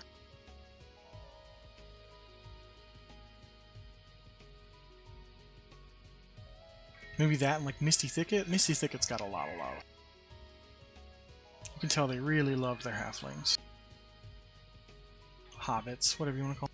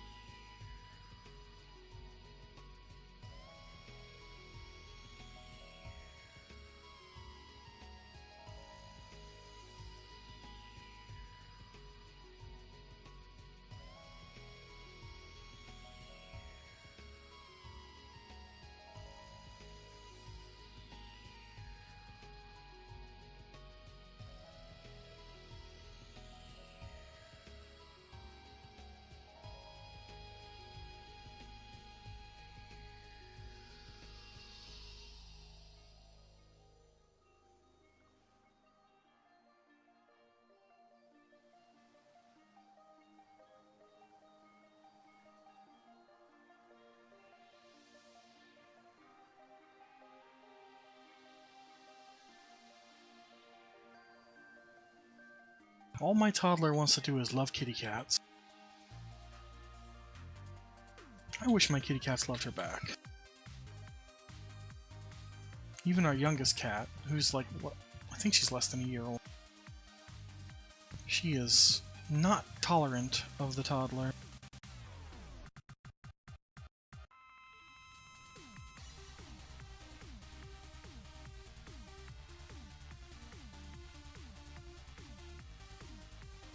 I mean, she just really wants to love them, hug them, but then she wants to, like Elvira, hug the life out of them.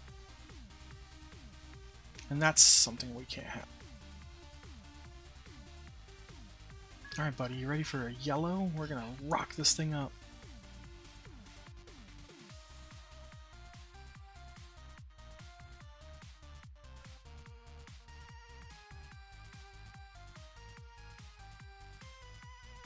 We did it! Through teamwork and my whole mana block.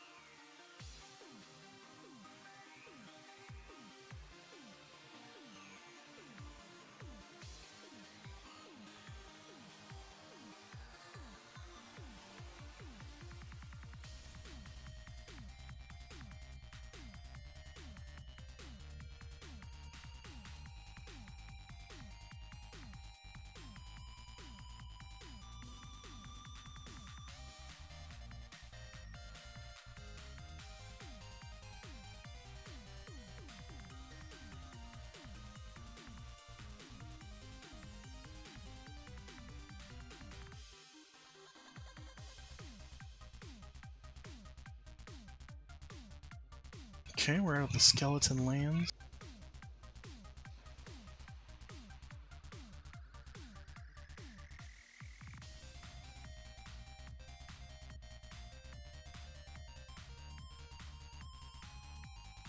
The little medding.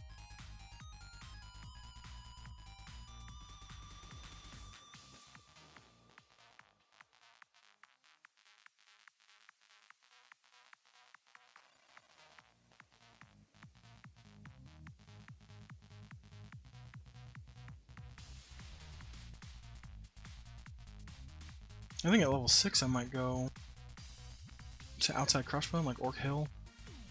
This way, you know, to grind on those orcs for 2 levels.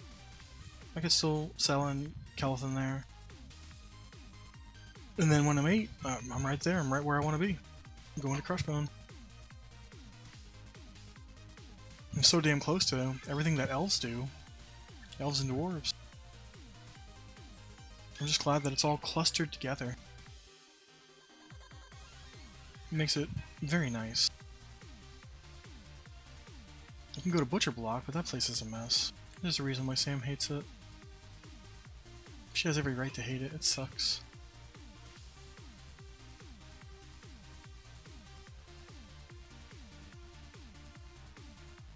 One should really stick to a certain area in here, though, because there's a lot of barren wasteland. Like, I'm not seeing a single mob anywhere. But I've never been this way before, so I want to explore it.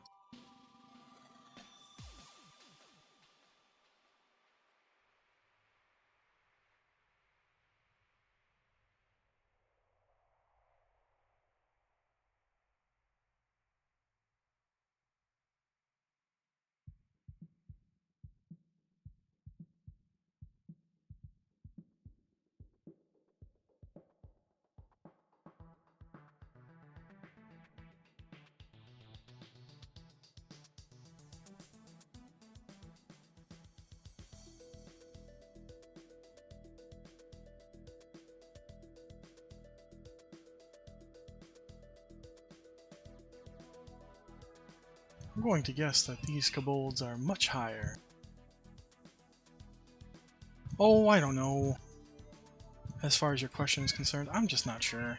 It's nice change of pace. Like I said, I had a really sour taste in my mouth after dying 11 times on the druid yesterday and losing well over a full level even after recovering experience from reses. It sucked. Plus, the gameplay of the druid is just fucking awful. I don't want to be a healer. It's not my bag and it never has been. Oh no, not 6, 11. 1-1. I was in a death loop for 9 before I realized I could just exit out of the game. I was 9 deaths there. I took 2 and missed more because someone trained mobs onto me while I was hiding. And then I ate another one and missed more, a legitimate death and missed more. I had waited an hour for a party, and the guy was like, 1% more, 1% more, 1% more. And it just went on forever, and as soon as I got in there, it was a total party wipe. And it's not because I couldn't heal or anything, it's because they overpulled the moment that the guy left. And he gave them so much warning that he was going to leave. So yeah, it was just... During the death loop, I was legitimately screaming. Like, Samantha was like, oh, I'm sorry you died. I was like, I didn't die once. I died 9 times, but that was all me. I could get over it. I've learned my lesson, right? Like, that's fine. And somebody came and gave me 9 75% reses, which is great. That's awesome. But they were 75. I was still losing, 15% every one of those. Potentially losing 15% on each of those, I should say. No one's entitled to an experience res. But that was in Paw. We went to Split Paw. Someone's like, hey, you want to come do Split Paw with us? And I was like, hell yeah, man. It's a dead zone. We overpulled. Everybody died, but I got stuck in a death loop because I bound in a safe corner, but somebody drug the train into that corner. So every time I died, I'd spawn there, and they'd kill me again before I could realize I could just exit the game with a /EX. I had caught 9 deaths, and that lost me 75% of a level and de-leveled me, and then I got, I don't know, 50-60% of that back from all the reses. So then we rocked it in there again afterwards until everybody had to go. Everybody left. No more deaths. It was a great group. Everybody died once in there, except for me. I died 9 times. But I still liked it. But Mistmore was just the icing on the shit cake.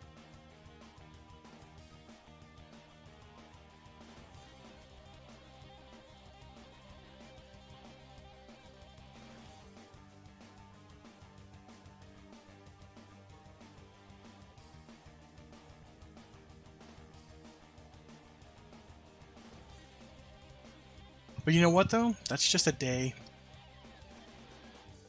I still walked out of that day, because I played a shit ton yesterday. I played from, middle of the day until, 6 a.m.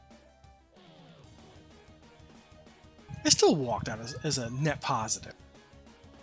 But to think that if I didn't catch those 11 deaths, I'd be at least 36. I'm still 34.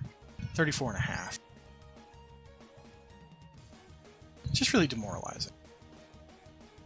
And the worst part is I can only be mad at myself for 90% of that.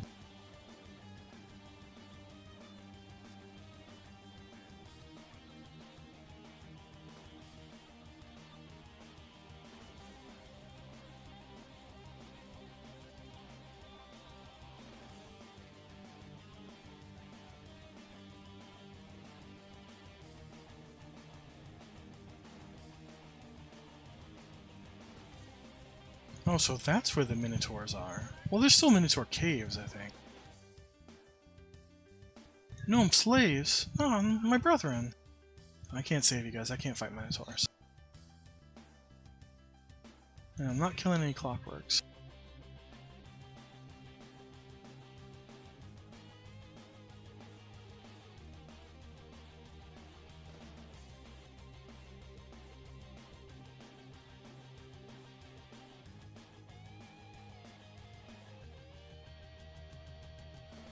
Alright, so now that I have an overview of basically the entire zone,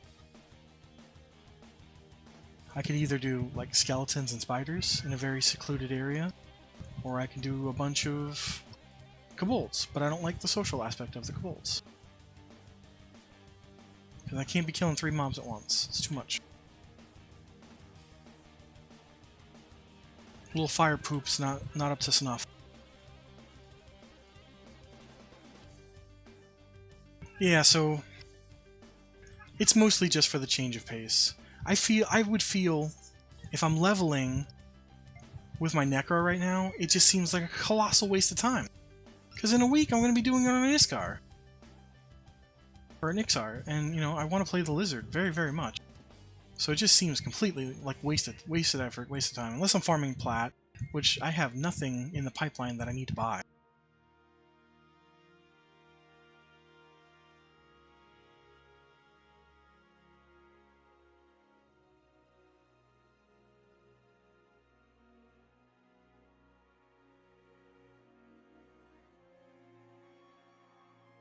Oh no, it's Bugglegup again.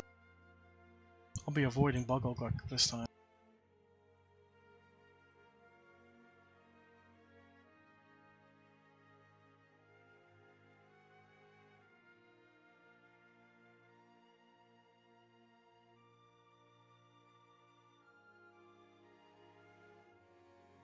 Best thing I could do is just pull these guys from ass far away.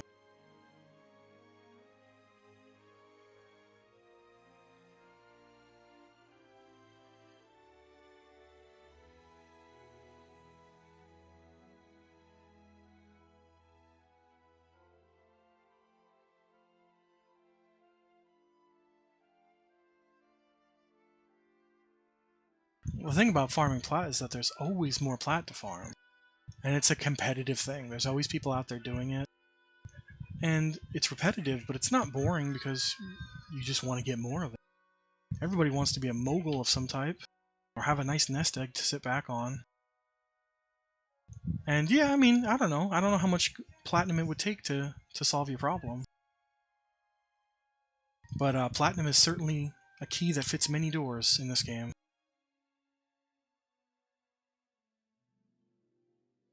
I think you were busy streaming yourself, but in Sky tonight, one of our monks let me borrow his AON for a charge. Well, not a charge, because it doesn't have charges. It's infinite. But he let me scaly out on his AON. And that was like the highlight of my stream to me, because I got to be a skeleton for like 40 minutes. I was psyched. It even got even cooler because one of the druid officers, a really nice guy named Goofy Druid, he was like, "Did you go out and buy an AON? Like I would ever be able to fucking afford one?" I was like, no. Somebody just let me get a hit off their crack pipe. It was pretty glorious too, because I was supposed to eat several death touches in that 40 minutes, and we had such good DPS that I never had to. So I was like, the skeleton lives on.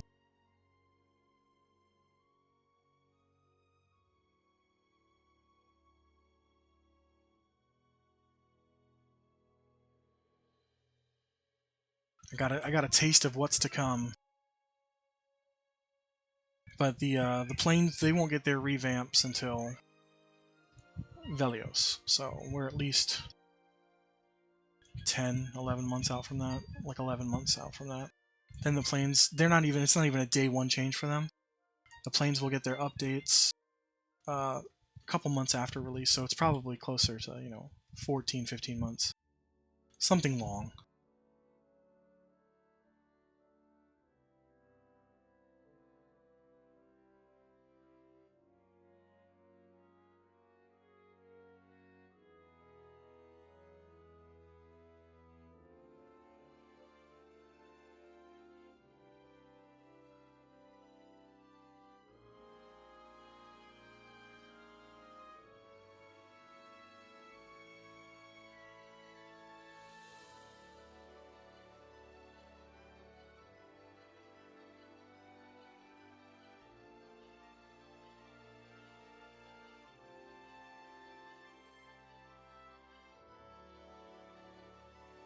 You gotta hunt some will-o-wisps.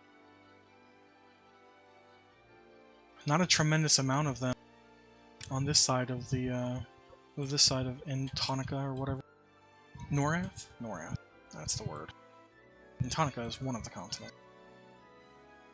Die, spider! Give me your juicy silk.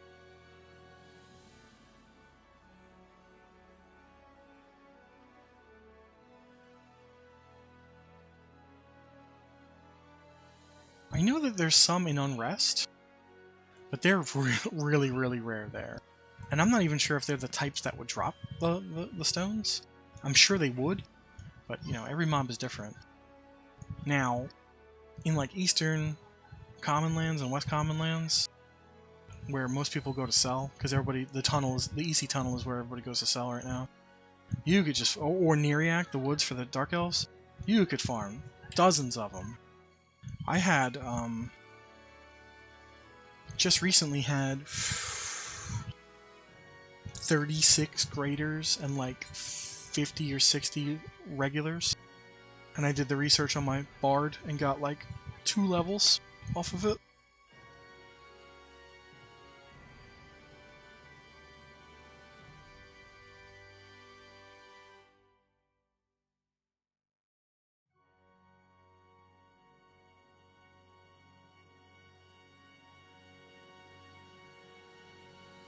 Yeah, it's a really high chance of being a burnt or a regular. Regulars still sell for 1p to the... No, not 1p. Yeah, 1p to the vendor. And, graders are worth at least 10 platinum.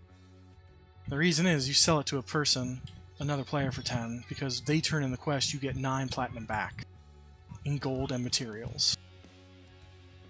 So it's at least... You're basically paying 1 platinum to get a huge chunk of experience. A relatively huge chunk of experience.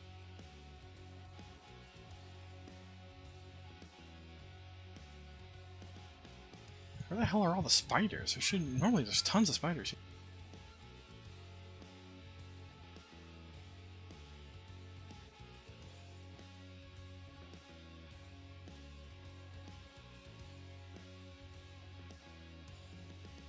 Yeah, they're extremely rare in Unrest now that I think about it. Of all the times I've done yard groups and stuff, you don't see them inside the buildings at all. And that's, you know, most of your Unrest life will be inside, but everybody has to start in the air.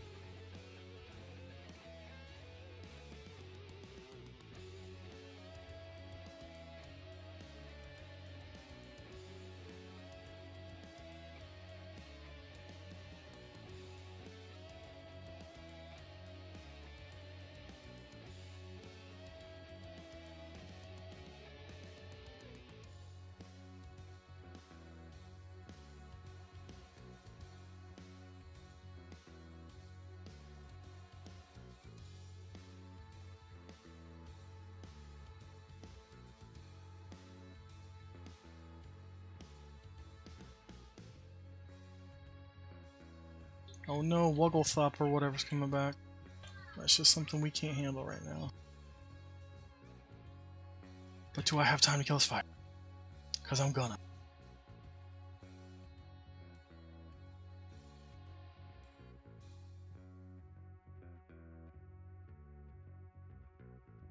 Oh cool, it's turning around.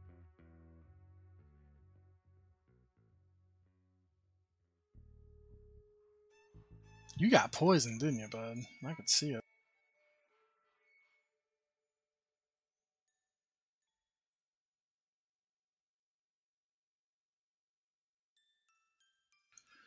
I mean, worst case scenario, I can help you get a freaking Greater Lightstone.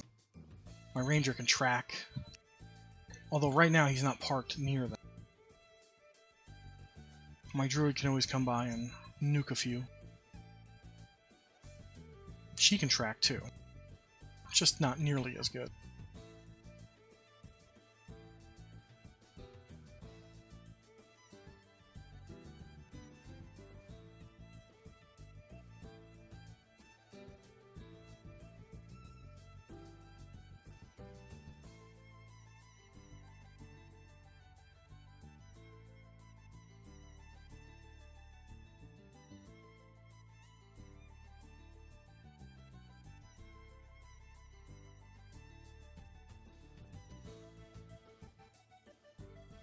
I can actually sense my immediate problem in this zone once I reach level 5. If I do not start on these kobolds in the camps, then I should leave.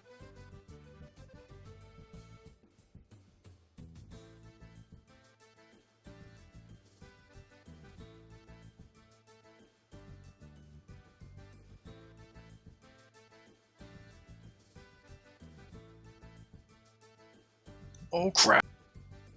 Wogglethorpe!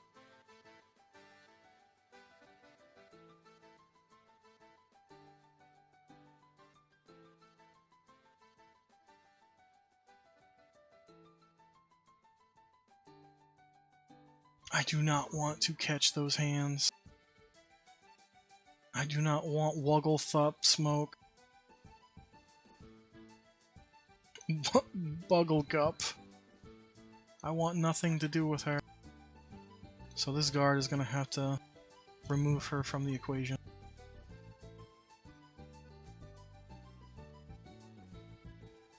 Dreeb! Help me, Dreeb!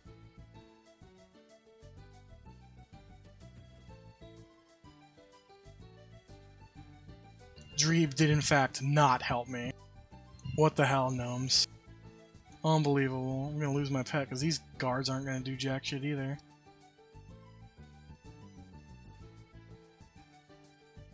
Oh god, she's right on my tail.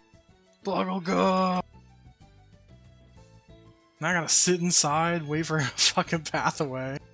You'd think that the guards would be like, hey, you know that troll that just eats gnomes? We should do something about that. Nope.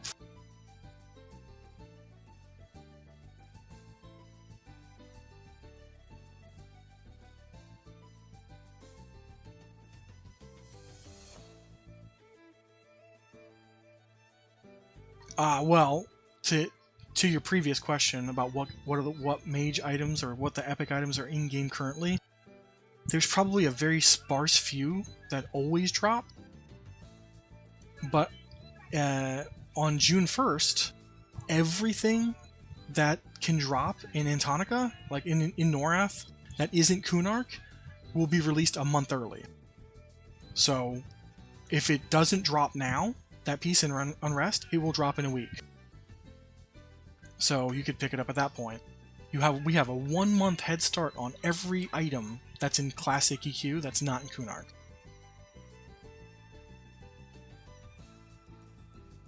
Oh, for sure. Yeah, something like that.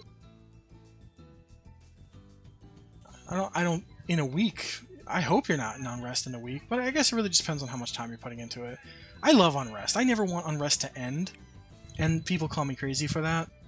But like, just it's the last safe spot. Yes, it's deadly. You could die all the time in Unrest. The trains are unruly, but it's not any worse than like Mistmoor or Kedge or, God forbid, Lower Guk.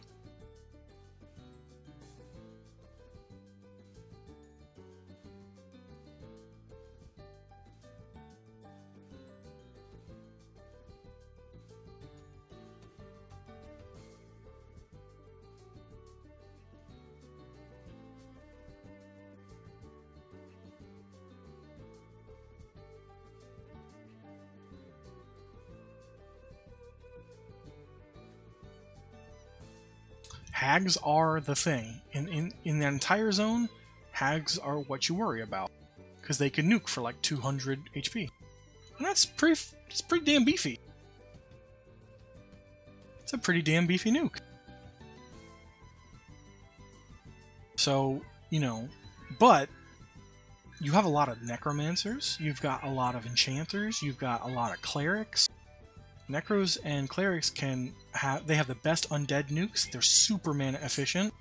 So you can set one freaking necro on a hag and he can just blow the shit out of that thing. Same with a cleric. If you have like multiple healers, like if you have a druid, shaman, and cleric all in your group, tell that cleric you're on DPS duty and they'll be so happy.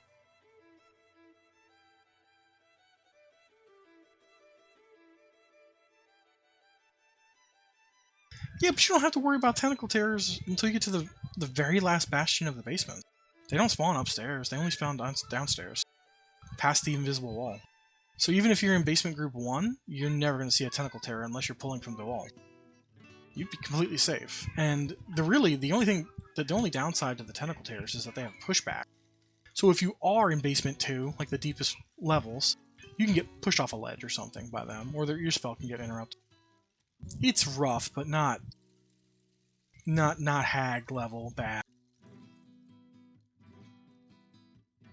You'll be down there. You'll be doing Ruxif. You'll be doing the rare dwarf, or the named dwarf, who drops the dwarven work boots in the ring. You'll be rolling off on people on them boots just to sell them. They sell for like 200 plat. I've bought like 5 pairs over my career in Quarm.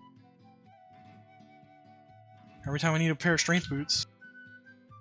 Thatch wore those boots with pride for like 30 levels. Not even kidding. And the Tentacle Terrors, they say there's a very small chance of them dropping a Tentacle Whip. I ain't seen one whip. Not a damn whip. I think it's got a life tap attached to it with infinite charges, because it's not a charge thing, it's a proc. I've never seen the damn thing in my life. I mean, I've seen people selling it. Because there are many other Tentacle Terrors elsewhere that drop the same whip. Like in Nigena. Speaking of which, you're going to have to make a trip to Nigena very soon. You're going to have to get your J-boots. And I will facilitate that for you.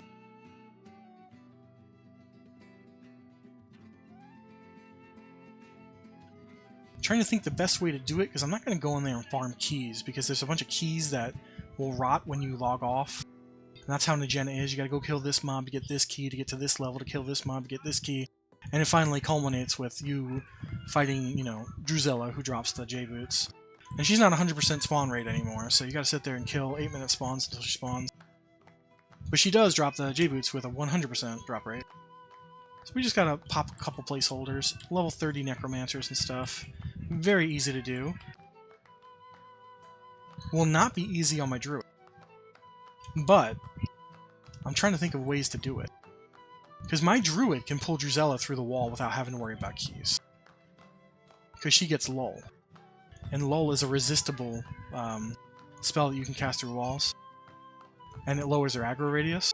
It's like Harmony, but you can use it indoors. And Harmony has a 0% chance to fail. So I will never be able to do that on Thatch, because that's all he's got. But a druid can lull. I don't have a rogue friend that can pick the lock, or a bard friend. But odds are, in all reality, if we're going to go into Nigena, there's going to be other people there. And there might be even a line. It might be as simple as me getting you on the line and just waiting for you to get out, and then we go port bye-bye. That's what I did on my druid a week ago.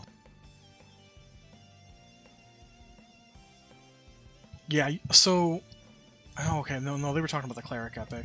The mage epic can almost be done, like the mages in my guild are talking about how it can almost be done by July 1st.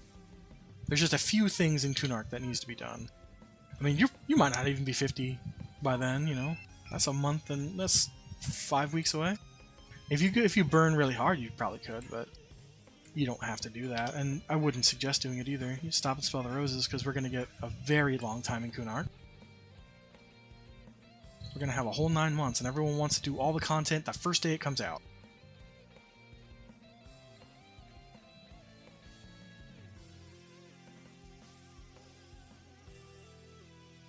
My baby has finally reached the point where her eyes are closing all the way.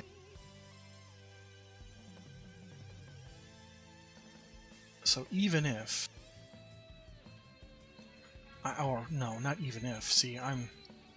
Oh, I was going to say, even if I'm not very sleepy, which apparently I am, because I can't talk. I'm getting to the point where I'm going to need to lay down, because she is. And you know what they say. Oh, what happened to my lock macro? Did the no print break or something? Has that been happening the whole time? Let me fix that.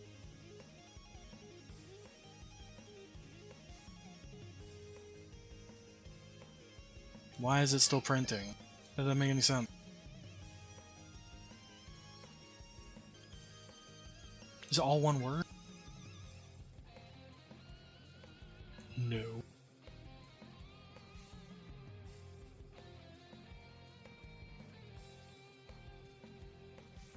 I don't know what I did wrong to it. It's still, yeah, it's still posting. Certainly not one word. I think it's two, though. I think it's lock space, no print, and then no print is one word. It's not working. But you know, I'm bothering all the other people that are around me right now in game. You know, the 0 of them.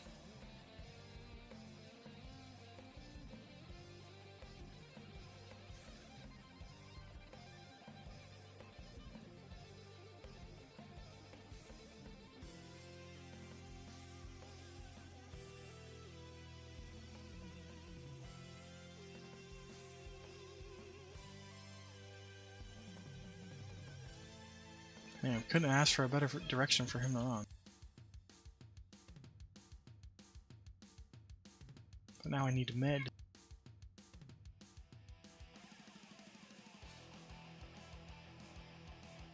I think I'm going to go with a surname on this character.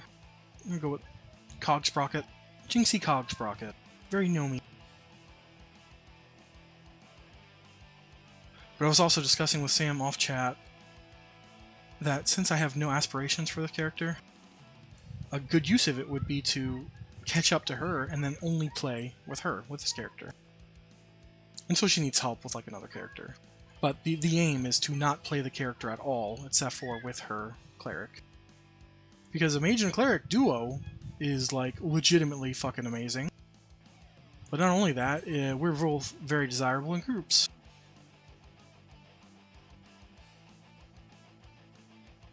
That ogre. It would give us something to do, because right now I just watch her play, like, through the eyes of my other characters, because I got nothing. Nothing close to that. And then I was like, hey, let me just do this thing. Yeah, I mean, what else could I do with this mage? It's never going to replace the necromancer I want to do as my true alt. But that thing needs to get restarted from scratch, and I will be playing a lizard, which is not party compatible with her, for a long time. It's not like she's going to just whip over to Kunark as soon as it opens, and I can't... It's not feasible for me to whip over to her.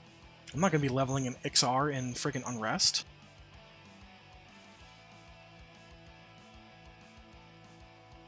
Although, some people will. I'm just definitely not one of those people. See, the cool part about Kunark and lizards in general, people are like, I don't want to play an Ixar because they're hated everywhere. You don't have to leave Kunark, man. You start in the Field of Bone, bam, Field of Bone, you go to Kern's Tower until like level 20. Level 20, you go to the next zone, open world zone. Then you find another dungeon. You go all the way to 50, man. Actually, all the way to 60. You never have to leave your home. And Kabalis, the city of the lizards, they have literally every single profession, you know, training profession. If you're a crafter, they have every single thing there for you. You never have to leave. Only way you would want to leave is to go buy things from other players.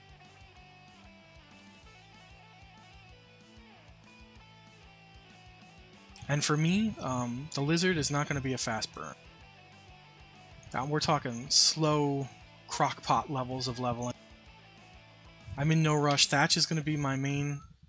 everything for the first couple weeks is going to be Thatch. Getting my epic, getting to 60, getting all my spells.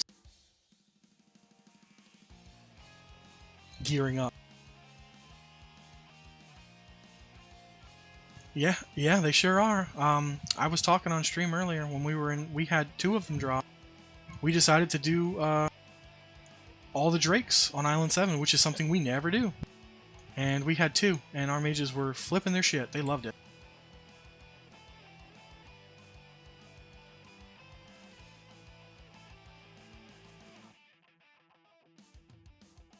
Yeah, I think they might have mentioned that as well. Hard for me to keep up on all that crap, though. I can barely keep track of what I have to do with my epic. June 1st rolls around, and I have got to forage 4 items, and I have to be available on the night we do the Plane of Hate to kill Inaruk, so I can roll on the emerald that he should be dropping at 100% rate. But it will be a once-a-week thing, so... And I believe we are DKP bidding on it, and it just kind of sucks. Because I know I know the other Rangers will be in attendance, and we are trying to have some kind of cohesive agreement where we won't be rolling off on each other on class-specific items. Now, the epic might be off limits for most people, but we'll see. I would love to be the first ranger in guild to do my epic, but I'm also competing with people who have been doing this shit for 25 years.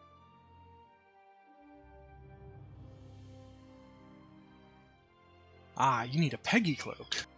So, every couple of weekends or so, we farm about 20 to 30 of those.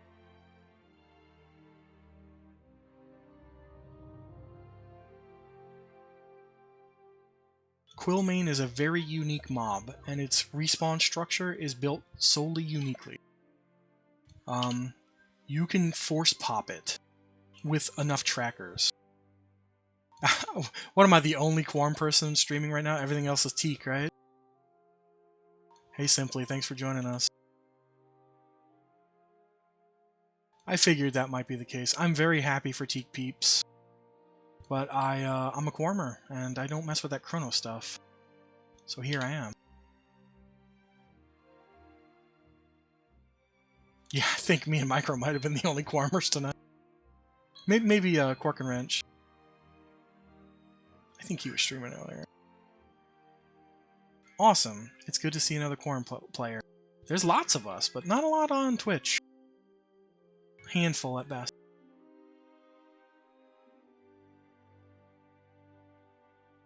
Nice. I have a 50 Ranger and a 42 Necro, but my Ranger's my main. He is best in slot, waiting for Kunark to drop.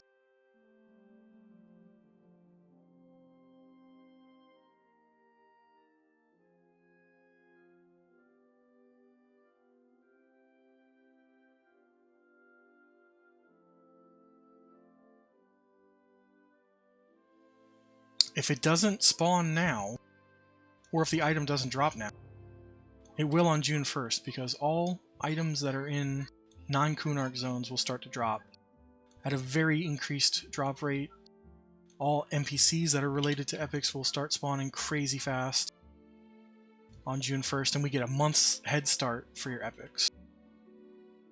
Unfortunately, I play a ranger, so I'm going to be digging up... I'm going to go forage twigs and berries, 4 items, and then an item off of Innerrook, and that's all I can do. Well, there's an item out of Sky, but I've had it for months.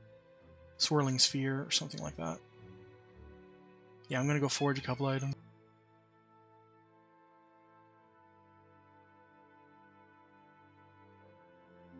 Yeah, we've been hitting Sky so hard this past couple months, just because it's the the best gear drops out of there. Well, is quested out of there, and we've been doing all the planes on rotation, and even threw the hole into rotation. And that's something that that's something I need to look into. But I don't think I can start the portion for the Ranger stuff yet. There's lots of things in the hole I need to do on the Ranger for the epic, but it all starts outside of. It all starts in Kunark. So I don't know if I can get them out of sequence.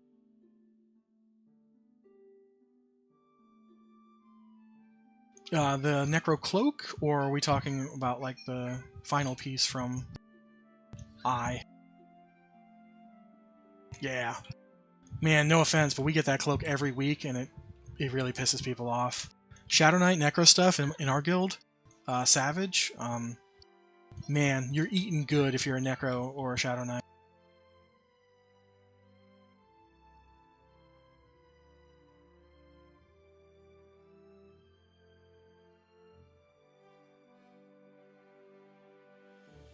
Oh, rock on, I've seen you guys before.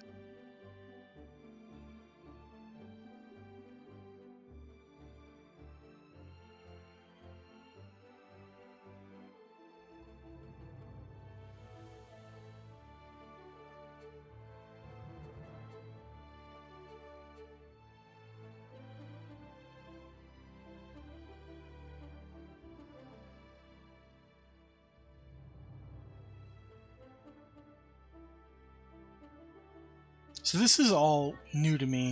I played in 99 when I was a kid, a young teen, and I played that very sparingly through Kunark and Vilios, and even a little bit of pop, but nothing serious whatsoever.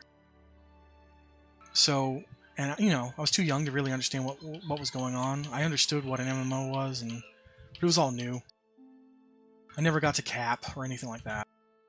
And now, I heard about Quarm because I was interested in P99, but I was told to really research if I wanted to play there because there's a lot of corruption and RMT and stuff they don't talk about, and poop socking and all this stuff. So I was like, when Quarm came out, I was interested because it was a fresh start.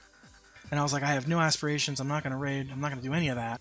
It all just seems nonsense to me to wake up at 3 a.m. to kill a boss because someone called my phone. And then Secrets was like, we're doing instance raiding. And I was like, well, that absolutely changes everything for me.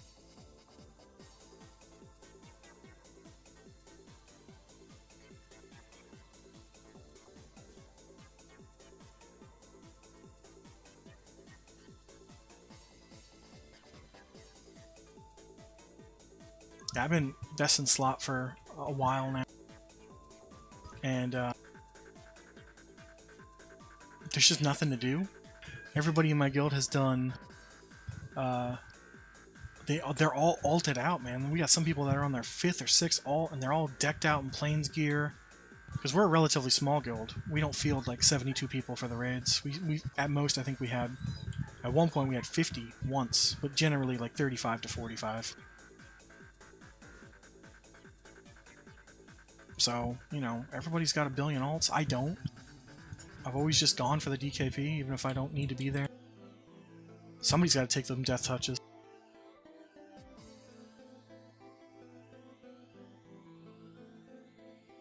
Yeah, so many people on break, man. I think our walls are going to burst when, you know, July 1st comes around.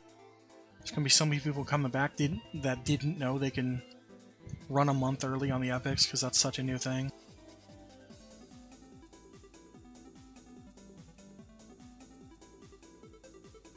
It's going to be a crazy rush. I think the first 2 weeks are just going to be, honestly, a shit show because you're going to have so many people come back and then leave again when they realize it might not be their cup of tea. But everything's just going to be overloaded. So many people in a week are going to be doing the Ixars. I'm just going to avoid open world zones like altogether. I mean, I know I have to compete with people for leveling the Ranger. I'm going to level 1. Yeah, I have a 42 Necro that I'm just going to transfer all my gear over to an Icky, but it's not going to be like a I got to do this right now thing. I'm going to be 100% Ranger, and then that's going to be the alt.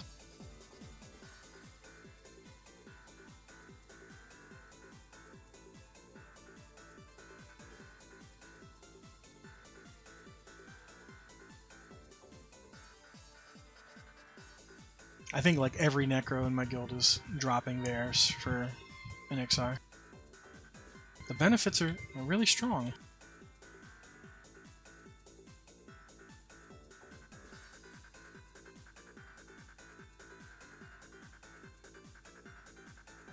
They really are, but I think the hardcore people, they're going to be 50 before July 1st because they get that month head start.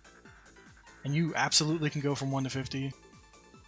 There's just going to be an abundance of shaman, you know, being core healers, doing the group content that's there because they're going to have access to all those zones except for the raid target zones. It's going to be interesting to see how it plays out. And even though I've been streaming for 7 hours, I don't have a lot of free time. I'm in a nice 4-day weekend currently, so look at me go. And it was one of our raid nights too, so I just let it flow into some extra streaming. So I'll have to just hyper focus on the main. I have no choice. Don't you pull another one, damn it.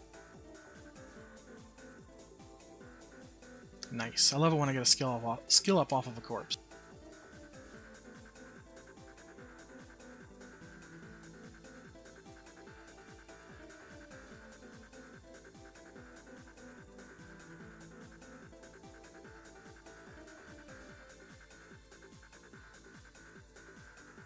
I think perhaps it's time to go to the Greater Fate Art.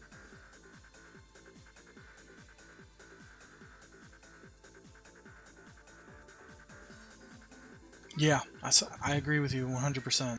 I can't do the live stuff because of how flavor of the week it is. I see these people when I pull up Twitch just to see who's playing EverQuest at all, and after the first day of Teak, people are like, level 60, Teak, let's go. I'm like, holy crap, how'd you do that? I don't think these people slept.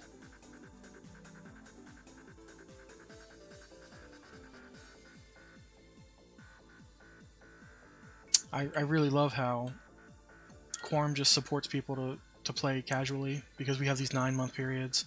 Very long. Some people are very angry about that. And to that I say, you know, it is what it is, man. You be mad about it. Why are you here? Go play P99 if you want to do something that's established. This is not classic EverQuest. This is custom. As custom as it gets.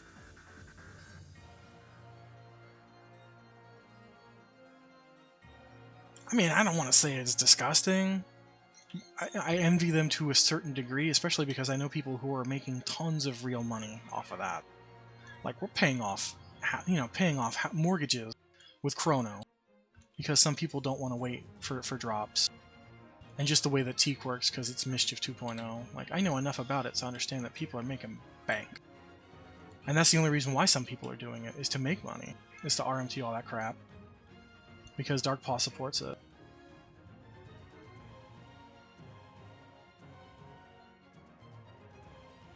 But that's not my bag. I'm not paying a sub. I'm not dealing with RMT or anything like that. I mean, I probably would support Quarm if I knew that it was in financial peril, but Secrets has made it clear that there's a anonymous benefactor that will always keep this server running well after she loses interest. And that's enough for me to know that I'm safe here. As long as Darkpaw doesn't bring down its fist, I think Quarm will be safe for a very long time.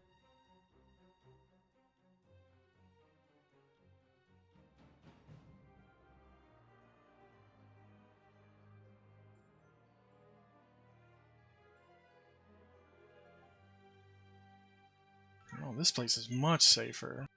I don't have to worry about the kobolds. Yeah, you know, they fully support stuff like P99, and this is very much P99.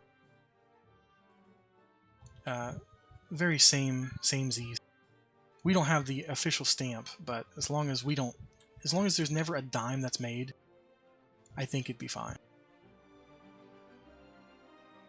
And Secrets has made it very clear that she's not about asking for money for Quarm-related things. She will stream, and you can support her through her stream, but she says that not a dime of that goes to Quarm, which I truly believe. And I know that she's in financial trouble right now because she lost her job a while back. I don't know if she got a new one or not. But to know that even though she's suffering through all those things in life, she's still reassuring people that the server's not going anywhere and it's going to be fine. Because I remember when it first opened up, there was a lot of chatter that she had done this many times before, opened up custom servers and lost interest and let them die out. And it's like, oh, I don't know about all that. I'm scared. Will she do that here? And then a bunch of people chimed in and they're like, nope. And then she herself chimed in and was like, no, see, even if I do lose interest, there's like a dozen people that will keep this thing going forever who have the same ideas. And now we have people like Salty who are developing for it, more than she's developing for it, keeping it going.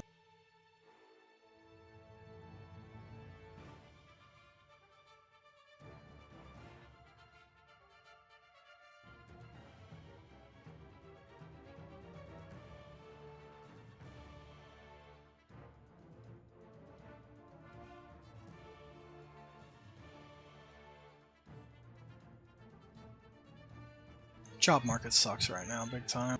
I'm constantly worried about losing mine.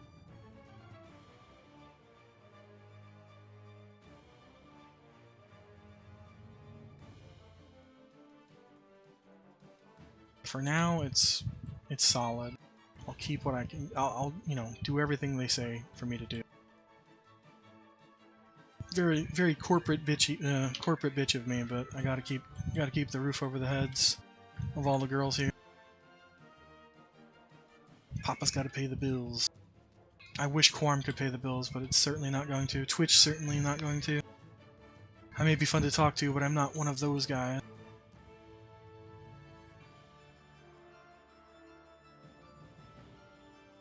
I'm salary. I don't get overtime or extra hours. No nights and weekends, none of that good stuff. It sucks. But I signed a contract, so. I'm envious of the people who can take advantage of that. What is my pet doing? Why did he have such trouble with a wasp?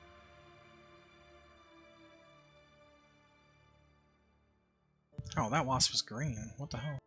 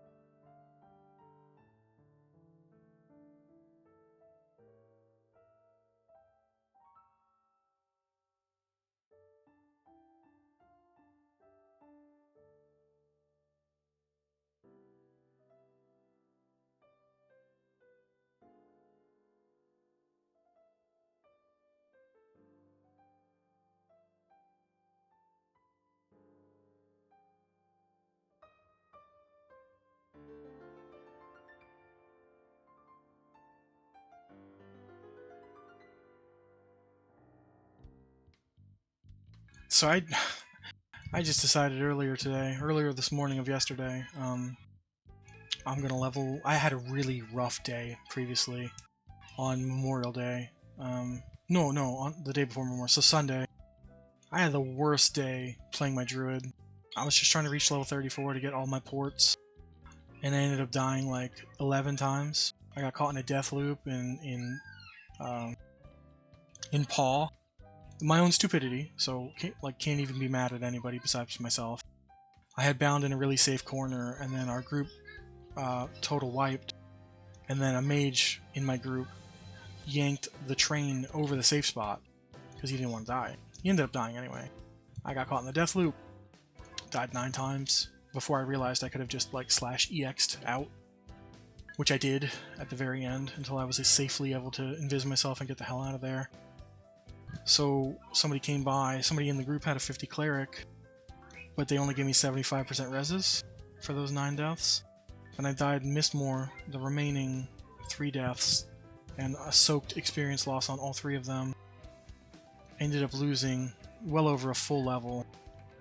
And the straw that broke the camel's back was I don't mind Mistmore. I know it can be a deadly place, and it's really frustrating to be in there. But I waited an hour for a courtyard, for a castle entrance group, and I kept being told, like, it's only going to take 1% more, 2% more, 5 more minutes, 5 more minutes. And I was like, that's fine, man. I don't mind waiting. It sounds like you guys have a solid group. I get in there, as soon as I get in the group, we wipe. They pull like 1,000,000 undead. Wasn't my fault. I was waiting there patiently and vizzed up. As soon as I get the invite, we die. And then people were like, I gotta go, it's 6 a.m., blah, blah, blah, blah, blah, my cat's on fire. And I'm just like, okay. So it was just me and a cleric, and he's like, you're staying, right? And I was like, nah, man. I've had a really shitty day, and I'm just gonna put this tune on park for a bit. So I don't want anything to do with that druid right now besides helping people with ports. It sucked, but a lot of it's just, I probably should have stopped playing at some point and didn't, and that's my fault. And I started the mage because it was just a nice little change of pace. I feel like if I level my necro at all, it's a complete waste of time since I'm switching him or her to an Ixar and just transferring all that gear over. Right now she's just a hill giant killer, and that's her only purpose in life. And I have, like, I farmed up, I don't know, 8 or 10k plat worth of gear on her, and that's all going to be tradable to him, so the way I look at it, it's just a complete waste of time to even log on to her unless I'm farming more plat. And my wife just started playing. We got the IP exception months and months and months ago, but we have children who refuse to let us enjoy things together. So she's always having to deal with the toddler and the 7-year-old, and she just cannot play this game. So she holed herself up in the bedroom with a laptop. This way they can't bother her while I take care of them. And she's finally starting to level. I think she's really close to level 11. She's playing cleric. She always plays healers. She's stoked to get into it, but it's, again, still hard. So, as I was playing this character today, I realized that if I can catch up to her cleric, I will convert this character to a only playing with her type of character. And hopefully that has some traction. Because I'll be streaming a lot of the XR play leveling when I'm not raiding. Once I've caught up with the ranger, everything's going to be ranger for the next couple weeks. And I just want to motivate her to keep her playing. I'd really love it if it sticks. She wants to enjoy it. She's spoken with my guild. She's in the guild. She's spoken with the guys a bunch of times, and we raided in WoW for like 17 years together. We met in WoW.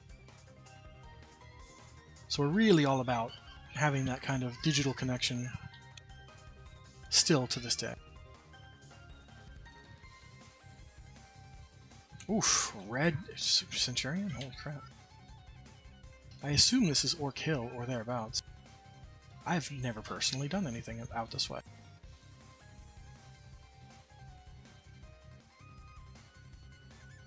You look alone.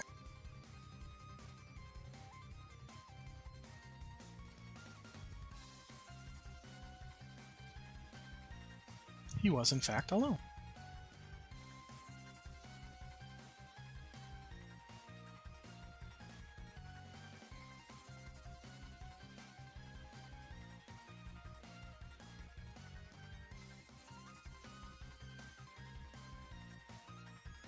Something I've noticed just streaming the past couple weeks, trying to reach affiliate and all that, people, they don't really tune in for the raids. They just don't care. I'm assuming they've all seen them, or it must just be really boring content for them. I try to speak as much as possible, but it's hard to keep a conversation going when I'm alone. People love watching you level tunes. It's so boring, but people love it. Maybe it's just engaging, or maybe the nostalgia just hits harder for most folks. But I was leveling that druid a couple of weeks ago, and people just started flooding in here to talk to me, and it was so cool. And I was doing the most mundane things ever.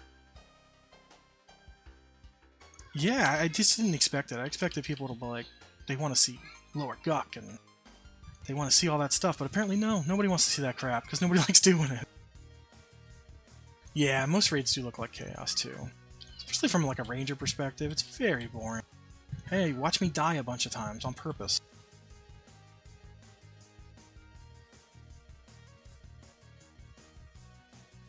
But I figured they'd want to see, like, the gods. But Quarm is so accessible. Yeah, there are lots of DTs on film.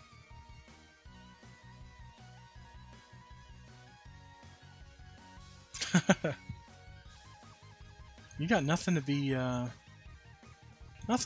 upset about, man, because you just started on this server, so there's a lot of Quarming left to go, and you're playing one of the most OP classes in the game, a mage, and you enjoy playing it. You're not playing it for the OP-ness, so it's like, quadruple benefit. Even if you decide later in life that you hate your mage, if you cap it, you'll still have one of the best money makers around. Dudes are just like little wallets. You park it in an area like hill giants. I love doing hill giants on my necro, but it pales in comparison to a mage. Mage pull 4 of them, still have mana left over after nuking everything to the ground. Even if they don't nuke, it don't matter. Pet'll do it all.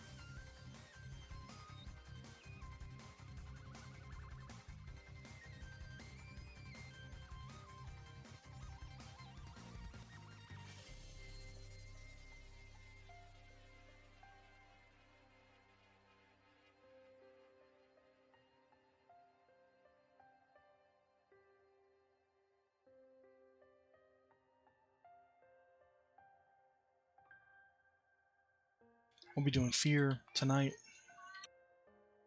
because it's rolled over. Last week we did a reset because we flop our Fear and our Hate.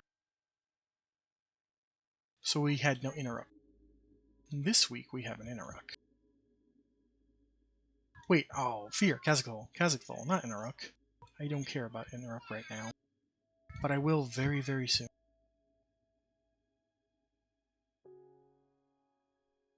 I'm assuming these are all socialed, so I can't pull all 3.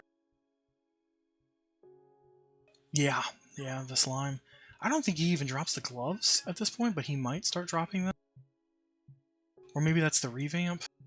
But everybody seems to want those gloves, and I've never seen them drop once. The one that's like 5 to everything. But I think it's part of someone's epic.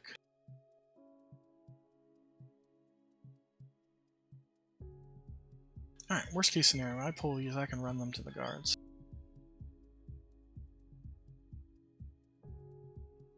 I feel like this Centurion can pull along. But he's white, we'll see. I was wrong.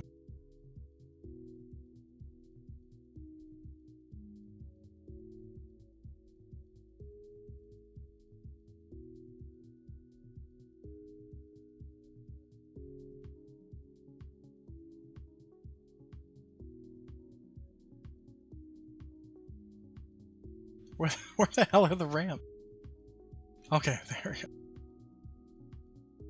Yeah, I pissed off a whole family of them.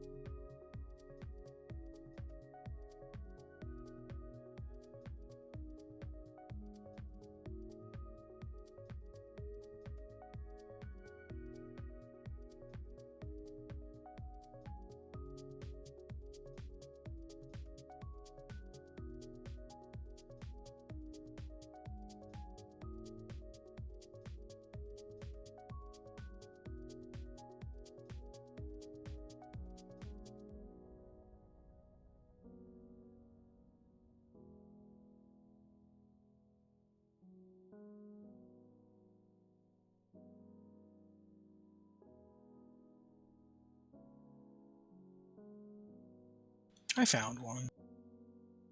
Didn't know it was playing an ad break, I would have skipped it. Or pushed it further back.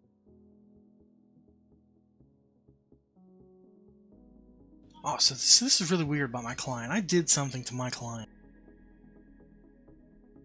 Why the hell are torches so small? What did I do to torches? Look at that thing. It's like I'm holding a tiny little cigarette.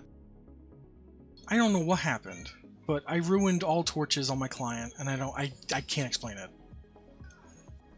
I don't know if this was because I did the HD texture pack, but this is ridiculous. Like, I demand justice for torches. Especially because I want the one from the hole for all my alts. But out of sheer like comedy, I'm keeping this torch in my offhand now because that's where it went. Even the smoke looks ridiculous.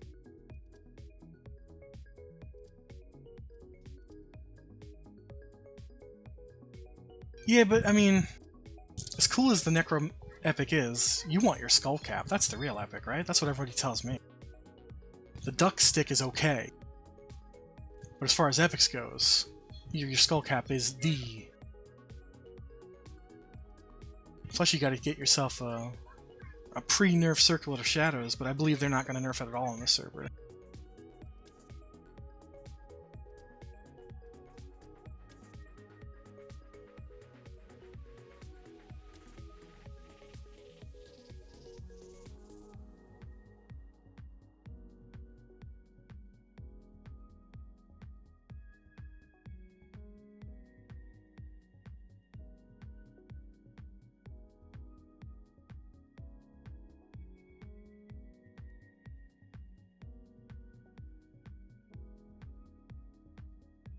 I love the way she's handling most of the drops, like she's making a fungi. We're getting our fungi tunic and our staff, but also getting the stick and the shirt. So we're gonna get tradable versions and then non-tradable versions. So at least our mains can go get their fungis with minimal effort, which I love. There's some kind of skull cap. Everybody tells me that that is the true Necromancer epic. Like, it's not, the quest isn't as involved, but just because of the effect on it. I forget what the effect is on it, but everyone says that that's the true epic. Because the duck stick is just what? It's a free dot, right? It's not much in comparison to whatever the helmet does. Or so I am told.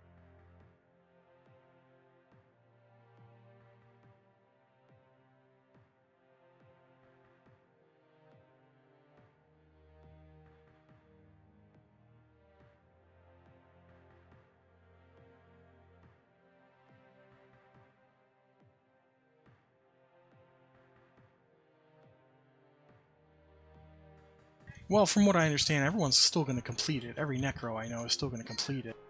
The duck stick, the staff. But, the skull cap is the get.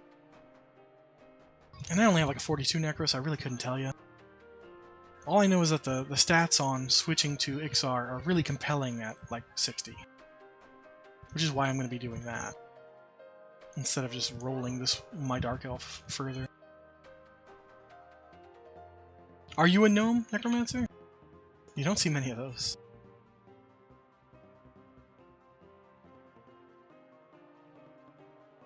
I love it.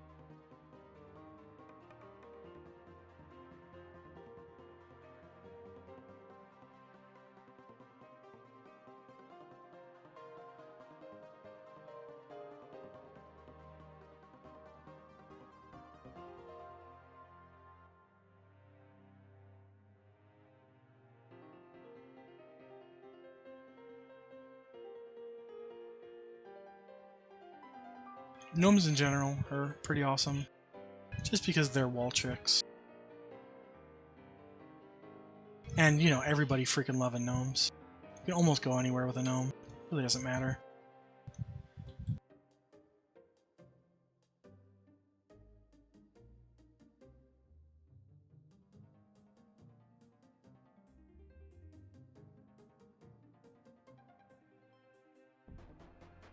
Best is really relative, though, right? So, like I told you, it doesn't matter. And once we get to Velios, even the starting stats won't matter. It all meld together.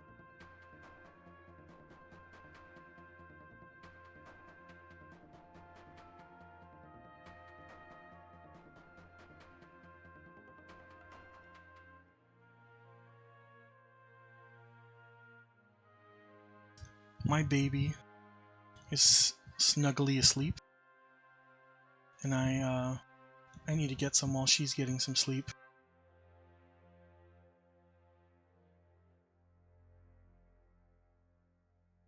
I am a killer, and I always have been. Oh, hey, Ray. My UI is called the Power of 2. It comes stock with Quarm, but I have an altered version of it to show mana and EXP per hour and the Zeal options window. I have always followed orders. I'm taking another man's life. All I can say. It is called Beans Power of 2. You can find it on the Quarm Discord if you search the UI pages. The guy linked it personally to my character Thatch, and he's been working on it. I believe it's the best. I prefer it as the best UI. But unfortunately for me, that's gonna be. I've been streaming for a really long time, 7 hours here. I need to go get some sleep. I'm sorry that the questions are still being asked or anything like that. I'll try to answer them as I go along. But I would appreciate, if you guys like what you saw, toss me a follow. I do some streaming throughout the week in the raids on Quarm, through all the planes and what have you, in the hole, and Kunark is right around the corner. So I'm going to get that started soon, and hope to catch you guys again. Love the conversations that go on. Everybody have a good rest of your night.